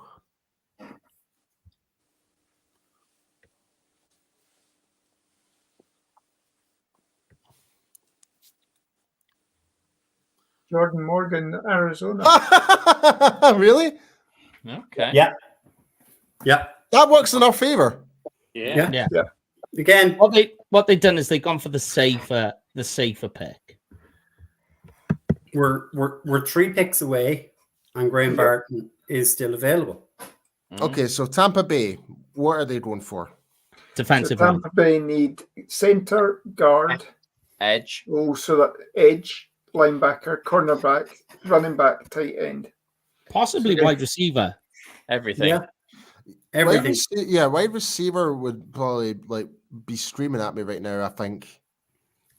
Because how many years? They've got Mike Evans again for another 3 years, I think. Yeah. But who's the number 2 right now? Chris Godwin. How many years has he got left? The same. Tampa's picks in. Really? Oh, shit. Tampa flew that one in. Yeah. Is there an edge high enough up that they would Chris take? Godwin. Oh, this one's a concern for us in that they do need a center guard. So this is fine. Yeah. So the only edge player really worth taking at this point would be Darius Robinson from Miz. Sky have just gone to a break, so we've got about 5 minutes to kill probably. Goddamn commercials. Wide receiver makes a lot of sense for Tampa Bay. Yeah. At this stage, when you think of who's available, there's 2 guys. 5-year option as well. Yeah, and it fits them quite nicely, both players. So that would be a huge. That would be this would be the one. This would be the point to get past. Once we're past here, I feel confident. The guys any of the guys you want are going to be perfect. Yeah, Buffalo will take the other wide receiver. Yeah. Can I ask you? When can I start getting excited? And I know, and Paul's after this pick. Paul's going to be the same. It's after this pick. Yeah, after this pick, you feel as confident as you want because it's going to go. Yeah, after that, then you're looking at wide receiver. Yeah, but I'm thinking somebody else because I think. Don't say it, Jamie. Don't you dare. Oh, don't you dare. If it happens, I mean, you're going to get up and do a dance live on there. No, because I'm not. Once you get past this pick, Arizona are coming up. So that could be Cooper DeJean. That works out quite good for them. But also, so does Johnny Newton. Both of those players are keeping the level of stock that you want for the Cowboys to have. Because the Bills are taking wide receiver. They have to. I mean, like with what they've lost, there is no doubt they're up against it.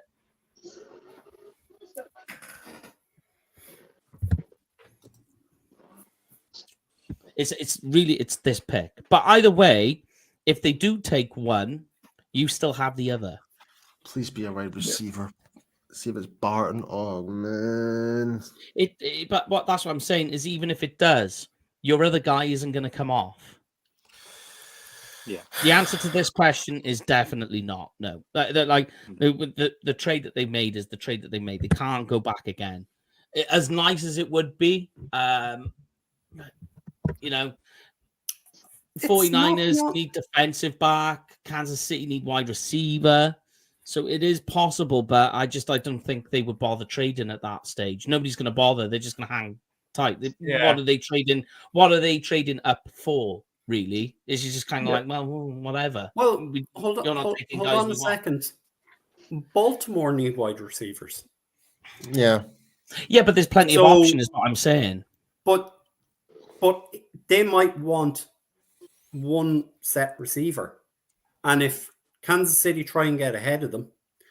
Like, the Cowboys are in a position now where they can ring and go, hey, Baltimore, we've got Kansas City on the other line.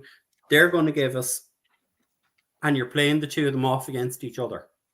So all I'm thinking is, if I'm Kansas City, Could lie to them. I'm just sitting there and exactly I'm thinking there's three teams that can take wide receiver. Available to me is Adonai Mitchell, Xavier Worthy, and Keelan Coleman. All of those I can play with. So I'm not trading up. I don't need to. Kansas. Lad McConkey? Yeah, less so. But yeah. Again, less so. But it kind of works if you really wanted to.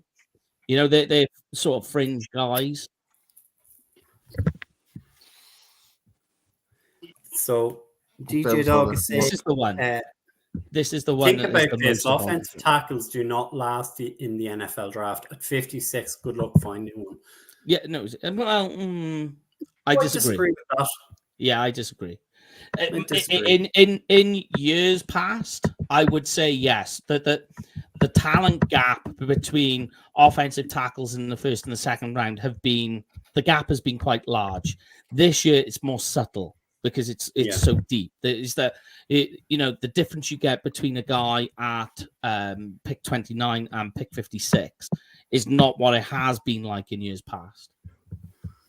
There's usually quite a shelf between, the shelf drop off is quite obvious. This year, it's not so much. Apparently, the pick is in for Tampa, and I'm reading that the Arizona's pick is in as well. Yeah, the Guardian's reporting who Tampa is. Yeah, I've seen who Tampa is as well, but it's not been. Is someone clicking on something there? Yeah, I know, that's really loud. That's probably me. Sorry. Just so you know, when you were talking of trade offers, the Cowboys have received another one for the 29th overall pick. Oh, yeah, really? Yes. This could be completely out of the first round then. They really are putting the suspense of our sleep patterns tonight, boys. I mean, I'm pretty happy with how it's gone so far. Then I can't be angry. Right, Tampa's gone with Graham Barton. Fine. It's okay. I'm okay with it. I'm gutted we've lost him, but JPJ. Yeah, but you still got Tyler Guyton available. No, still got Zach Frazier. Still got Zach Frazier. Jackson. I've always said I prefer JPJ to Barton, so I'm still happy. You've got Sue Mataya. I'm quite happy with Guyton. I know what people are going to say with Guyton, but think about this: that Guyton is going to be your tackle, but you've traded down, so it will be Guyton and whoever you pick at pick 79 with the required pick. So you've had mass value in that pick, and there is nothing wrong with Guyton. Bills are trading out at 28 as well. Okay. And Packers fans are absolutely fuming at Jordan Morgan. What does the great Sir Ian Wilson have to say about that, I wonder?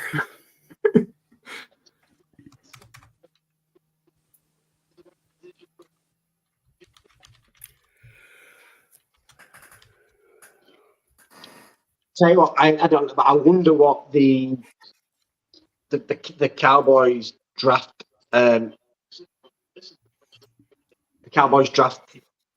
things are saying. I will say this: Stephen Jones is on the phone. So Arizona have gone Darius Robinson, edge, Missouri, which is fine. So I think the draft show for the Cowboys, with Barton being on the clock, I wonder if they'd have been like, "What are you doing?" Okay. Darius Robinson. I wonder. This is either going to be this pick is either going to be Cooper DeJean, Kool-Aid McKinstry, Nate Wiggins, or a Don Mitchell. It's been reported that the Niners have jumped to the Bills. There we go. That's Cooper DeJean then. That's for Cooper.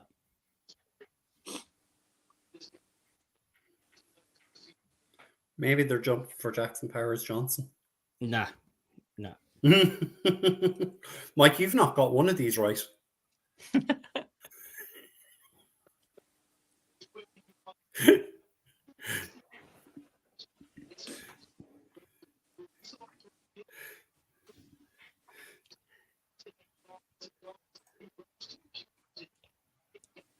Would the 49ers be considering Johnny Newton? Because they've lost Eric Armstead. Yeah. I would say they're more in need of pass rushers on the edge, really. Yeah, but you don't have one there. Like Darius Robinson. Yeah. That's why I'm saying you wouldn't really trade up for that, in my opinion. They're trading up for a defensive back. Guys, could I interest you in a topic we haven't discussed so far this evening? Go on. What if the Cowboys took Edgerrin Cooper? It works. Yeah. But the issue I got there is taking a linebacker in the first. You can't address the board in that way. Like, what I think that they could do if they want Edgerrin Cooper is you use that pick that you've just acquired to trade up in the second. That's how you get Cooper. You don't need to get him now in the first. Mm-hmm. You can use that third round pick, trade up, use the second round pick as well. You go up, you go and get him. Here we go. What makes more sense then in that aspect? Going up and getting Cooper, or going up and getting one of the two running backs, either Brooks or Benson? I'm letting running backs fall to me in the third. Yeah. I was just thinking because you've got, like you say, because you could probably at a push, you could maybe trade back and get Brooks, couldn't you? When Benson's likely to go higher. But I wouldn't be opposed to trading up to get Cooper, as much as he plays to your lot on his side. I wouldn't say, so that would sting, but his quality.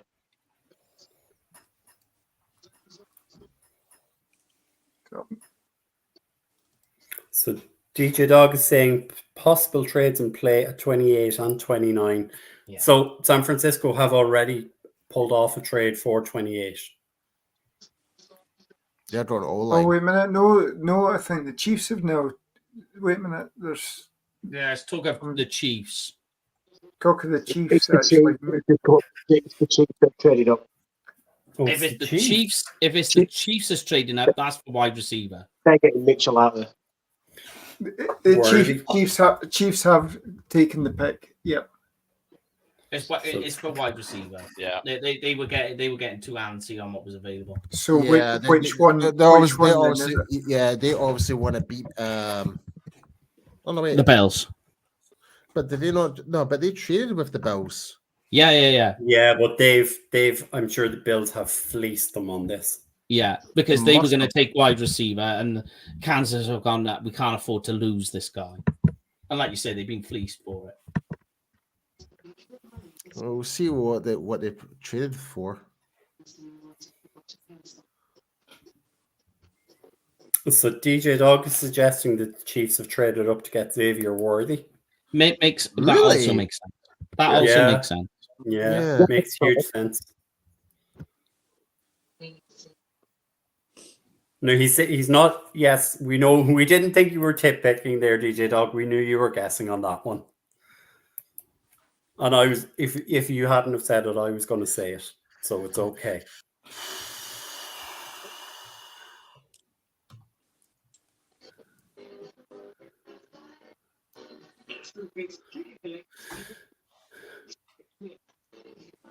Oh, What would you guys think of reuniting CD Lamb with his cousin Keon? So Chief gave up. So wait a minute. Bills have traded 28, 133, and 248. In return, they're getting 32, 95, and 221. That's Very, very interesting move around. That's actually quite. That's not a fleece at all. That's actually kind of. No. It's quite equal. Yeah.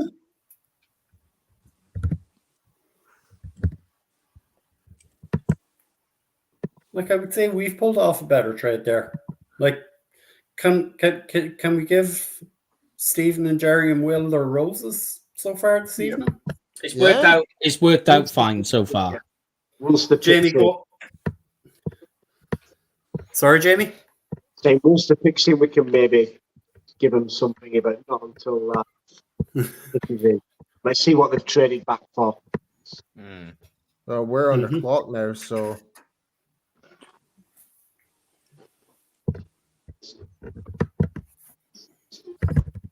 You say we're on the clock now, Paul? Well, we will be unless we've traded away. If the Chiefs have made their pick.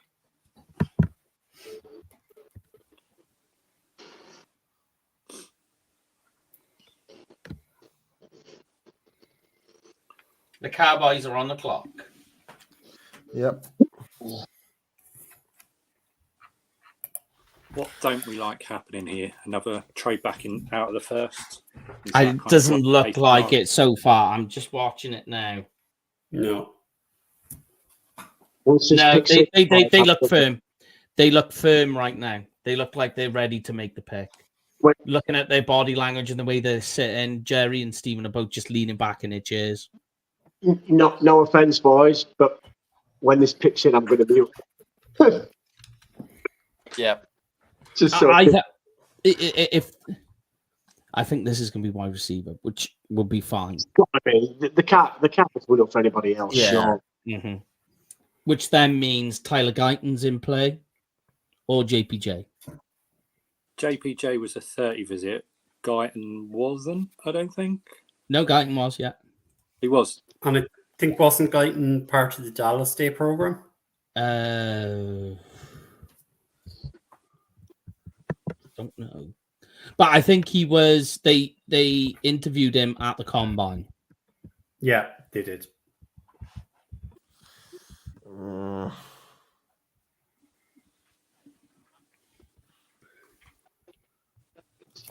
Yeah, no, this doesn't look like it's another trade down here. Looking at the war room, they just look completely. Jerry's on the phone to a player.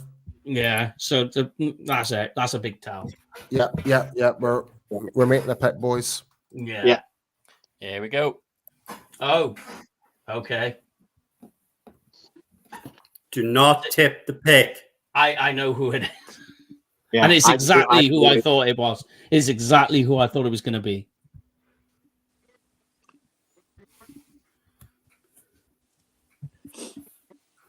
Makes too much sense.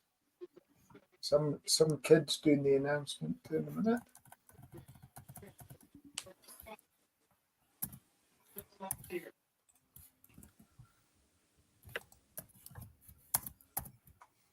There we go. They're happy. The Cowboys war room.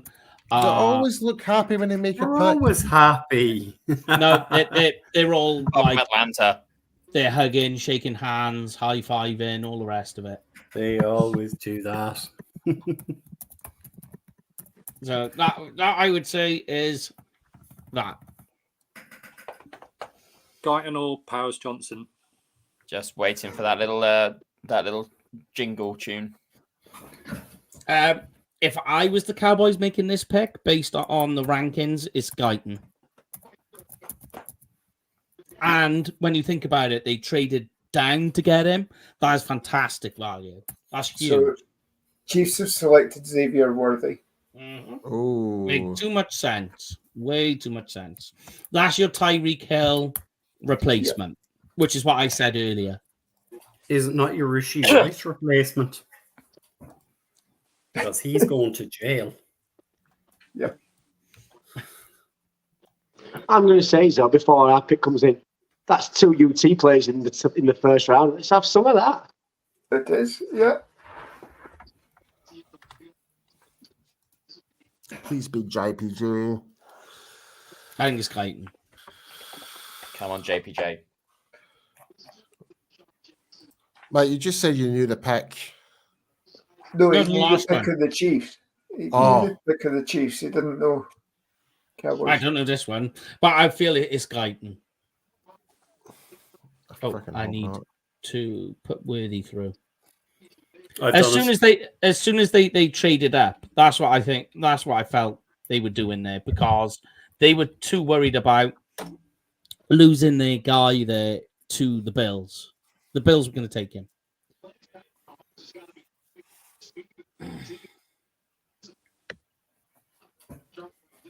Yeah, Cowboys pick is in on the All right, here we go, last guys. The irony here is that Donai Mitchell is still available Right. and Cooper DeJean. Right, lads. No Twitter, no whatever. Lauren, you're in the hot seat. No, I'm not. I'm not. Yeah. You're not? No, I'm not on Twitter, and I'm just waiting.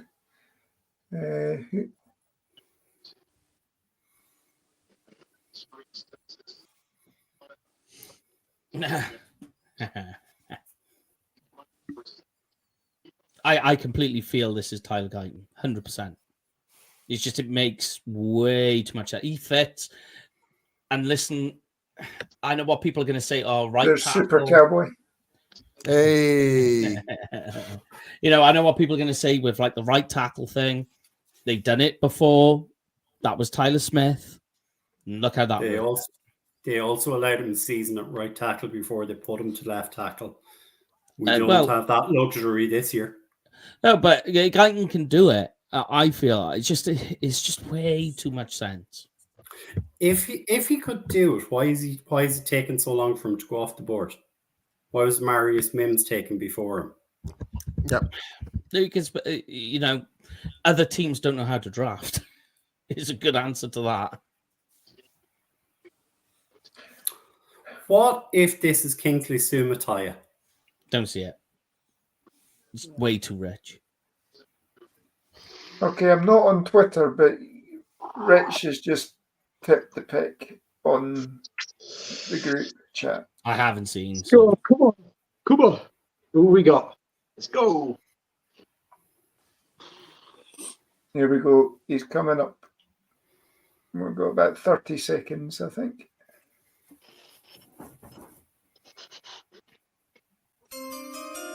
Here we go, guys. Guyton. Tyler Guyton. There you go. That was as expected. Just made way too much sense. And think about this: that you've traded down and still got him. Ooh. Yeah. There are people who are going to burn the star down for that one. I like the pick, but I'm a little bit gutted in the same sense because I was with the trade back. I was hoping Fraser. No, it was never going to be Fraser. As long as Guyton was available, it was never going to be Fraser. It's still rich. You know what I mean? Yeah. Like, look, you want to go out and you want to get Frazier in the second round, you now have the draft capital to maneuver and do that. And you've also got JPJ as well. So, you know. Yeah. So, folks, let us know what your opinions are. Steve is not happy.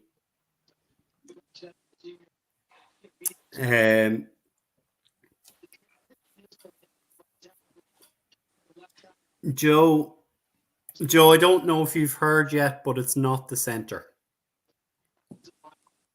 DJ Dog is saying this keeps Tyler at guard, so I'm happy. Yes, Yeah, it does. that was one very true.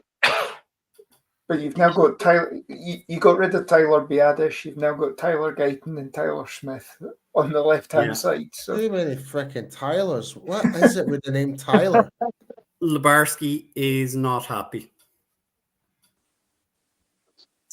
I mean, like, guys, I'll go around the horn with you. Joe, what's your initial thoughts on the draft pick?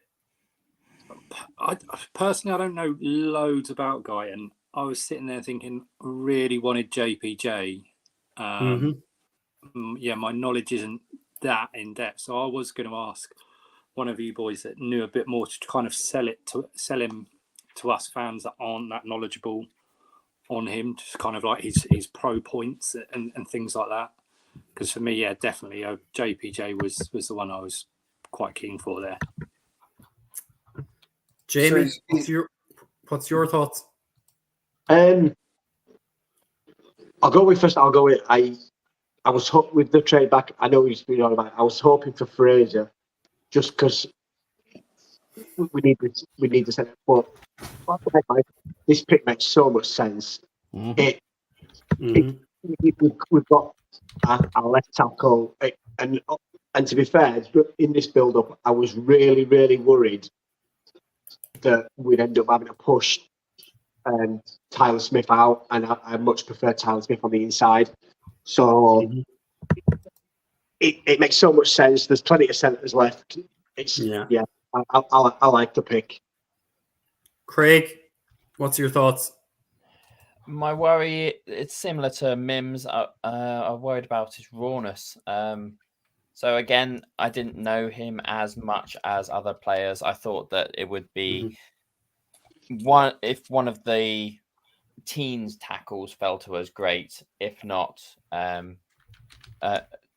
or JPJ, Fraser more and more in the last few days. He feels a need. We've got skill at bringing people on in that position. It's going back to what we said right at the start of the day. It's not one that I think we've had a nightmare about. I'm glad we picked up the pick. But I don't know. It's not one to make me think, okay, actually, no, this is the front office is gripping this. It's just, okay, that'll do. Lauren? Yeah, I mean, I'm just reading what PFF are saying. PFF, truly elite movement skills. He could honestly play tight end.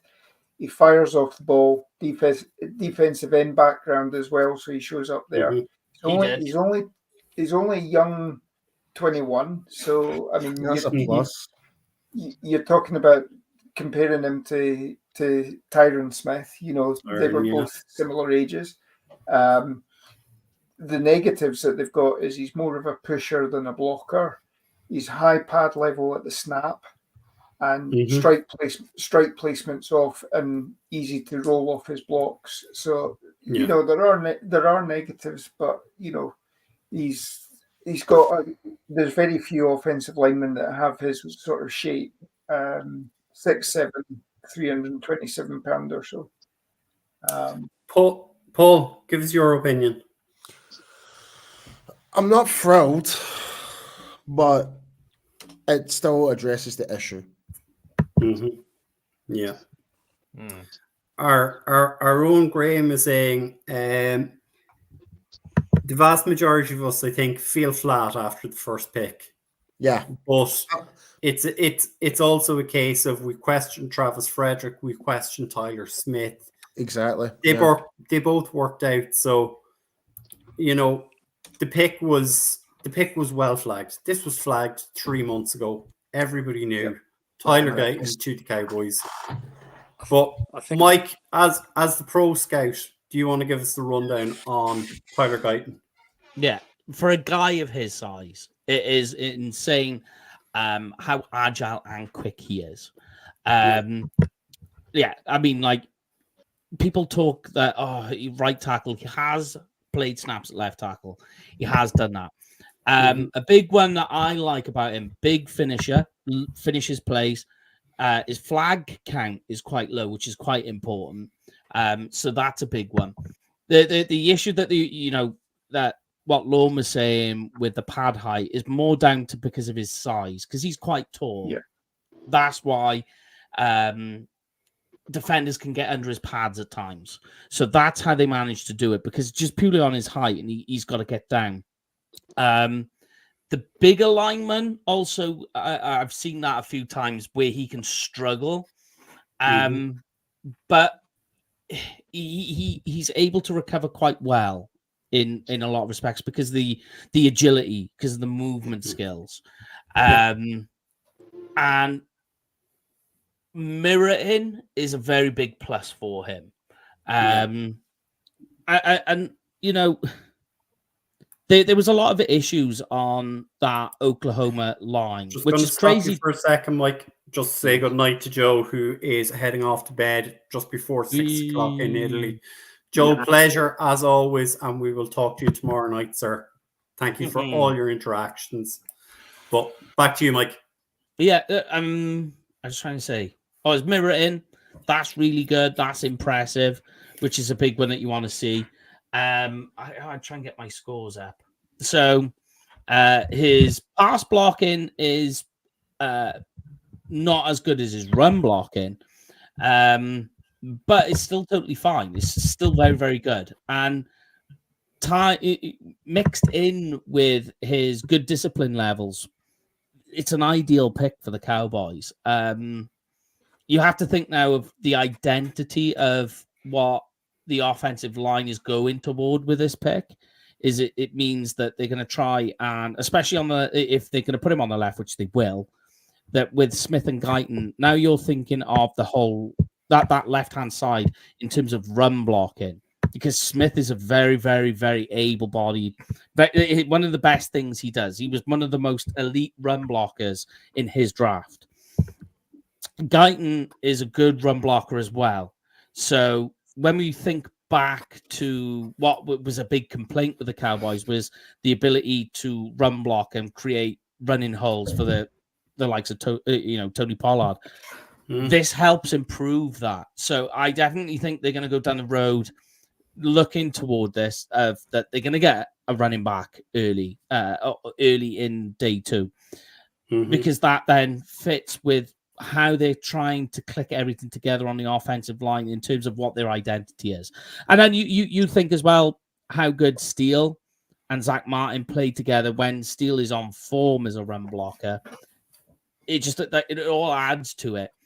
I know what people are going to say about the fact that we haven't hit center, but I truly believe Hoffman is going to be that type of guy who isn't going to blow your mind with how good his blocking is, but he's going to do enough where it's not going to kill the team. He's just going to be just completely, he's just going to be in that middle ground. He's going to be like, as they used to say, on the Dalton line with the quarterbacks. That's how Hoffman's going to be. Right, just to bring you up to speed, Nate Wiggins went to the Ravens at 30. And the 49ers pick is in. Can I pose a question to you guys? And maybe this is a bit left field. Do you think they might actually be looking at Tyler Guyton to play right tackle? I'm moving on from Terrence Steele. Not when you signed him to another contract last year during the offseason that still has guaranteed money at the moment. So, and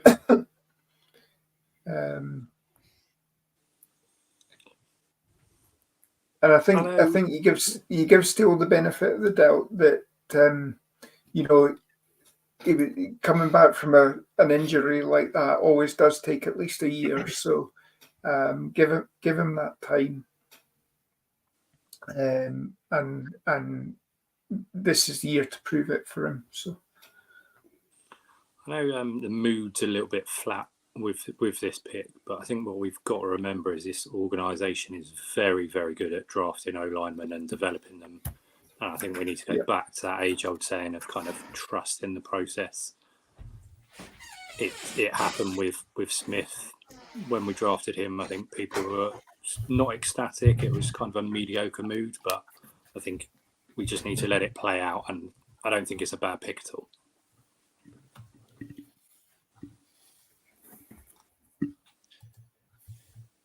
So, Mike, with your analysis and so on, and of course, different runners, different styles, with this pick and what you said about how Dallas seemed to be moving, is there a running back that would suit the kind of player that Tyler Guyton provides? Yeah, it depends which way they want to go. If they want to get the Tony Pollard replacement of that style, because he's gone. When you think about, how they've done picking up the running back they've got off free agency. So do you want to fill the Tony Pollard gap? If you do, then that's Jalen Wright. If not, then you want to go down the sort of DeMarco Murray road of that style of running back. So we go back to Trey Benson. And is Guyton work good for either type? Yeah. That works for both. Yeah, definitely. So the 49ers have picked up Ricky Pearsall from Florida, wide receiver. And Carolina and Buffalo have just traded out of the first round with Carolina. So they have the first pick tomorrow. Okay. And Carolina's got the final pick. Buffalo trade back twice. Yep. They needed picks. Yeah. This Carolina pick's got to be a receiver, and it's surely. I'd imagine I'd say they're going. The 49ers took Ricky Pearsall, and Adonai Mitchell was on the board. Lad McConkey was on the board. Keon Coleman was on the board. Xavier Legette was on the board. I've heard that the Bills like Legette. I don't know how much traction that has. I'm going to run jump in and talk to J-Tuck for a little bit, but right. I'll be back in about 20 minutes or so, hopefully. We might be gone. Well, if you guys are done, then I will see you guys tomorrow. Yeah, I'm going to go hop on over as well, guys. So if you're still here, I'll come back as quick as I can. But if not, I'll see you on the morrow. Yep. Absolutely. Guys.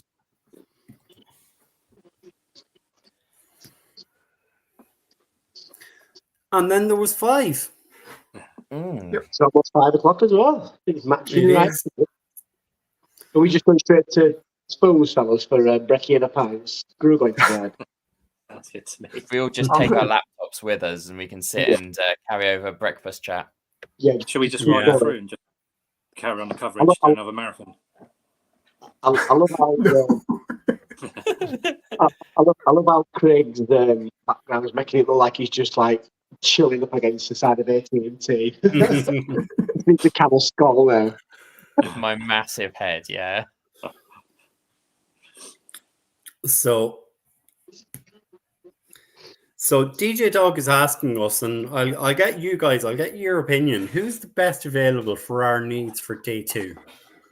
I mean, off the top of my head, I'm thinking Zach Frazier for center, Kingsley Sumataya. You could still double dip at offensive tackle, Edgerrin Cooper at linebacker. Can we just bring in a guest here? Can we just bring in a guest? And of course, Jeff Reinebold. Hey, sir. Take off, right. It's just not interesting now because now you've got 2 Leeds fans to deal with. Oh God! Not again. Jeff, how are things? How have you been enjoying the draft? Enjoying the draft? Yeah, absolutely. We are indeed. Just gonna have to start putting the coffee on now. It's 5 a.m. here for us, so. But it's been some really, really interesting picks, and like we said, it was always going to be. There's always the intrigue, the trades, all of it. But there were some that were really surprising for me. Really surprising. Yeah. 12 QB. 6 QBs in the first 12 picks. 14 offensive players taken first up. It's unheard of. And I think people need to understand that's not particularly an indictment of the defensive talent in the draft. just how important scoring has become in this new NFL that we have with all the rules changes. It's very, very difficult to stop anybody enough to win a game, 14-17, or, you got to score points. And when you look at, all those receivers that went, all those offensive tackles that went, who were there to protect the quarterback so he can do his job, it's indicative of where the game is at right now, what the league, what the league wants, and that's scoring. Is there a pick, Jeff, that's really surprised you, though? I know when we were on air a bit earlier on, we were surprised that the Falcons took a QB, and especially that early. I don't know what you think about that. We not knocking Penix Jr. I thought it was a little bit too high. Well, I think it's an indication that the Falcons are planning not only to win with Kirk Cousins, but they're trying to put a succession plan in place because they know Kirk's not going to play forever. And I get that. What I question about that logic when you inject Penix as that guy is Penix has an injury history, a significant injury history. Particularly, he's got a knee that's had 2 ACL repairs, and he's 26 years old. He's the oldest quarterback of the group. So that was what surprised me. Penix can make a lot of throws. Penix is a great football player, and got great IQ. He's smart, understands the throwing game really, really well. But, again, at number 8, I think that's a little rich for my blood. Yeah, particularly someone who's more than likely to be sitting and not immediately contributing when with the early rush of QBs, there was still such a talent there. I think everyone was shocked, and from what I was just reading, even Kirk Cousins' agent was quite shocked and had no idea about that till they were on the clock. Yeah, those. It's funny, those quarterbacks, they get a little salty when you start drafting their replacements. We saw it with Brett Favre and Aaron Rodgers, and it's happened a number of times. But that's the game that we play. And I think Rich McKay and the draft people down in Atlanta said, hey, we've got to prepare long term. We don't want to be in a situation that we're in 2 years ago where we put all our money into this young guy and he didn't pan out for us, and we probably lost an opportunity, because they still had a real good roster at that time. They weren't that far away from being a Super Bowl contender.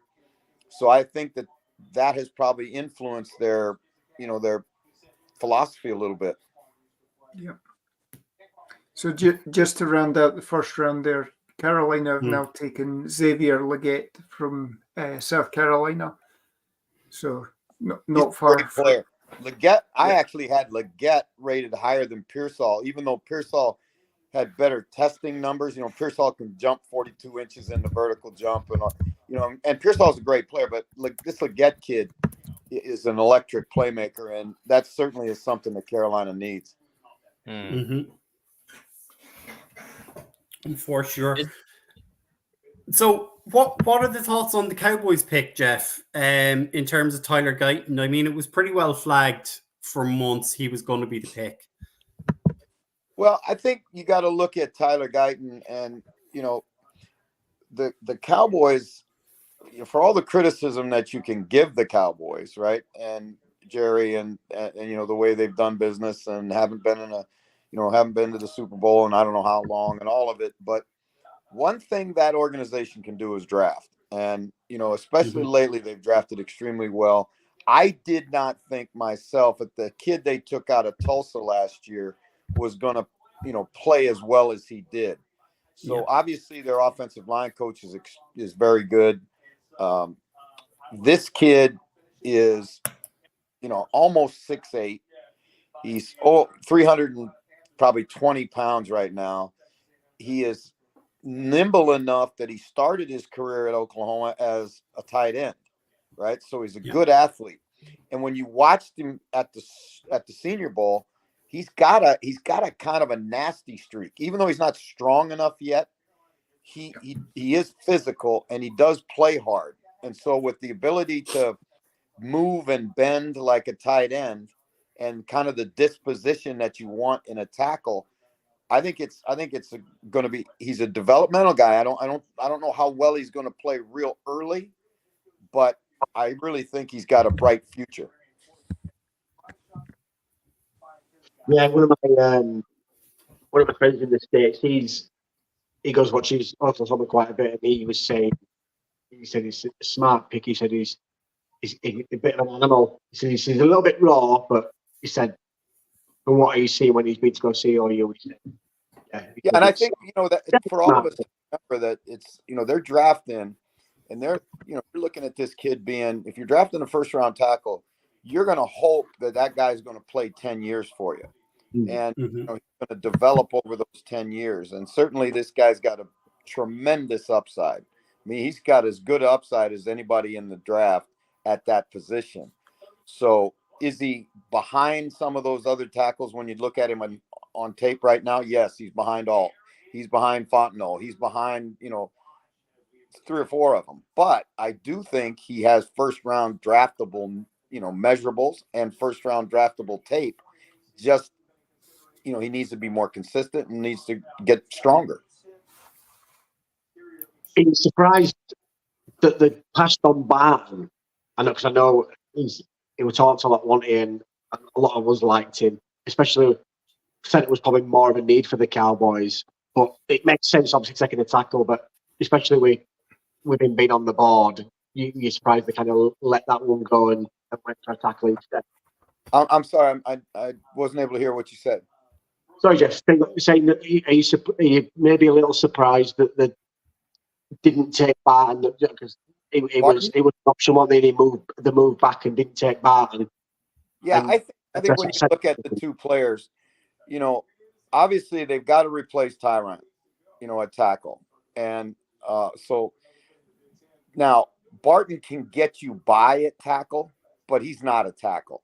He's best as a center, and Barton does have great position flexibility. He's 6'5", 315-pound guy and got great first step. He's a more polished player right now than Guyton is. But when you look at the upside and the potential that exists in Guyton, I think, you're looking at a tackle that can be a Pro Bowler and be a 10-year Cowboy. And, that's, you look at it, guys, and you don't have to go really any farther than, how much they're paying these guys to understand the value of the position. Most football teams, the second highest paid guy on the offense next to the quarterback is the left tackle, right? Especially if he's a good one. And so they're going to invest money and draft picks and time and effort in trying to find a guy that you can put at left tackle and be the foundation of your franchise for 10 years. That's what Tyrann was for him, but injuries got caught up to him at the end. And, I think they made him, the Cowboys, I thought, made a move that frankly they had to make because he had only played 14 games a season for the last couple of years, and he was constantly getting hurt. And once you get up to those, as far up into his career, 6 or 8, 10 years, and the injuries start, those injuries pile up on top of one another. And this is a younger, cheaper, more athletic tackle, so, I hope it works out for him. Yeah. What did you guys think of the JJ McCarthy going to Minnesota? I think Minnesota did very well because there was talk even today of they were going to have to send a player, both first round and next year's first round, to get JJ McCarthy. And instead, they moved up one spot for a 4th and a 5th, swapped for a 6th. So I think they did very well to get them there. And I think that's probably the best situation for JJ in a dome, in a division where there isn't a clear leader anymore, where there is a very good O-line and weapons. So for a a QB where there's prospect, where there's still question marks around what can he develop into, I think he's really landed on his feet. I think so. And I think, I heard all the stuff in pre-draft stories about, well, he hasn't had to put his team on his back because he had so many good players around him. And, I'm going to tell you something, guys. We played against them. And when he walks on the field, you're not going to go, oh, my God, look at that, right?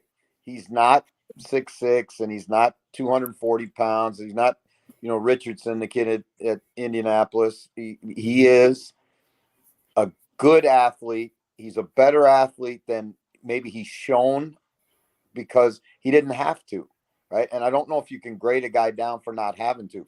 But if you look at the throws that he made, if you look at the plays that he made with his feet, he's athletic enough, and I think he has more than enough arm. He's exceptionally smart. I would have thought Atlanta, if they wanted to go with a developmental quarterback and somebody sit behind Kirk Cousins and learn, I would have, to me, that McCarthy was the perfect guy because he's only been in college 3 years. He's probably 3 years younger than Michael Penix is, maybe 4 years younger than Michael Penix.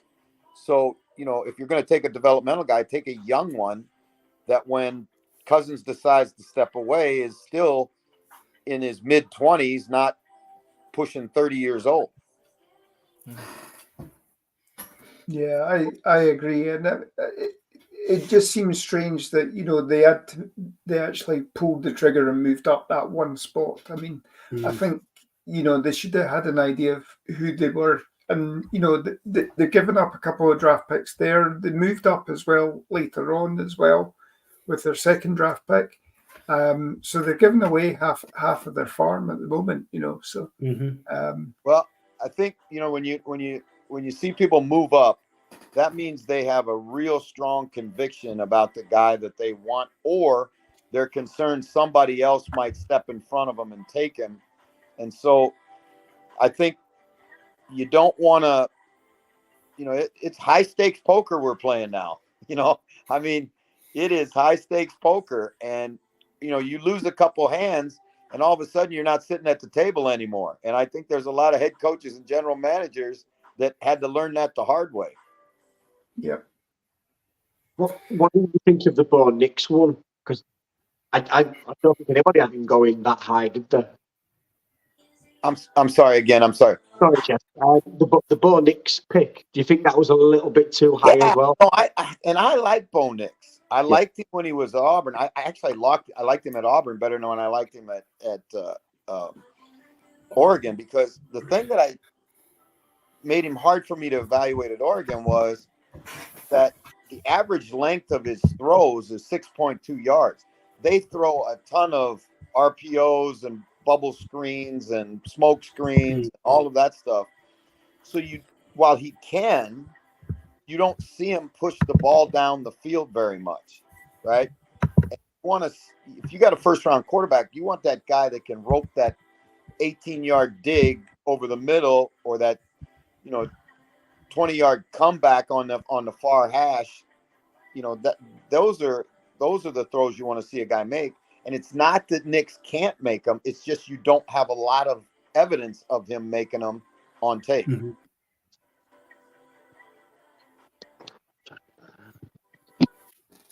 So, was there anything in tonight's draft that surprised you, Jeff? Yeah, there were a couple of things. Let me turn this. Excuse me, guys. I've got to turn this down. I was actually watching the draft when I had this up. So there you go. Yeah, there were some things that surprised me. I didn't. Fontenot, the tackle from Washington, I thought slid a little bit. I thought he was going to go a little higher than that. Yeah. But again, everybody's got. It's like ice cream, right? If we had 32 flavors of ice cream, not everybody's going to want chocolate. There's going to be people who want vanilla and, whatever. So I think that's what happens with these guys. The draft, in a lot of ways, went the way I thought the draft would go. I thought that there would be a run on quarterbacks early, and then that we would see a lot of tackles go. I was, we had a on a podcast on Inside the Huddle the other day. They asked me who I thought would be the first defensive player off the board, and I said Latu, because Latu's the most finished pass rusher in this draft by a long shot. Yeah, and I think Byron Murphy is a boom or bust pick in Seattle, because he's a 6 foot. They say 290, but he's about 300 pounds. He's very, very quick up the field and very disruptive against college players, right? Now, is he going to be able to do those same things against those really good offensive linemen in the National Football League? Because he doesn't have very long arms and he's only 6 feet tall. When I talked to Bucky Brooks about him, I said, Buck, I'd be shocked if that kid came off first. And Buck kind of smiled, that smile that Bucky has, and he goes, well, just think about Aaron Donald, right? And that's, if you're Mike McDonald, you got to hope that this is going to be your Aaron Donald. So, Jeff, what player that's in the early second do you think would be an absolute steal for whoever can get their hands on them? I think there's a receiver, Lad McConkey, out of Georgia, that is really, really a good player. He's got outstanding, ability. He can run. He's got length. He gets in and out of his breaks real well. He's got great hands. The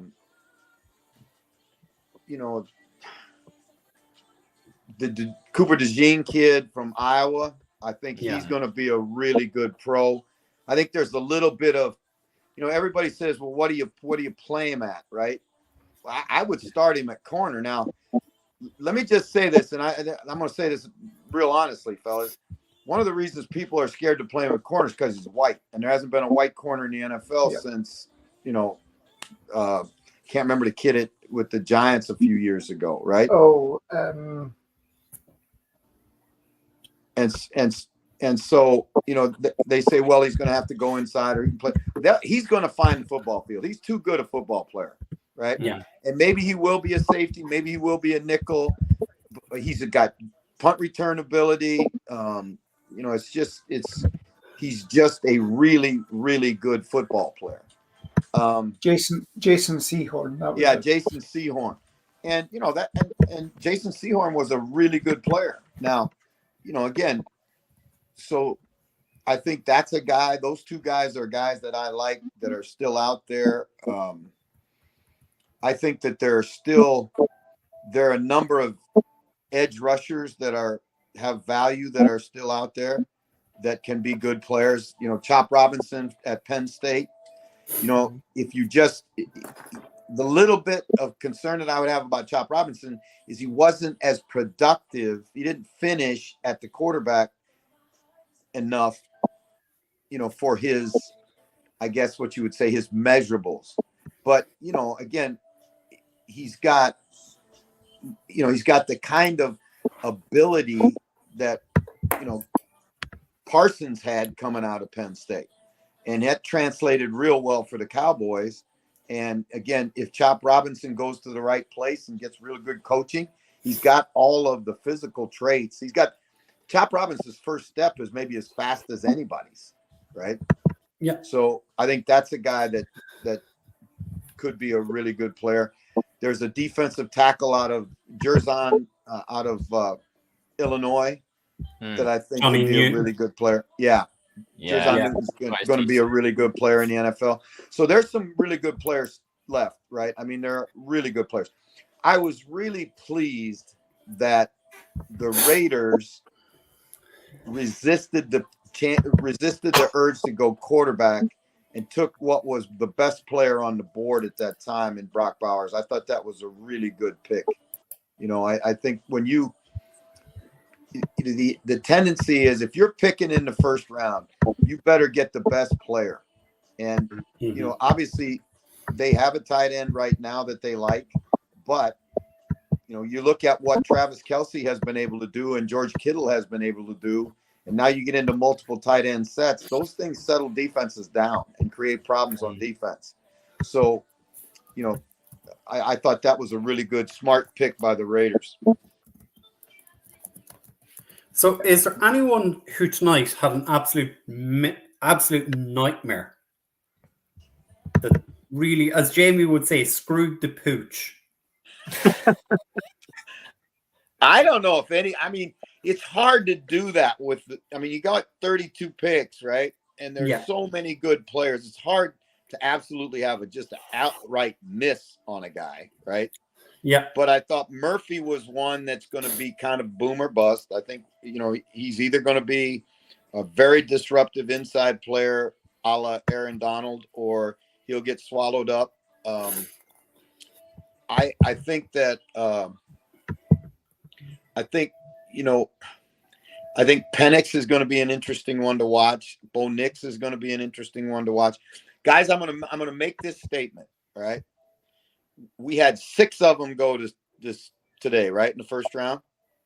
Yeah. My prediction is 3, maybe 4 of them will either be out of football by the time they get to their second contract, or they'll be with another team. Yeah. And the reason I say that is not to knock the talent.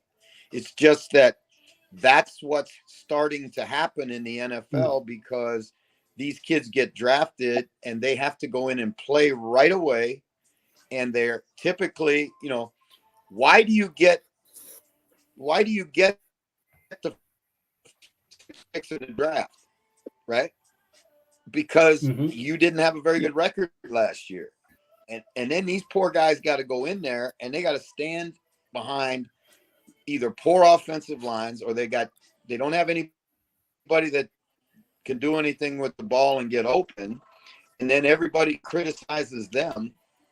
And, who's to say that with better personnel around him that, go through the Jets. Just look at the Jets. Mark Sanchez was a bust, right? Okay. Yep. So Sam Darnold was a bust. Well, now, you got your guy from BYU comes in and he's a bust. Well, there's got to be something to it, right? And it's because none of those guys have been able to play behind an offensive line that could protect them, right? Man, I'm just going to say this. I just finished the study on the NFL pass rush in the NFL, right? Mm-hmm. And the Giants gave up, 85 sacks last year. Oh. Okay. Now, those sacks may not hurt for you and me as we watch them on television, but for that quarterback that's getting knocked down and landed on by 300-pounders 85 times, right? In 17 weeks, that's going to take a toll on you. I don't care who you are. You can be the most courageous guy in the world, and that's going to take a toll on you. And when I watch the Giants, hey, that Neighbors guy might be a great player, but it does not matter until they fix the offensive line so the quarterback has time to find him. Because defensive coordinators are going to double whoever your best guy is, right? And make you go to somebody else, get off your first read and go to somebody else. And what does that do? That buys time for everybody to get home. And as bad as their offensive line played last year, it didn't take very long, right? Yeah. So, there's a reason why they had Tommy DeVito playing, as their third string QB ended up being a starter. I mean, that, as you say, if the offensive line's not there to block, then Daniel Jones should have got hazardous duty pay, right? To play behind that offensive line. And, and what did the Giants do today? They went out and took a wide receiver. Not only took a wide receiver, this one may be the one that blows up on them, right? Because they took a wide receiver who people had said during the draft, he better not go to a big city because they don't know if he'll have the self-discipline to handle the bright lights, right? Yeah.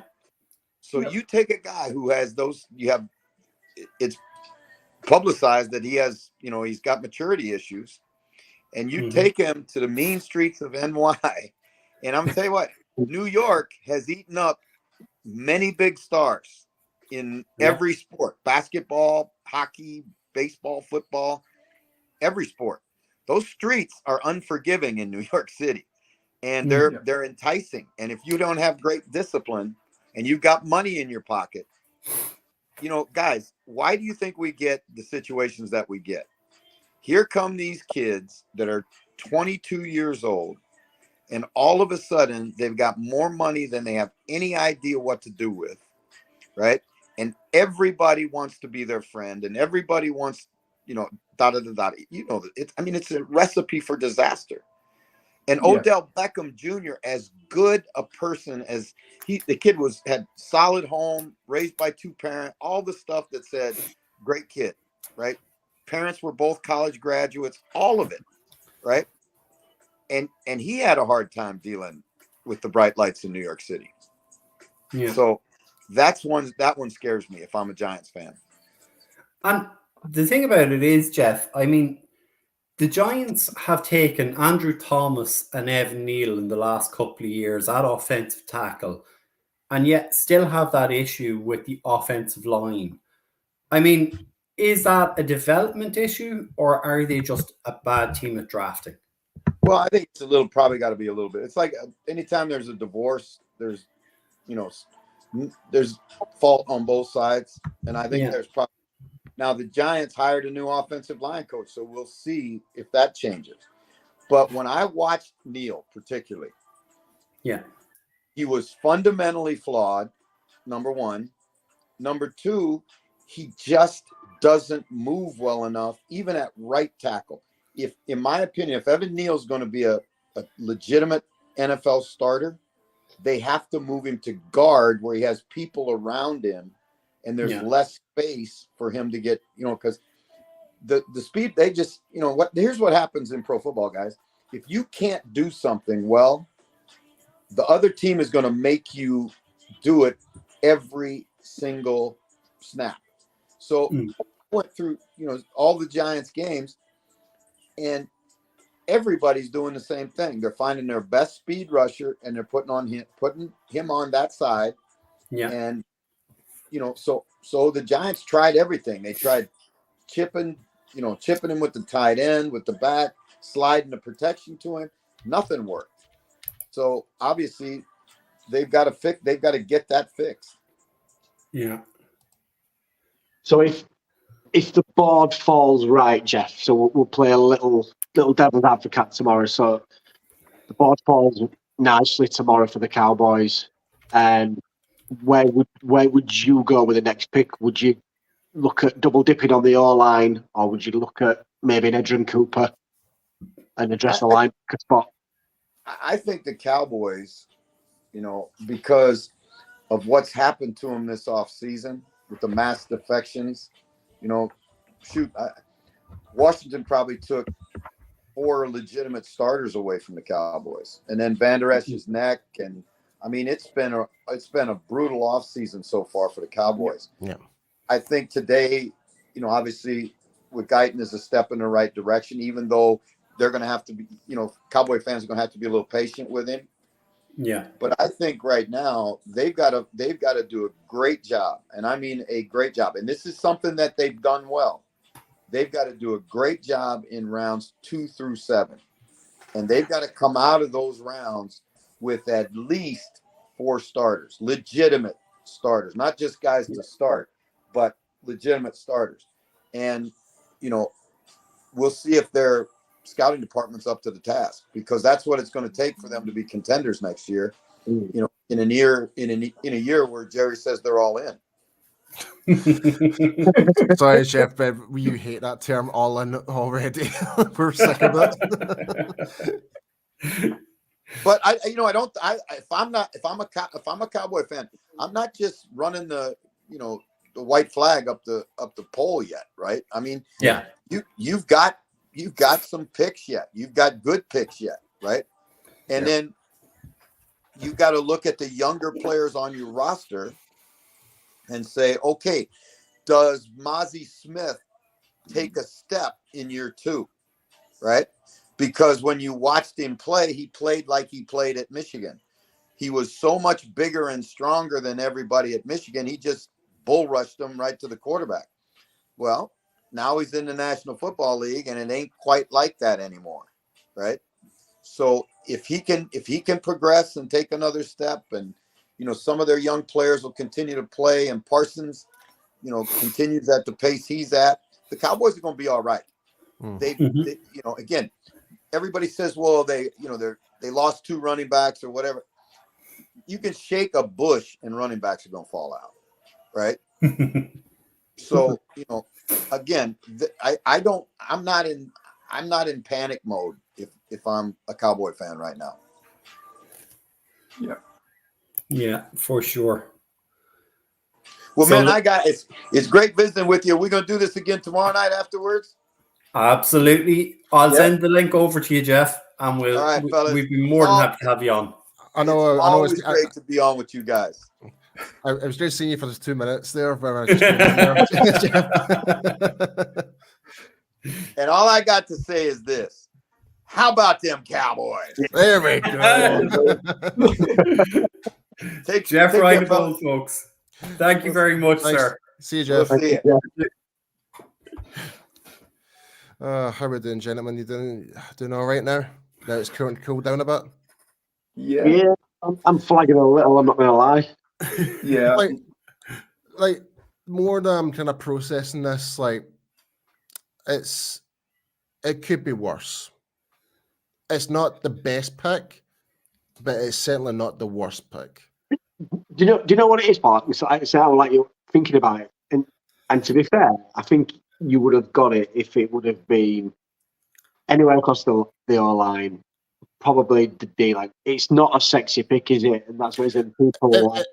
I think it's just. I think the reason why we're not that enthusiastic is because he's only played like 14 games, started only 9, and he's had a knee injury, but from what he has managed to do in that time, like he's not managed to give up any sacks during that time. And Jay Tuck and that made a good point when I just joined them for 2 minutes. It's like literally there's no bad habits he's developed in that short space of time. It's only seems to be good habits. So with him going into like the Cowboys, he's going to learn from like Zach and Tyler Smith, etc. He's only going to enhance those habits, good habits, and try and limit those like with the small amount of time he's played football. So he's not exactly like he's over the course of years he's really developed a bad kick step or something like that. Like so, there is something there. So, but the boss years, it could have. I mean, we could have picked him at 24, but I guess, but